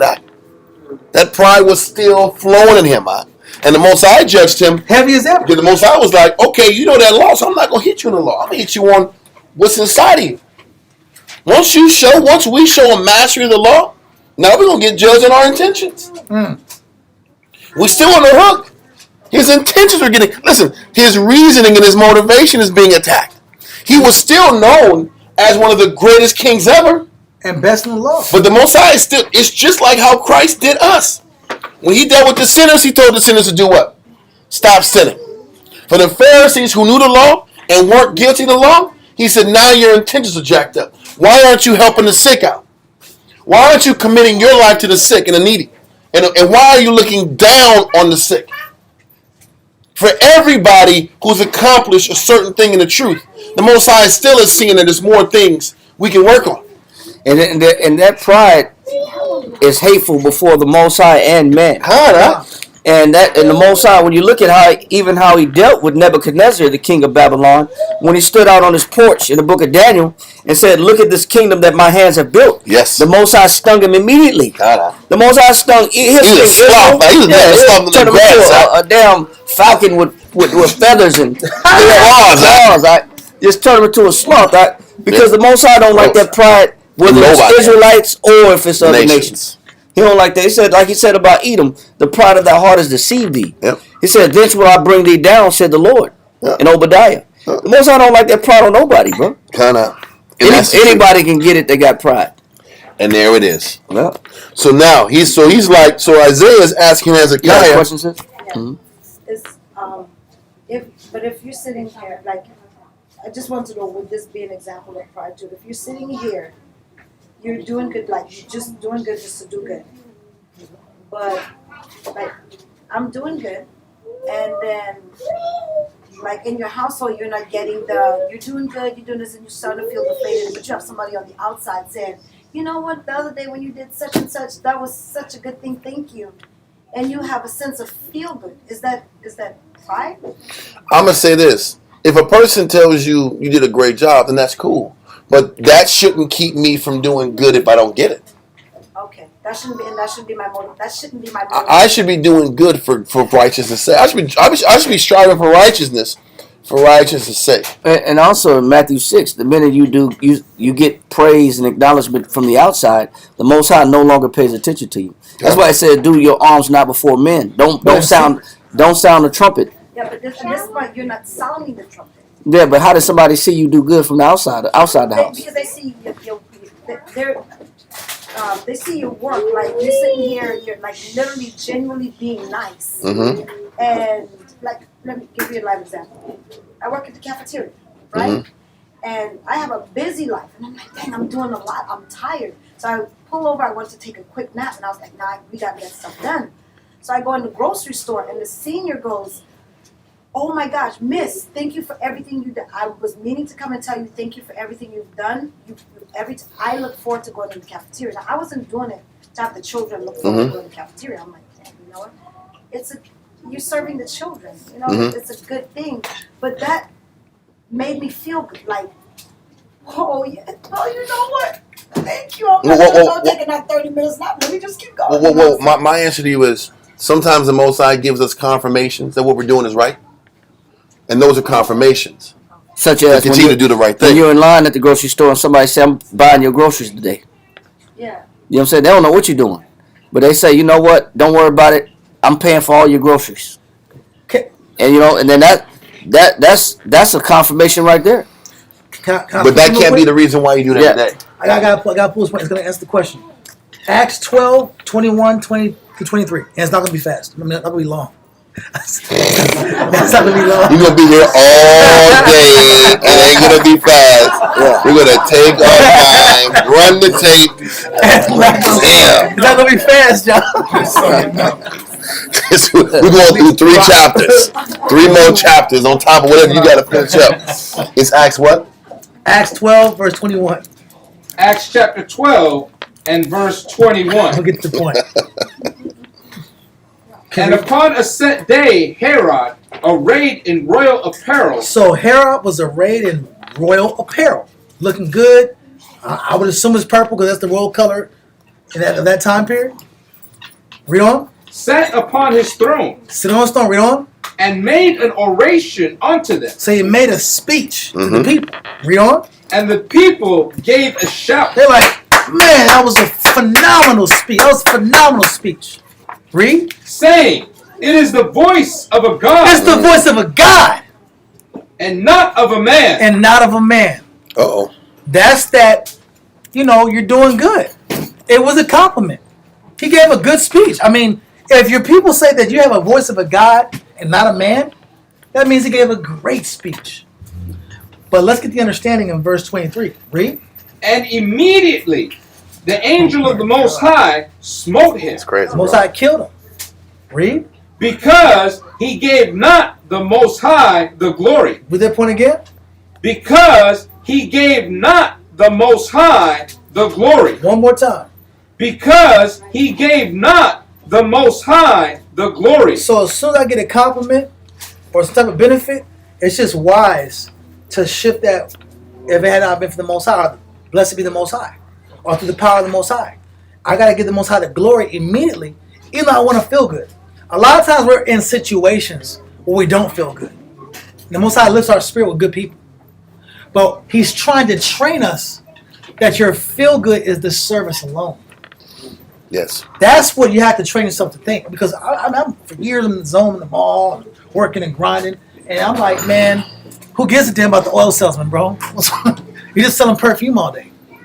I had to learn to feel good about giving good advice to people. I had to learn to feel good about lifting people's spirits. When you train your mind to make your service your joy, or your service your validation, then you won't be in a low place to where someone has to pick you up. But when you do get it, yeah, there's nothing wrong with acknowledging. It's not wicked. That is a reminder to keep doing it.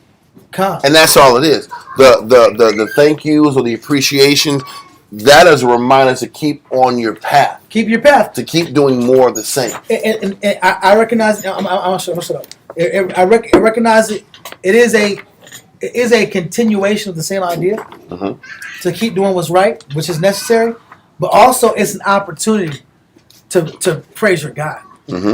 Israelites don't praise the Most High enough. No doubt. We don't. I know for a fact. I don't give the Most High the acknowledgement that He actually deserves in comparison to all the mercy He's given me. Yep. I don't sincerely praise the Most High and mean it. We say it like it's in pat like Kazum type.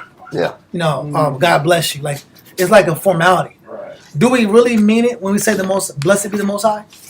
The Most High came through. Do we say that because we got the hookup, or we say because the Most High really came through? Yes, sir. No, scripture says, "Let your praise be of others," but it shouldn't be your motivation. It shouldn't be why you do what you do or what you let float. It should be the fact that, okay, if I'm getting a praise, it's because I'm doing it for the Most High. It still reverts back to the Most High being the reason for everything that you do. Yeah, but I like what you brought up, but I want to read what you brought up in the Josephus, because that's in the Josephus too. But it gives a little bit more clarity on that situation about why the Most High had to sting him like that. Josephus, book 19, chapter 8, paragraph 2, page 523. Book 19, chapter 8, paragraph 2. 19. Yeah. You said chapter 8? Chapter 8, paragraph 2, book 19. It's on page 523 in this Josephus. Page 523, book 19, chapter 8, paragraph 2. Read that. Now, when Agrippa had reigned 3 years over all Judea, he came to the city Caesarea. Yeah. Which was formerly called Strato's Tower. And there he exhibited shows in honor of Caesar. It says there he exhibited shows. He put on shows in honor of who? Caesar. All right, go ahead. Upon his being informed that there was a certain festival celebrated to make vows for his safety. Because he knew that he was in good league or good standings with the Roman Caesars. Because the Romans were the ones who put him in position to rule the Jews in the first place. They were political. The Herod was political. They were Edomites that had been forced to follow the Most High's laws and commandments at the time, and they were able to connect themselves with the Romans and politic themselves to be the leaders of those same Hebrews. I just want to make sure we understand that for the record. Keep going. At which festival a great multitude was gotten together of the principal persons. So he brought the best persons, the most elite of society around him. Read on. And such as were of dignity through his province. Go ahead. On the second day of which shows, he put on a garment made wholly of silver. He put on a whole silver shiny suit. Read on. P. Diddy Mace. P. Diddy Mace. You know what I'm saying? Take that. You know what I'm saying? Read on. And of a contextual. It is the Edomite. This white boy Rick out here. This is white boy Rick out here with silver suit out. Tiptoeing in my Jordan. That's what I'm saying. You know what I'm saying? He got that suit on. I'm telling you. Go ahead. And of a contexture truly wonderful. Go ahead. And came into the theater early in the morning, at which time the silver of his garment being illuminated by the fresh reflection of the sun's rays. That's Paul Wall out there. Whoa. Yeah. That's what I'm saying, man. Listen, that's Paul Wall. Pure, that's straight up. You know, he blinging. He blinging off the suit. His suit is blinging. Read on.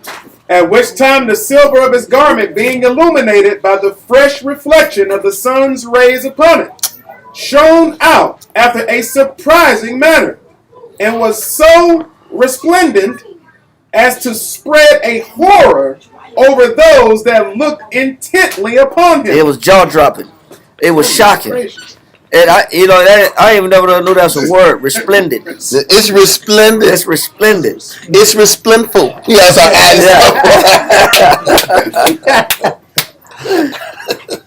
Okay. Read on. Oh man. And presently his flatterers cried out, one from one place and another from another. And who were the people making comments? His flatterers. People will flatter you. That's why flattery is dangerous. Read on. One from one place and another from another, though not for his good. That wasn't for his good. No. All flattery ain't good. Read on. Though not for his good, that he was a god. Like Daviah brought out in the scriptures. That he was a what? That's a problem. He was a god. Man, that suit was so shiny, they said he was a god. Shiny suit. Shiny suits, right? Made of holy silver, right? Read on. And they added. It was blinding. Read on.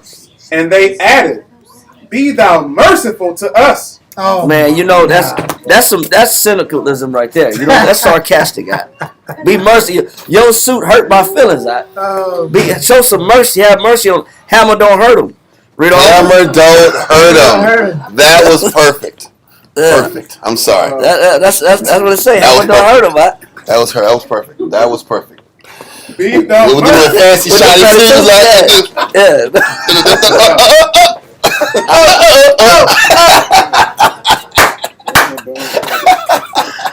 Oh my God. Keep going. With the two parts on the That's what I'm saying. The 2 parts. Oh no. Go ahead. The biggest pants ever. Those pants were huge. But let's keep going. Shoulder pads on the man. on the jacket. Be thou merciful to us. Let's work. Be merciful to us. Yes, let's keep it going. Let's keep it spiritual.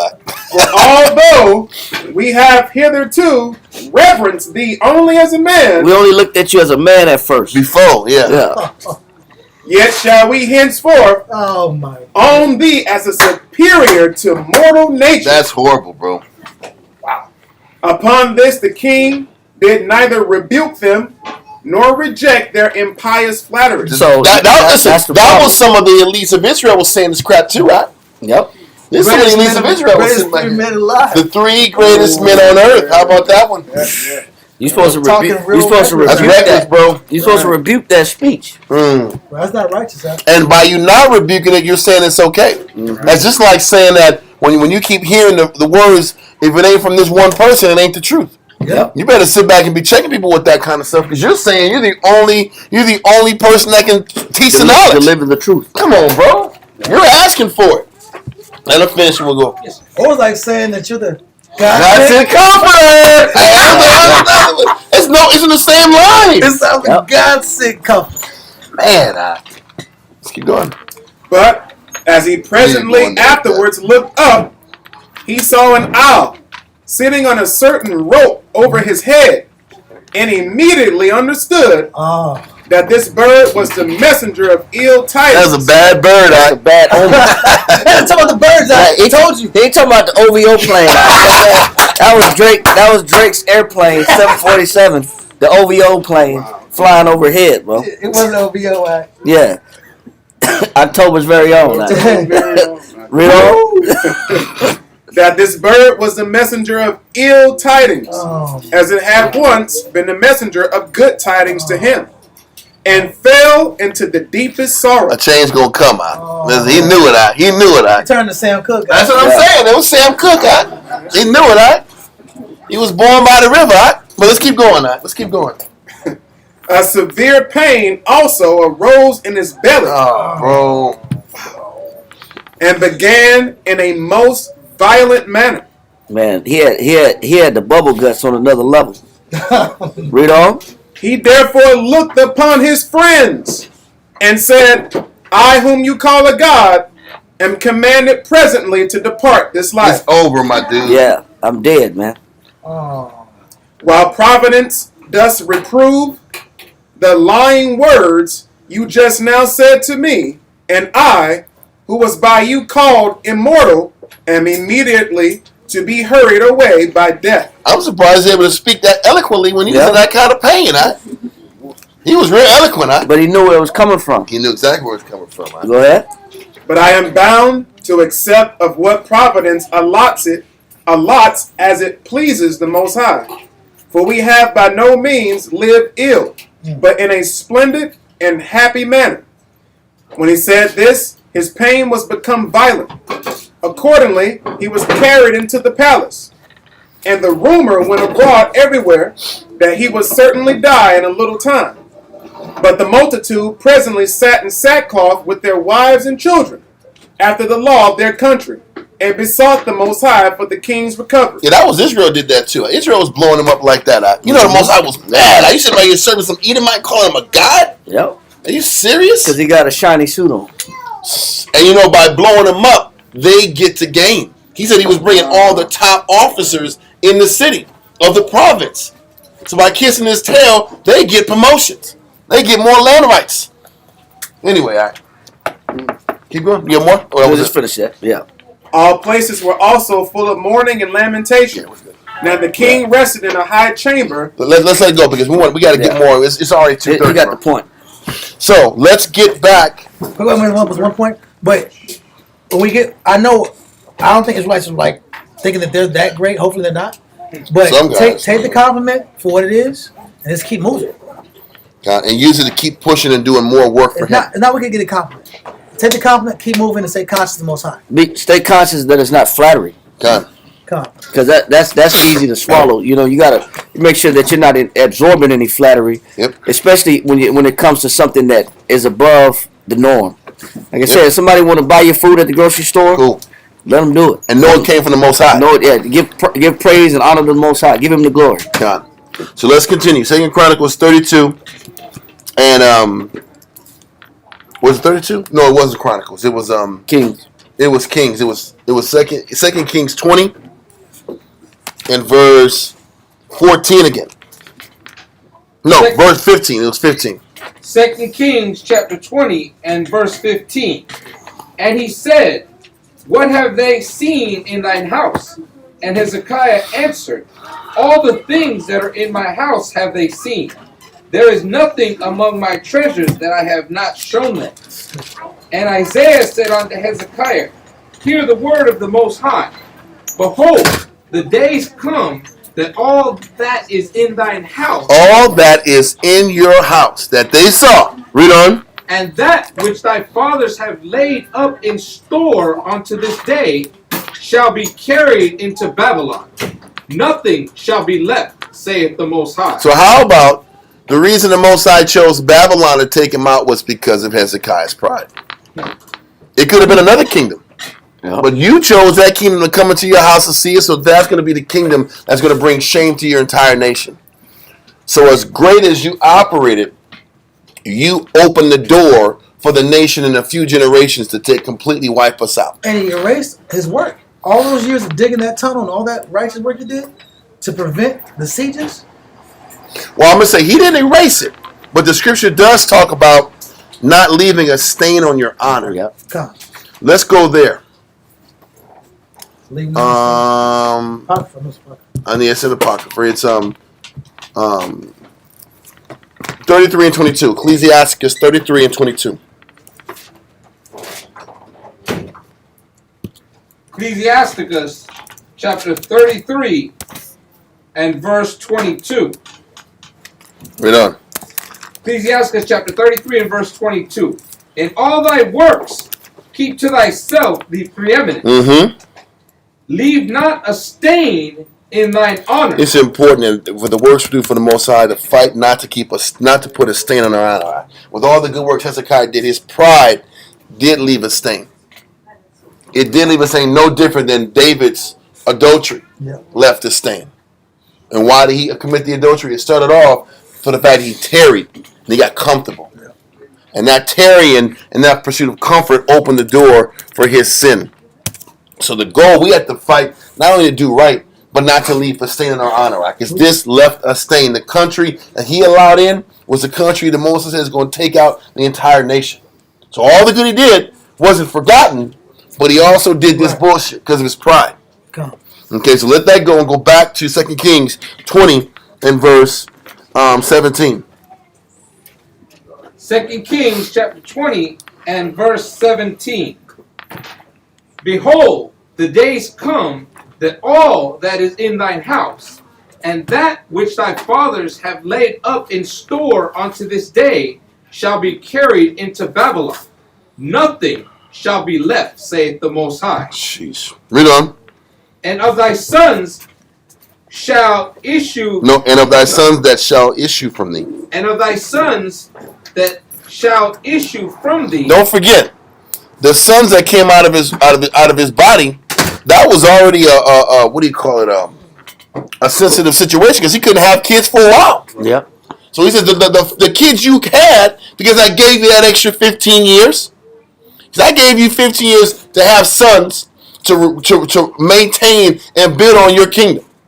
Read on. Which thou shalt beget, shall they take away. Those same Babylonians that you let in are going to take your sons away. Read on. And they shall be eunuchs in the palace of the king. How about that? He said, your sons that I didn't allow you to have initially because of your pride, and then I gave you 15 years so you can have your children. Now you're going to have your children, but they're going to be junkless in the damn kingdom. That's a curse, Zach. They're going to be, listen, so that your princes and the royal family of Hezekiah was going to be made eunuchs in Babylon. And that's not the eunuchs where you choose not to have any ribs, Zach. That's the eunuchs where you get your stuff cut off, and then you get castrated, and then they burn the area to hopefully stop the bleeding. I read into it. They burn the area, and then they put some type of salve on it. And that's if you live. That's if you live from the overmuch bleeding that happens when it happens. And then after that, they literally put a silver straw. Get silver so you don't get infection. They put a silver straw in between you. And then they put a cap on it. So you don't walk around here and just urinate all damn day long. So then you sit back here and take off the top and you use the restroom. And you put the top back on. And that's your life. Don't lose your cap. Don't lose that cap, bro. Yeah. That's the worst thing ever.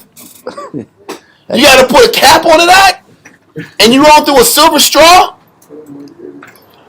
Can you imagine that, Ak? And he said, because of your pride, Hezekiah, because you couldn't just sit back and be humble, your seed is going to have to go through. Because the truth is, when you sit back and read about Nebuchadnezzar and being around the Babylonian court, only the elites were around the court. The elites of the Babylonian court was full of the best and brightest of the princes, meaning the educated. The princes were the ones who were educated, formally educated. So the court was full of intelligent, sharp-minded, educated people. So he says, your seed's going to be the ones getting their junk cut off because of what your pride was. Your pride took you there. That was most like checking him, Mike. That's a hell of a check. Your legacy is going to be eunuchs because of your sin, because of your pride, and you weren't humble enough to sit back and appreciate your second chance. I gave you a second chance to have your children so they can be fruitful and multiply and flourish. So now your seed is going to stop having kids because they're going to be eunuchs. Moses said he cursed to the third or fourth generation. Karnak, and that's what ended up happening because of Hezekiah's pride. That's a hell of a way to get you. Yeah, your 15 years, you're going to get your 15 years, but when you go down, you're going to know your kids and your kids' kids are going to be eunuchs in another kingdom because of your actions. That sucks. That sucks. Anyway. Because he did an open house. Because you want to do an open house with the enemy. Yeah. so people can big you up and blow your head up. How does it feel laying in the grave knowing that your kids are going to get their stuff cut off because of you? Most High is no joke. And the more you learn, the more you grow, the more you're on the hook to change. So, let's continue in Kings, man. 20 and 2 Kings chapter 20 and verse 19. That sucks. Read on. Then said Hezekiah unto Isaiah. Now listen, Hezekiah took it like a G. You know it didn't feel good, but what was Hezekiah's response? Good is thy word of the Most High. Good is the word of the Lord. If that's the will of the Father, then so be it. But that was a blow. There was no more, can I make it right now, bro? You did that, can I make it right, and crying. You cried last month. Remember, he cried, I'm sorry, I want to serve the Most High in the living. When you're dead in the grave, you can't serve him. And then we got to 15 years, he stopped making it a priority. Read on. Good is the word of the Most High, which thou hast spoken. And he said, is it not good if peace and truth be in my days? He said, at the very least, there's peace in my time. I got to look at the bright side. The point is, when he laid the verdict down, Hezekiah was humble enough to eat it and own it and move on with the rest of his time, man. There was no more turning back from what he did. He was still a great king. But what it shows is, none of us is perfect from the inside out. None of us is perfect. You can know the law, you can do the law to the T. There's still bullshit in us. There's still weakness in us. And the Most High purges it out. It's required. Read on. And the rest of the acts of Hezekiah, and all his might, and how he made a pool and a conduit, and brought water into the city, are they not written in the book of the Chronicles of the kings of Judah? And the crazy thing is, with all those great accomplishments, which they were many, he has to sit back here and towards his end has to realize, man, I did all that good, but man, I messed up. Because my kids got to sit back and endure getting captured. This city that I'm living in is going to be taken over, and my children are going to be made eunuchs. I couldn't follow instruction. I keep because arguing. of me. I keep arguing, bro. But the thing is this, because of me, because of me, all these good things happen, and because of me, my children are going to be eunuchs in the kingdom.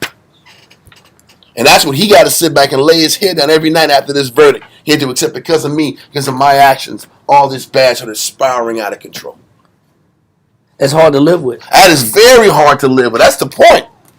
But you know, what it shows is every night he was laying down, he was focusing on all the accomplishments he did, all the good he did, all the great he did. Now when you lay down, you got to think about the screw up you did. You know, he didn't keep his word either. That's my point. He didn't keep his word. Didn't keep his word. He said we're gonna sing praises and songs. Yeah. All the days of our life after he was healed from that sickness. He didn't do it. He made it about himself again. It was hype talking God. Like most people do. Israel talks that hype talk when they're in a bad situation. Bro. But we talked about that the whole DJ Quick theory, huh? Yeah. That's a real thing. When you're in the midst of pain, you're going to say, I won't do it again. Just take me off this pain. And then when the pain's alleviated, you're going right back to your sin again. He says, a true proverb, the dog returneth back to his vomit. Come on. Just take me out of this pain. So, One verse, Hosea 6 and 4. We read this a couple days ago. Hosea chapter 6, verse 4.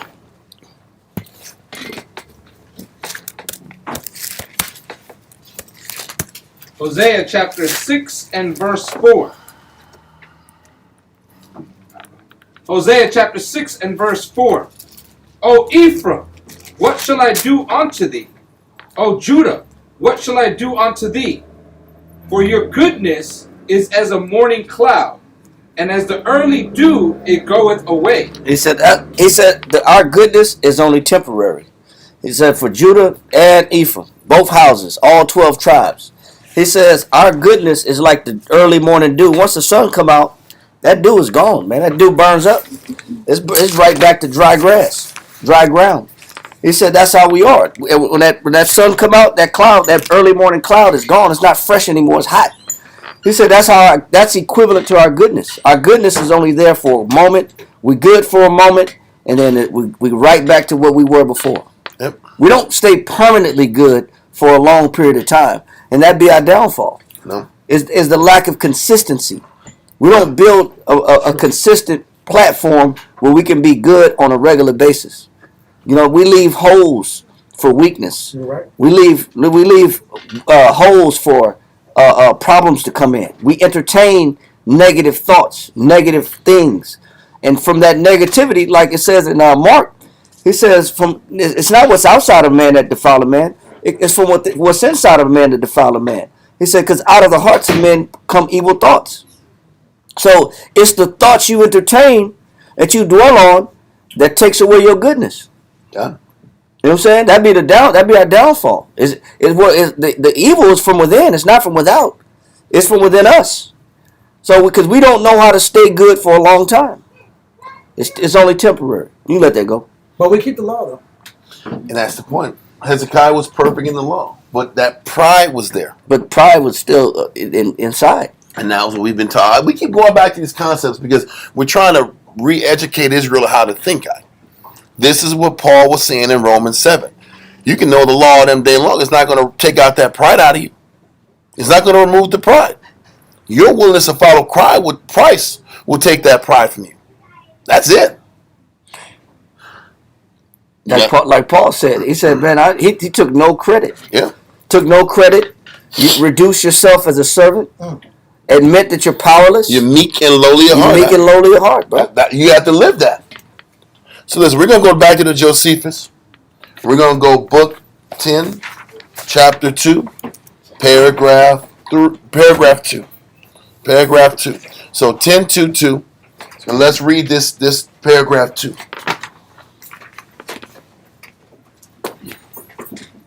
Somebody give it to me. Let's salute Amiathia. Let's get it in. The water, sir. Sorry.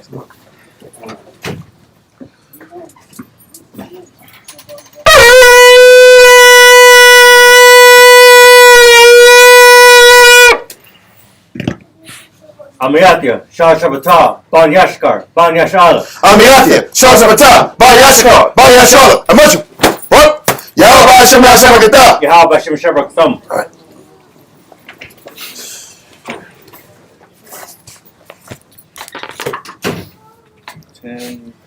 So 10:2:2. Book 10, chapter 2, paragraph 2. That's scary now, bro. It is scary, bro. I didn't expect to go that way. Talking about be humble, man. Like, It's just the right time. listen, bro. Listen, not playing. He's not playing, bro. It's scary to know. And listen, we're going to still say Hezekiah. The Most High says Hezekiah was still great. He was one of the top 3 kings of all time. And there was still this in him. Read on. So you can be righteous, and that pride that comes from righteousness is there in your face. And because of that pride, his kids, his generations got to get their stuff snipped. What good is evil's present? God darn it. Read on. Now, let's read this, all right?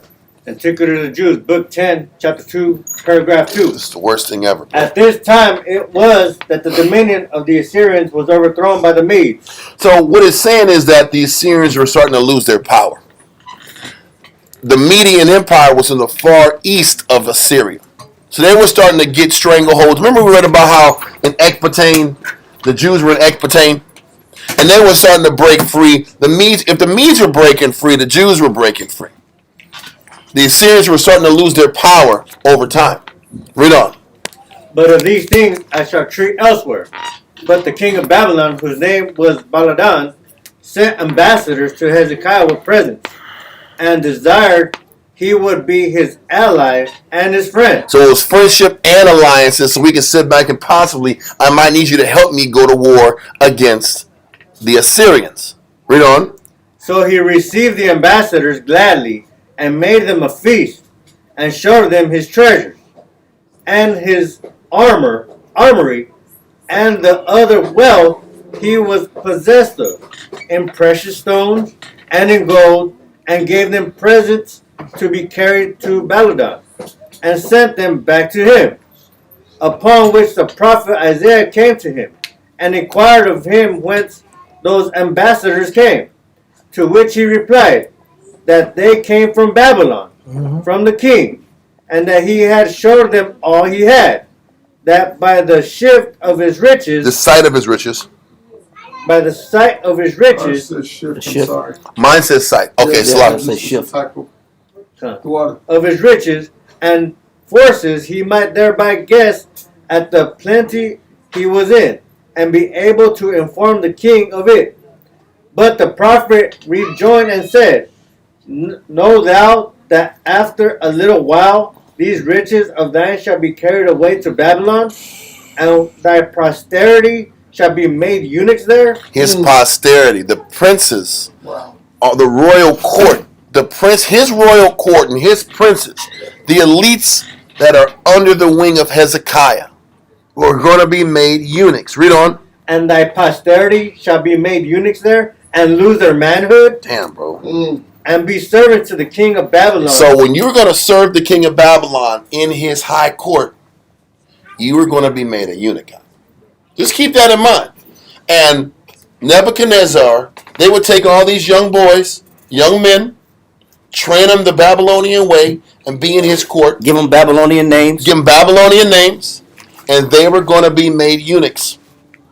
And you know who's going? And they were going to be made eunuchs, and eunuchs were going to look after them and treat them the Babylonian way, because that was how the Babylonians did. Just like the Assyrians, they'll take you, they'll conquer you, and they'll send you to different countries. The Babylonians will sit back here, take the best and brightest of everybody in their nation, of other nations, and educate them the Babylonian way to make advisors and leaders that they can eventually send back to those countries and be ambassadors of those countries with the education and teaching of the Babylonian way. Why? What better way to teach the young royal seed of these people to come back and lead their own people? Read on. But they're just cutting everybody, all these guys, these young men's junk off, right? Like George Washington Carver. Well, that's another story. But Kyle, what's that? What's your hand on? What is a eunuch?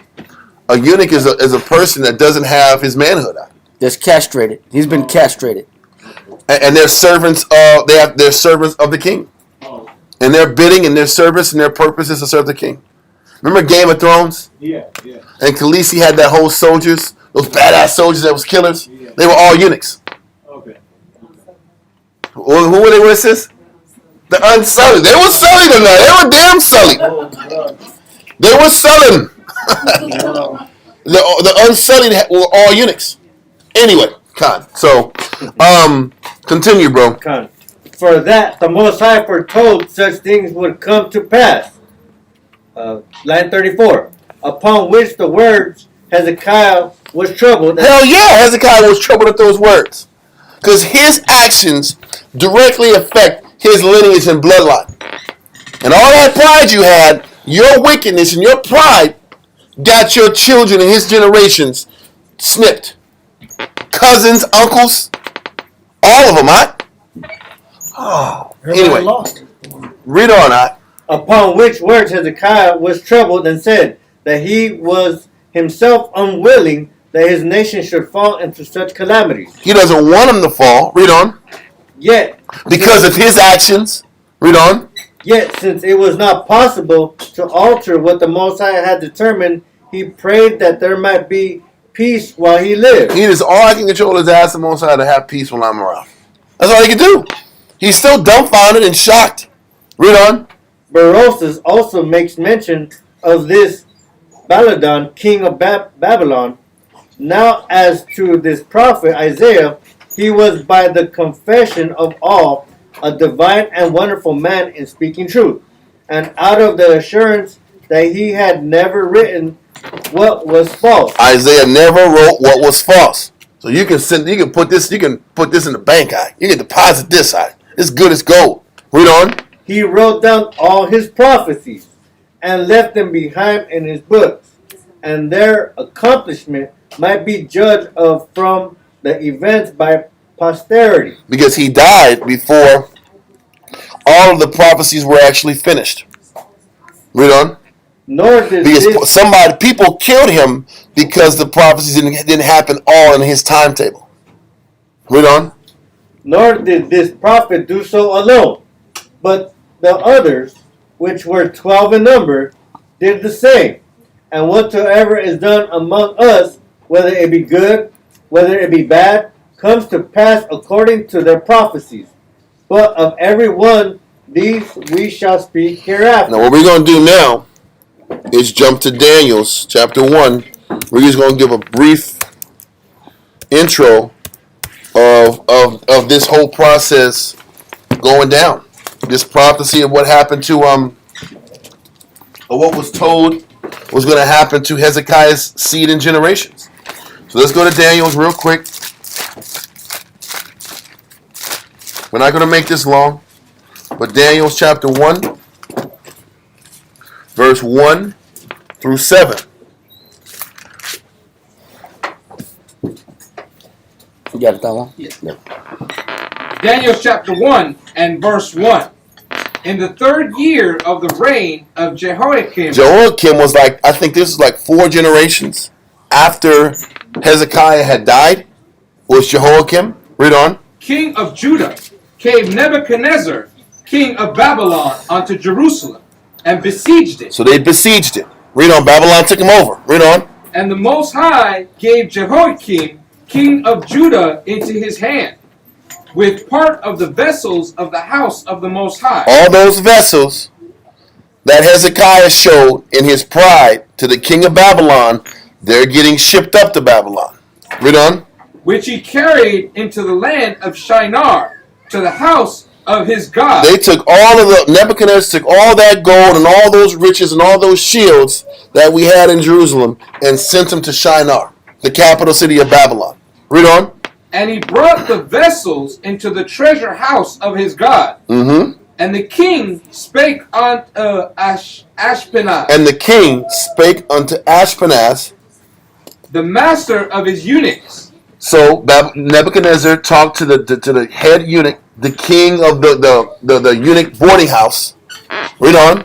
That he should bring certain of the children of Israel, and of the king's seed, and of the princes. Isn't that what was spoken of in Isaiah about the king's seed being taken to Babylon? Wasn't that prophecy? Okay. Wasn't it prophecy that the king's seed, Hezekiah's seed, was going to be sent to Babylon and made eunuchs? Wasn't that what was that was that not prophesied in Kings and in Josephus? Right or wrong? Okay. So read verse 3 again. You see Isaiah too? Oh, that's what I was like. The prophet Isaiah said it. Read it. What's that, Mawala? Is King Hezekiah related to David? Yes, it's the lineage of David. Mm-hmm. Let's keep going. Verse 3. Daniel chapter 1 and verse 3. And the king spake unto Ashpenaz, the master of his eunuchs, that he should bring certain of the children of Israel, and of the king's seed, and of the princes. So to take the princes and bring them to him. Now we know that though the king's seed, the children were going to be made eunuchs. Right? So amongst these eunuchs, we're going to read more about these eunuchs. Read verse 4. Children in whom was no blemish. So blemish doesn't mean, obviously what was done to them, these children that made them eunuchs, that wasn't a blemish in their eyes. No blemish. Was intelligence, aptitude, sharpness, humility, willingness to serve. Yep. They didn't have blemish in that regard. But if you was going to be part of the king's court, and you tie that in with the prophecy. The prophecy was the king's children, and the princes were going to be made eunuchs, right? Am I adding something to the scriptures? No. No, I'm not. So let's keep going. But well favored and skillful in all wisdom and cunning in knowledge. That's the no blemish. Skillful, knowledgeable, well favored. Read on. Competent. And understanding science. Intelligence. Because obviously the king's seed, the prince's seed of Israel, they were taught. They were educated. They were given lessons from their youth up. Right or wrong? Yeah. So Nebuchadnezzar just wants the best of those children.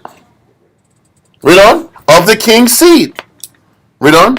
And such as had ability in them to stand in the king's palace. They had to have the ability and the talent and the skill to operate like a young prince. But who did he talk to about picking out these young princes? He talked to the master of the what? Eunuchs. So what is who do you think the master of the eunuchs was dealing with?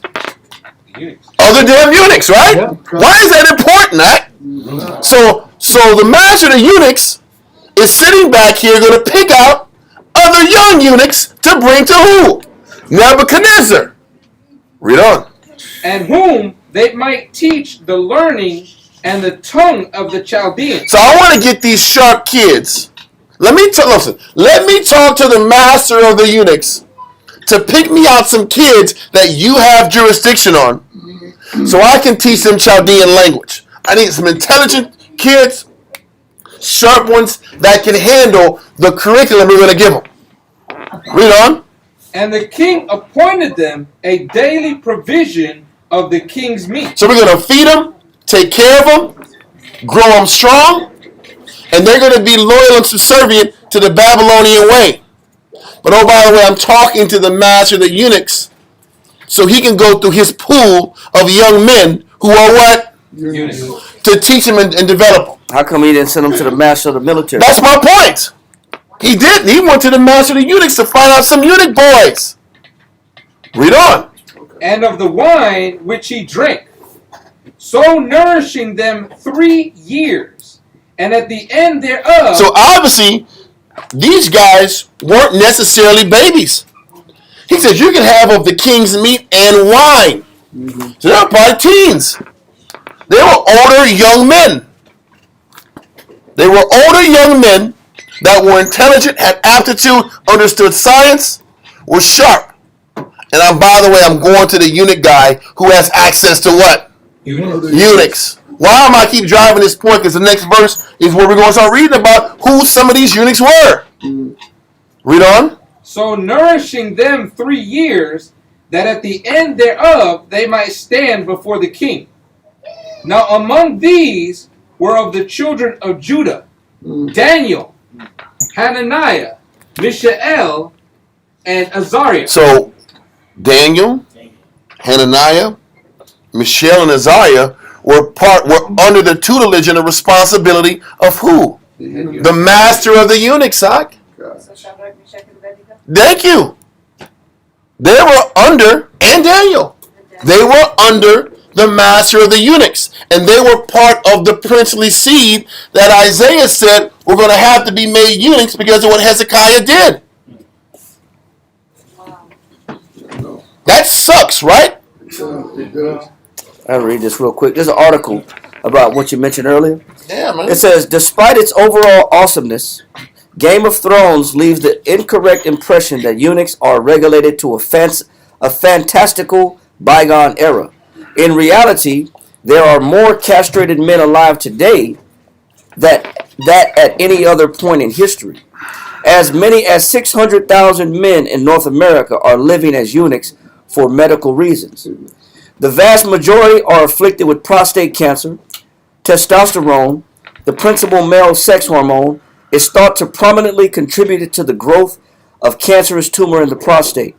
Thus, as a way to impede the cancer spread, many doctors recommend shutting down the hormone's primary source, the testes. Nope. This is accomplished either surgically, where the testicles are removed, or chemically, where patients receive anti-androgen drugs or injections of the female birth control drug Depo-Provera. That's what they used to do in the 60s and 70s to pedophiles. Or the people who had issues with that, they would sit back and chemically castrate you. And they would jack up your whole being. But keep going, I'm sorry. Both the surgical and chemical methods have the same effects. The testosterone levels are drastically reduced. This in turn gives the rise to a host of side effects. A castrated adult male will lose muscle but gain fat. He can expect hot flashes like those that women have at menopause. That's crazy. Never knew a man could get a hot flash. That's something new. Because you know what? I'll be like, man, it be hot in here. I'll be like, man, it's cold in here. But then you'll know what it feel like for a woman to get a hot flash. It says, thanks, Hezekiah. Yeah, it says He can expect hot flashes like those that women have at menopause. He will lose body hair, and his penis will shrink. Erections It's gone. It's cut off. Yeah.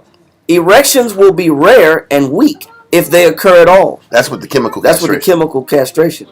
He will be sterile, describes Richard Washington. The question would be, once you're cut off, is it the same way? Is it the same way with chemical castration versus legitimate castration? Do you lose the body muscle? Who's to say? Yeah, that's what he's saying. It's the same. He said you lose muscle, but you gain fat. He says, and you get the hot flashes, and you still get the symptoms that women have at menopause. Bro, all I know is this. This is all because of Hezekiah's pride. That the princes, his seed, had to suffer this. So now we're going to read about this. What it actually makes is what Daniel did for the Most High even greater. Yes. His outlook, Yes. his humility. Listen, the Most High keeps looking at the heart of a person. He didn't keep blaming his parents. Sometimes he's like, my parents got me here. This is why I'm the way I am. So you got to suck it up. Exactly. The truth is, he didn't sit back and blame nobody. Because if he would have been a victim, he wouldn't be written about in the scriptures.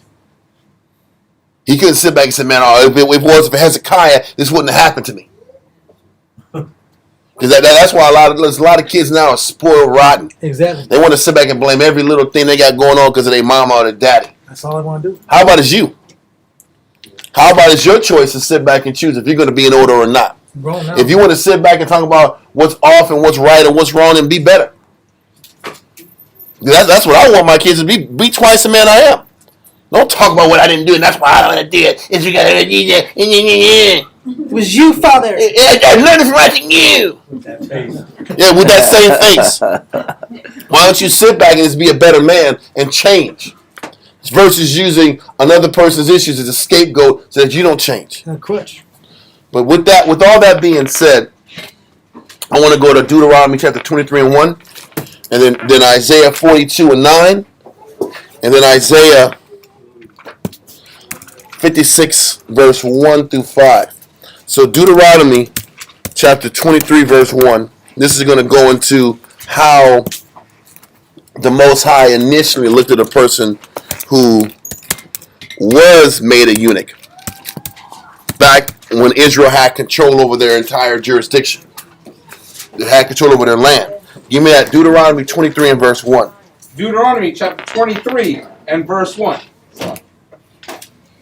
He that is wounded in the stones, or hath his privy member cut off, shall not enter into the congregation of the Most High. So back in the day, if your stuff was cut off for whatever the reason, you couldn't be part of the congregation. You were immediately going to be a stranger forever. Okay? Now, we're going to let that go, and we're going to go to Isaiah chapter 42, verse 9.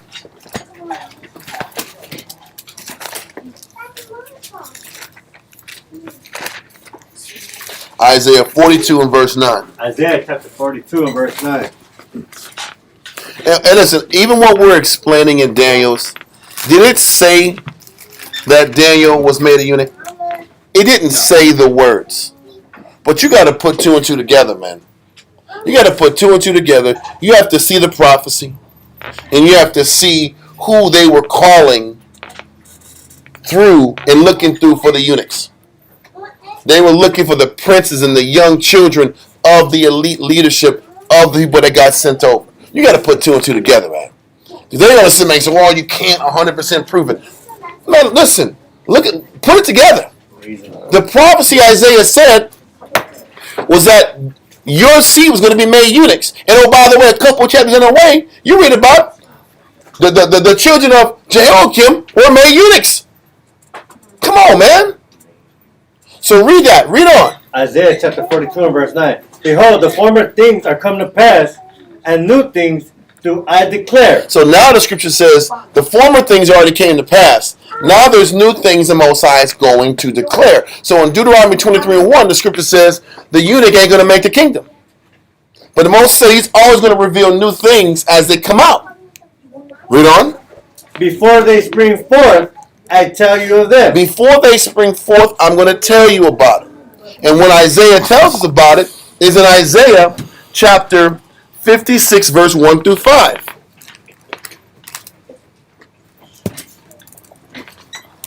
Isaiah chapter 56. That reminds me of that book. Verse Yeah. 1.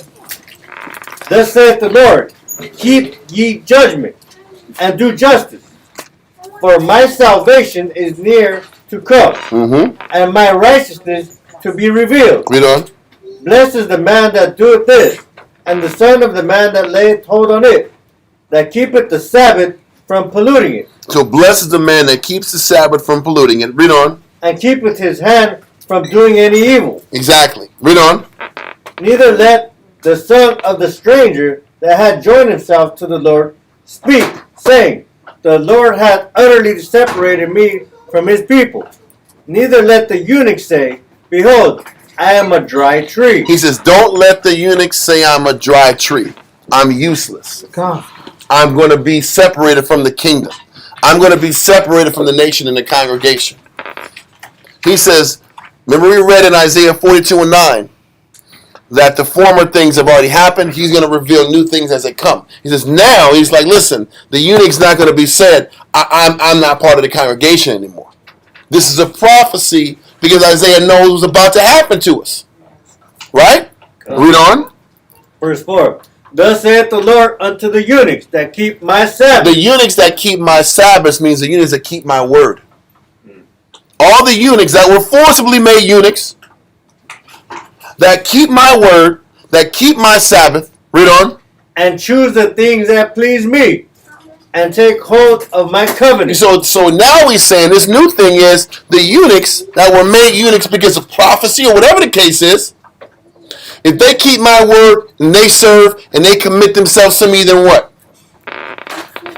Says verse 5. Even unto them will I give in mine house and within my walls a place and a name better than of sons and of daughters. He says the ones that are made eunuchs and they keep my word and they can keep that pure outlook and serve me, I got a place in heaven for them greater than sons and daughters. So whatever Daniel, Shadrach, Meshach, and Abednego, and everybody else who had to suffer that heinous, debaucherous act, if they're able to maintain their outlook and serve the Most High with gladness and joyfulness of heart, they got something waiting for them in the kingdom greater than us. And that's the promise. But he's got to give this promise because of what they endured because of the slavery and captivity. This wasn't Daniel and them's fault. This was what was imposed on them because of the nations. But he says they got a kingdom, they got something coming for them greater than what we're going to get. Because of what they had to suffer. Read on. I will give them an everlasting name that shall not be cut off. And that was what I wanted to pull in that verse. The ones that had to endure what was talked about in Isaiah, what was talked about in Josephus, and eventually was executed in Daniel's. He says they got a special thing coming to them. We're going to finish this off with 2 Chronicles 32, verse 27 through 33. I'm going to say this. Hezekiah's pride came with some major consequences, bro. Yeah. Even though he didn't break the law, and he was righteous in that regard, that pride, there was a cost to it. Yeah. Read that, bro. 2 Chronicles 33, verse 27 through 33. 2 Chronicles chapter 33. There's not that verse. 32. Okay. 2 Chronicles 32, verse 27 through 33. 2 Chronicles chapter 32 and verse 27. And Hezekiah had exceeding much riches and honor, and he made himself treasuries for silver and for gold and for precious stones and for spices. We heard about them spices. We heard about his fancy houses, huh? Read on. And for shields and for all manner of pleasant jewels. And this is what fed that pride, but we heard about it. Read on. Storehouses also for the increase of corn and wine and of oil, and stalls for all manner of beasts and coats for flocks. Moreover, he provided him cities and possessions of flocks and herds in abundance, for the Most High had given him substance very much. This same Hezekiah also stopped the upper watercourse of Gihon, and brought it straight down to the west side of the city of David. And Hezekiah prospered in all his works. Howbeit, in the business of the ambassadors of the princes of Babylon, who sent unto him to inquire of the wonder that was done in the land, the Most High left him to try him, and he might know all that was in his heart. And the Most High saw that pride was in his heart out. He was tried and exposed by the Babylonian king checking him out, and he showed the Babylonian king that his heart wasn't 100% pure, that his pride still was in there. And there was a consequence of his family line being made eunuchs because of it. Read on. Now the rest of the acts of Hezekiah and his goodness. Well, it says the Most High did the Most High leave him, or he left the Most High? Thank you. Read verse 32. Verse 32. Now the rest of the acts of Hezekiah and his goodness, behold, they are written in the vision of Isaiah the prophet, the son of Amoz, and in the books of the kings of Judah and Israel. And Hezekiah slept with his fathers, and they buried him in the chiefest of the sepulchres of the sons of David. He was in the chiefest of the sepulchres of David because he earned that position. But he did great works. Yeah, read 31 one more time. Yes. Second Chronicles chapter 32 and verse 31. Howbeit, in the business of the ambassadors of the princes of Babylon, who sent unto him to inquire of the wonder that was done in the land, the Most High left him to try him. So even though Hezekiah followed the commandments, yeah, bro, he still got what? Tried. He still got tried. You still get tested, bro. Just because you keep the commandments don't mean that the Most High is finding and looking for deeper parts of obedience within you. That's why the scripture says the Most High tries the reins of the heart. There's no escaping the fact just because I've kept the commandments for. And you know, you look at Hezekiah's record. That record was almost impeccable. I know. But you know, he still found flaw in the Most High still found flaw. He said he find folly in his angels. I know. So you know what that means? If the Most High find folly in his angels, how much more us? I know. How much more us? Yeah. I was going to say, you were saying that earlier. You've been saying that since last week. Mm-hmm. Keeping the commandments don't cover all bases. It doesn't. That's all I want to say. Mm-hmm. Yeah. So he's showing you that you're still gonna get tried, and so that the Most High can examine. He said the Most High required truth where? In the inward parts. So the Most High wants to know: are you sincere and are you diligent and dedicated and obedient? Not just because the law says so, but because it's in you to do right. So all the Most High got to do is just stand back and then watch to see what you do. Okay, are you just doing this because you've been getting blessed like Satan told Job, or the Most High over Job? Or is he loyal because you blessed him on all sides? He said, touch thy hand now, you know, and he'll curse you to thy face. But you know, because you know what the Most High said, you know what, you moved me against him, but I want to see what you're saying. Let's put him to the test. Because I want to see if his sincerity or his integrity is true. And just because you keep the law, don't mean that those tests are not coming. Okay. They're still coming. And I just want to make sure that's repeated. Hey, even if Daniel was made a eunuch, Isaiah 56 verse 1 through 5 proves he's still going to make the kingdom out. We can't get caught up in that rhetoric. Well, if you're cutting the stones, you ain't making a congregation. That's not true. Isaiah 56 clearly tells you that's not true. He clearly tells you that because of what they went through, because of what the prophecy was going to happen to them, they were still going to make the kingdom out. Because he was in captivity. Because that's not even our Judites in America that got caught in the slave times. I just want to read it. That's why I threw it out there. I found it. I found it. This is called Without Sanctuary. It says lynching photography in America. It's horrible, bro. And this is just a real quick page 14 excerpt. It says the story of lynching then is more than the simple fact of a black man or woman hanged by the neck.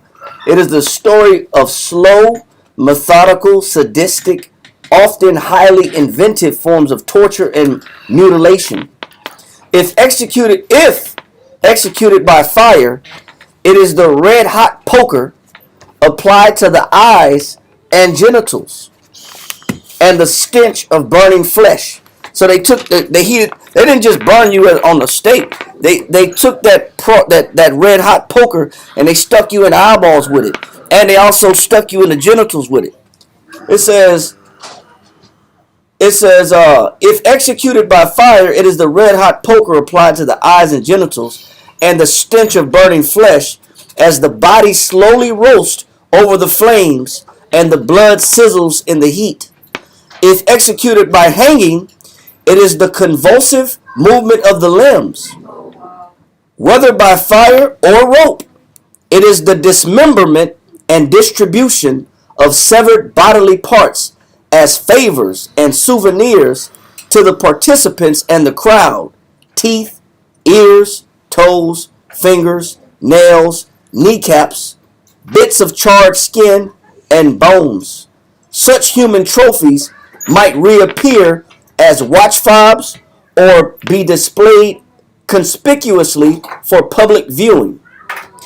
So it just shows you that it was some not just torture involved, but it was an opportunity to gain souvenirs and to get a takeaway. There was something to take away from the mutilation and the torture. It was a keepsake involved. Everybody got a souvenir. Yeah, everybody got it. Yeah, you're right. I have nothing to say, bro. Yeah, so just showing how we still got genitals cut off, castrated even during that time also. But the Most High didn't turn his mercy from us. Nope. Even though that was part of the cursing, the Most High still said those individuals get a greater place in heaven than us. Yeah. So we can't get caught on, well, you can't go in the congregation because that happened. No, they get a greater place in the congregation because of that. Does that make sense? Mm-hmm. Okay. So read on. Give me verse 33. 2 Chronicles chapter 32 and verse 33. And Hezekiah slept with his fathers, and they buried him in the chiefest of the sepulchres of the sons of David. And all Judah and the inhabitants of Jerusalem did him honor at his death. And Manasseh his son reigned in his stead. Now read I want to get one scripture real quick. Matthew chapter 19 verse 10. Matthew 19 and 10? Yeah. Start verse 8 real quick. Matthew chapter 19 and verse 10. And read through 12.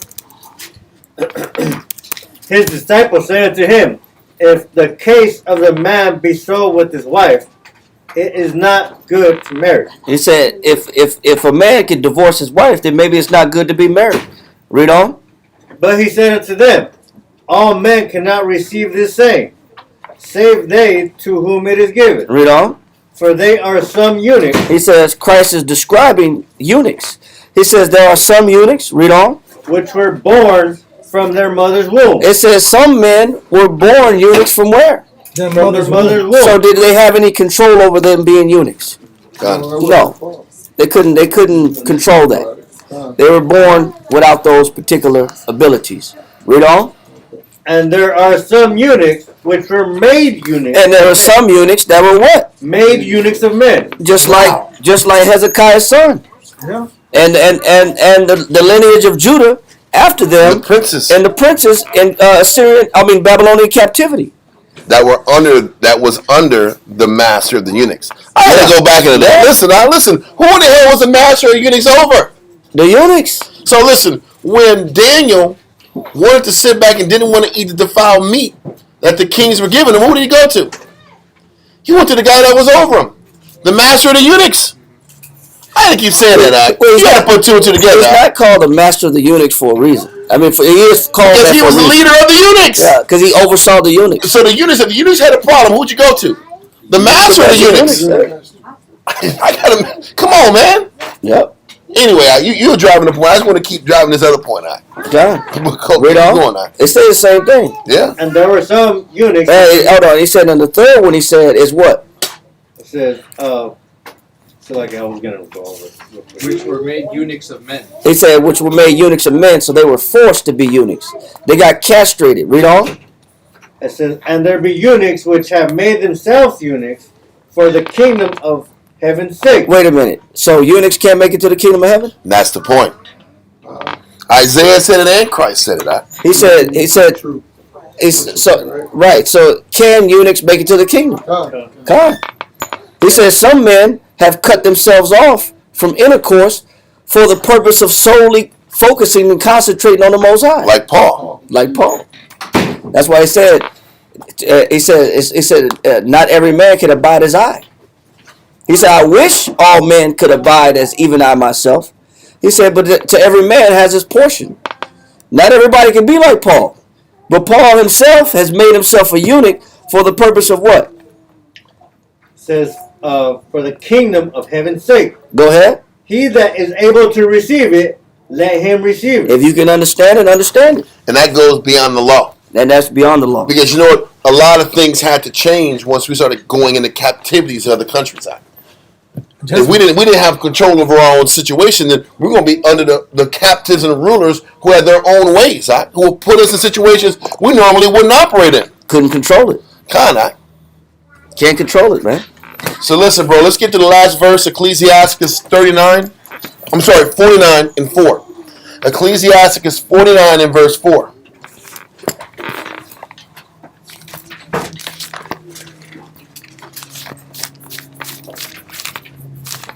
Ecclesiastes 49 and verse 4. All except David and Hezekiah and Josiah were defective. Even with all of Hezekiah's pride that had to get revealed. He said all the kings that Israel ever had was defective except for David, Hezekiah, and Josiah. We're going to read about in a couple chapters down the way. There's only 3 kings that the Most High looked upon as not defective. Read on. For they forsook the law of the Most High. Even the kings of Judah failed. So he's saying most of the other kings just couldn't follow the law. They couldn't just get past the law. These 3 men had got past the law, but still were imperfect inside, which all of us are. Mm-hmm. They were still great kings, and Hezekiah was put up in the highest of the sepulchres despite the flaw and pride that he had. The lesson is, bro, we have to stay humble. Even if there is a great desire to do that which is right, don't let that pursuit for righteousness get in the way and boost your pride up. We're still humble servants despite what we commit. And we got to stop comparing ourselves to Jake and saying, oh, we're doing much better than them. You know, we're moving past them. We can't operate at that. We can't operate with this elitist mindset. And damn sure not call ourselves reincarnated versions of certain great men in the Bible. Patriarchs, like I'm reincarnated David, I'm reincarnated Daniel, I'm reincarnated Isaiah. Man, that's the worst thing you can do is elevate yourself. Like certain heads do. That guy's Elijah. No, I would listen. Just like what we said about what you and Dariad brought out about Herod, and when they started blowing him up, he didn't sit back and check him. You didn't check him. Bro. When people are sitting back here and telling people that they're incarnated as Elijah, you better cut that crap off and say that ain't the case. You can't let that feed in you. This is why when Kyle Cobb talks a lot of times about the 144,000, he always says, man, the majority of the 144K is already accounted for. How about that? How come we're fighting for 3rd place? We're fighting for 1/3 place, all right? 144,000, even the shirts we wear, the 144,000 mentality, we're trying to sit back and push us past our flesh. That's all that means. Ain't none of us 144K, and we can't operate like we are. We got to operate like, man, we're fighting this to get to be the 1/3, right? Think about 144,000 over all mankind. You think there hasn't been pious men since the beginning of time that equals up to 144,000 over time? And that's the point. And that's a reminder that we ain't nothing. And the righteous shall scarcely be what? Saved. And if we keep that mentality, we can keep abounding and doing fruitful works in the name of Christ. Are any questions? This is a scary one. This is a cautionary tale about staying humble, keeping your head down, and not letting whatever good you've done get to your head. Without that, we're going to shut it down. Amajim Wapunya Yerushalayim. Rise and face Jerusalem. Stand and face Jerusalem.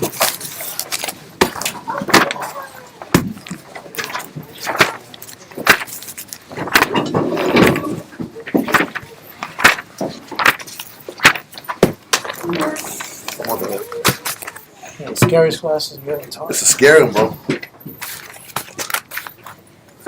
Okay. Yahweh. Yahweh. In the name of Yahweh Shai. In the name of Yahweh Shai. Please listen to us right now. Please listen to us right now. Send Micaiah. Send Micaiah. And the righteous angel. And the righteous angel. To watch over. To watch over. Bless. Bless. Heal. Heal. Protect. Protect. And make strong. And make strong. The people of Yahshua. The people of Yahshua. Also send unto us. Also send unto us. Much wisdom. Much wisdom. Much knowledge. Much knowledge. Much understanding. Much understanding. Much patience. Much patience. Much faith. Much faith. Much brotherhood. Much brotherhood. And much love. And much love. Spiritual power. Spiritual power. And forgive all of our sins. And forgive all of our sins. Yahweh Shai come quickly. Yahweh Shai come quickly. For in thee. For in thee is our hope. Is our hope. Always. Always. And forever. And forever. Amen. Amen.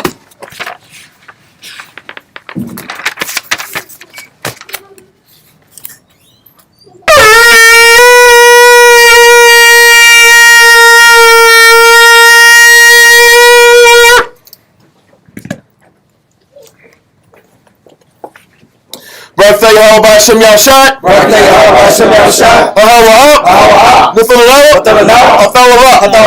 Blessed are you, Yahweh, in the name of Yahweh Shai, that gives to us the law. Barakatah Yahweh B'Hashem Yahushai. Barakatah Yahweh B'Hashem Yahushai. Blessed are you, Yahweh, in the name of Yahweh Shai, that gives us the light to see. Barakatah Yahweh B'Hashem Yahushai. Barakatah Yahweh B'Hashem Yahushai.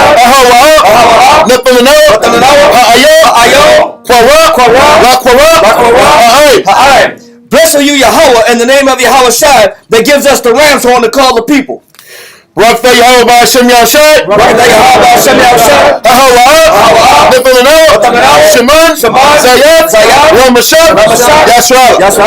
Blessed are you, Yahweh, in the name of Yahweh Shai, that gives to us the olive oil to anoint Israel. Psalms 92.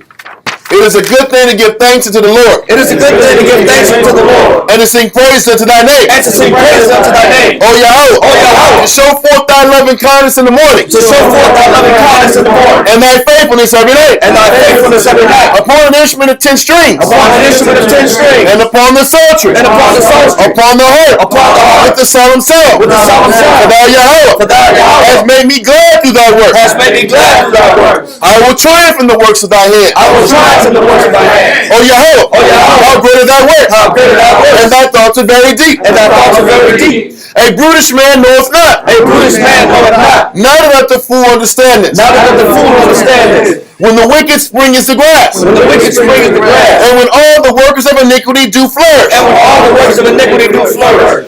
It is that they shall be destroyed forever. It is that they shall be destroyed forever. But thou Yahweh. But thou Yahweh. Art most high forevermore. Art most high forevermore. For lo thine enemies. For lo thine enemies. O Yahweh. O Yahweh. For lo thine enemies. For lo thine enemies. Shall perish. Shall perish. All the workers of iniquity. All the workers of iniquity. Shall be scattered. Shall be scattered. But my horn shalt thou exalt. But my horn shalt thou exalt. Like the horn of a unicorn. Like the horn of a unicorn. I shall be anointed with fresh oil. I shall be anointed with fresh oil. Mine eye also shall see. Mine eye also shall see. My desire. My desire. On my enemies. On my enemies. And my ears shall hear. And my ears shall hear. My desire. My desire. Of the wicked. Of the wicked. That rise up against me. That rise up against me. The righteous shall flourish like the palm tree. The righteous shall flourish like the palm tree. He shall grow like a cedar in Lebanon. He shall grow like a cedar in Lebanon. Those that be planted in the house of the Lord. Those that be planted in the house of the Lord. Shall flourish in the courts of our power. Shall flourish in the courts of our power. They shall still bring forth fruit in old age. They shall still bring forth fruit in old age. They shall be fat and flourishing. They shall be fat and flourishing. To show that the Lord is upright. To show that the Lord is upright. He is my rock. He is my rock. And there is no unrighteousness in him. And there is no righteousness in him. B'Hashem Yahushai. B'Hashem Yahushai. Psalms 133. Shayar. Shayar. Hama'ayawa. Hama'ayawa. Laduan. Laduan. Hana. Hana. Ma. Tawa. Tawa. Wama. La'ayam. La'ayam. Shabbat. Shabbat. Akim. Akim. Gam. Gam. Yachad. Yachad. Kashaman. Kashaman. Hatawa. Hatawa. Ayo. Ara'ash. Ara'ash. Yarad. Yarad. Ayo. Ayo. Hazakwan. Hazakwan. Zakwan. Zakwan. Aharan. Aharan. Shayarad. Shayarad. Ayo. Ayo. Haya. Hanawakiwa, Kator, Karamwan, Shayaran, Haroya, Keziah, Kaya, Sham, Tazawa, Yahweh, Habaraka, Kayaya, Hashem Yahushua. Psalms 133 in English. Behold, how good and how pleasant it is for brethren to dwell together in unity. It is like the precious ointment upon the head that ran down upon the beard, even Aaron's beard, that went down to the skirts of his garments, as the dew of Hermon, and as the dew that descended upon the mountains of Zion. For there the Lord commanded the blessing, even life evermore. Amen. Amen. Yahweh Hashem Yahushua, Yahweh Hashem Yahushua, Yahweh, Hashem, Yahushua, Rakhneu, Vashrali, Wabiat, support, Yahweh, Hashem, Yahushua, Rakhneu, Vashrali, Wabiat, support, Yahweh, Hashem, Yahushua, Rakhneu, Vashrali, Wabiat, support, Yahweh, Hashem, Yahushua, Rakhneu, Vashrali, Wabiat, support. Rock they hope, rock they hope shot, rock they hope, rock they hope shot, all knowledge, all wisdom, all understanding, all love, all patience, all power from your hope, all power from your hope, all power from your hope. Hashem, Yahushua, Water, Amyat,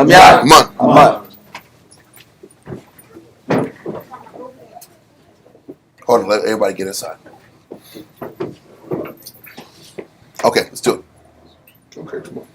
Saluting out in the heavenly Yahweh, Yahushua, Yasharol, in Israel, Amajim, Rod, Yahweh Hashem Yahushua, Rakhdom, Kum Yashol, Kum Yashol. Top, sisters.